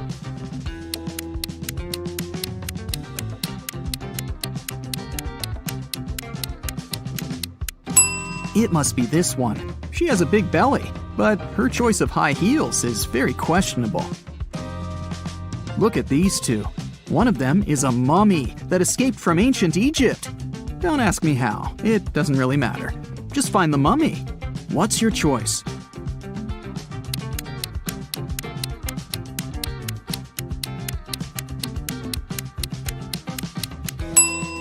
It's this one. Look at the ankle. There's a piece of bandage slipping out of the pants. Dira came to a hospital for an x-ray.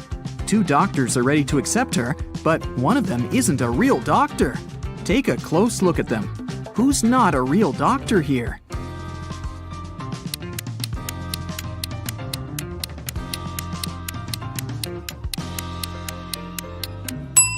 It's this man here. See, he looks nothing like the person in the photo on his badge.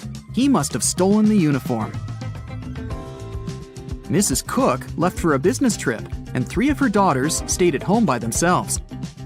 When Mrs. Cook returned the next day, she found her car crashed.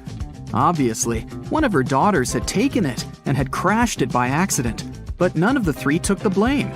Sage said that she hadn't left the house. Leora said that her friend had picked her up for school that day. Amaya said that she had taken the bus. Who crashed the car?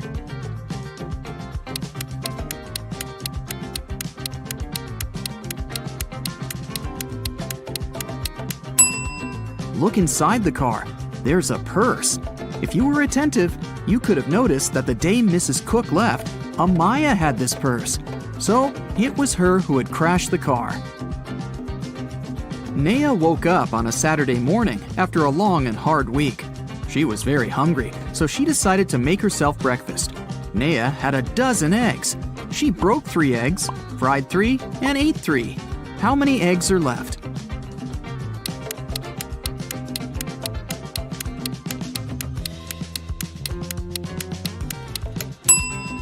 There are 9 eggs left. Naya broke, fried, and ate the exact same 3 eggs. Esme was walking through the forest and got lost. After hours of wandering around, she found a witch's house. She walked in, pet a cat, and asked the witch to take her home. The witch was making a new potion and asked Esme to give her a plant from the shelf. Esme walked there, but there were 5 of them. "Which one?" she asked. Not the one right in the middle, and not the smallest one. Also, don't take the one that's next to the pink flower. So, which one does she need?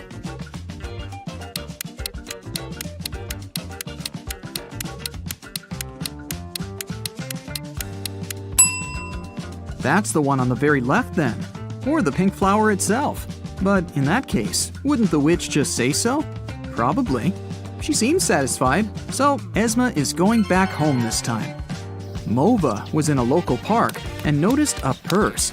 Someone must have forgotten it, so she took it to Lost and Found. They accepted it and said they would give it back to the owner. At the end of the day, 3 women came in and demanded the purse back, each stating that the purse belonged to them. Take a look inside the purse and decide to whom it really belongs.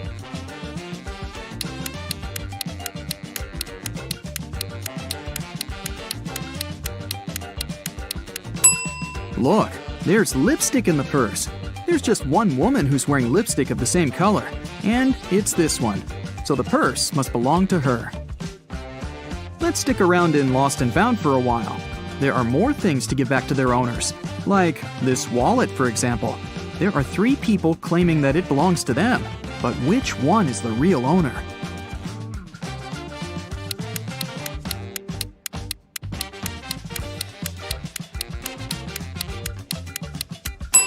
Look, there's an ID card. It has a photo of this guy, so it must be his wallet. There's a backpack, and 3 people are demanding it. You can take a look inside. Who do you think the backpack belongs to?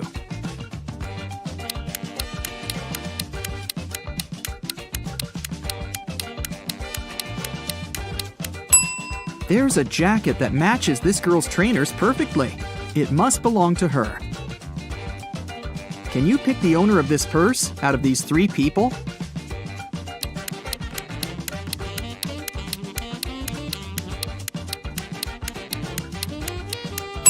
Look, there's a charm on the purse that says Ella. This girl in the middle has a necklace with a pendant saying Ella too. It must be her purse.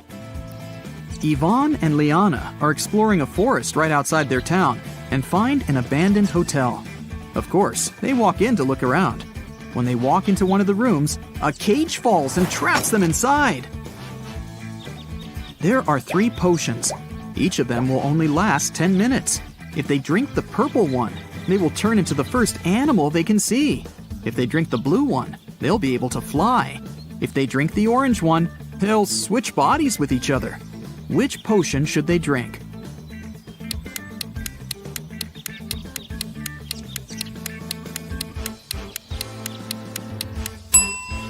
Look, there's a little mouse in the room. If they drink the purple potion, they can turn into a mouse and will be small enough to escape through the cage. What they do afterward is another matter. Inez was studying in a boarding school. She often stayed in the library till late because, well, she didn't want to spend time with her roommates. One day, she found a dungeon. Of course, she walked in to see what was there. She found a pile of old books and a journal filled with weird symbols. Can you help her decode the name of the person this journal belongs to?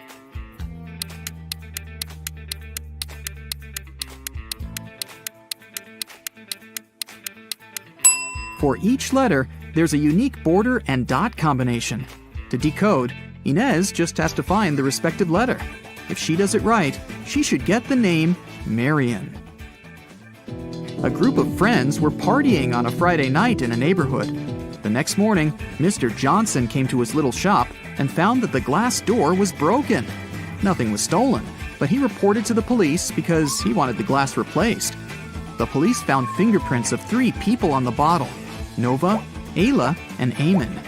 Which of the friends threw the bottle into the glass door?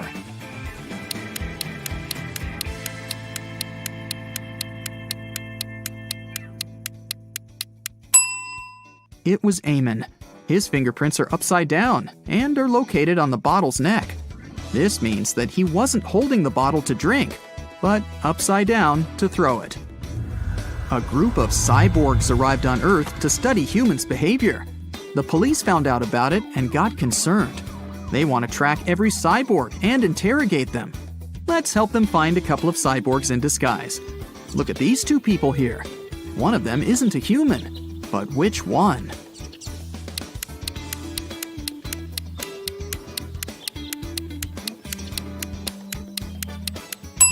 It's this guy with a tail. He wasn't careful enough to dress up properly. Here's another pair. They both seem pretty usual, but one of these women is a cyborg. Can you spot her?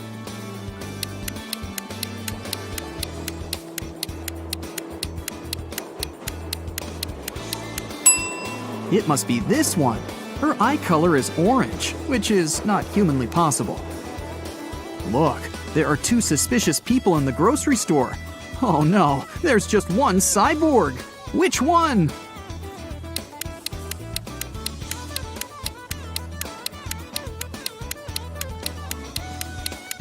It's this one, the one with the cyborg's leg. Oops, he forgot to cover it up. Then the police moved on to different houses. One officer took a look at these two houses today. In which house does a cyborg live?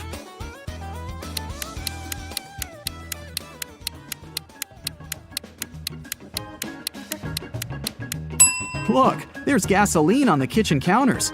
It's definitely a cyborg's place of residence. You're doing great. Now, look at these two bathrooms. Can you spot anything suspicious and find the bathroom that doesn't belong to a real human?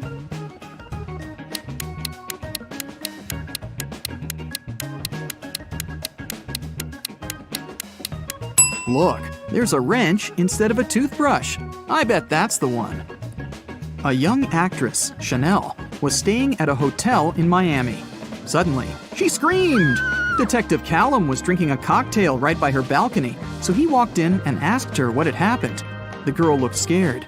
"A man dressed in black just broke into my room. I heard some scratches in the keyhole, and then he opened it and grabbed my hand. I screamed, and he ran away." Detective Callum didn't believe her. Why?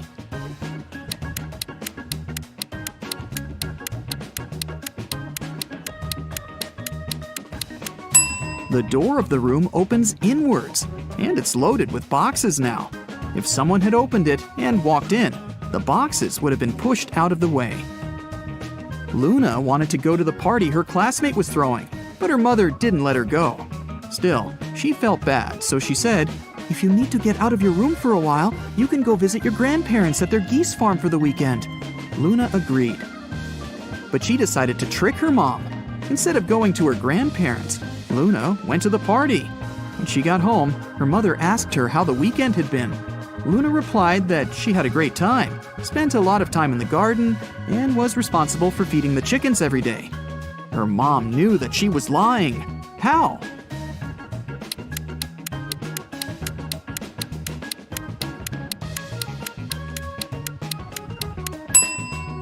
It wasn't a chicken farm, but a geese farm.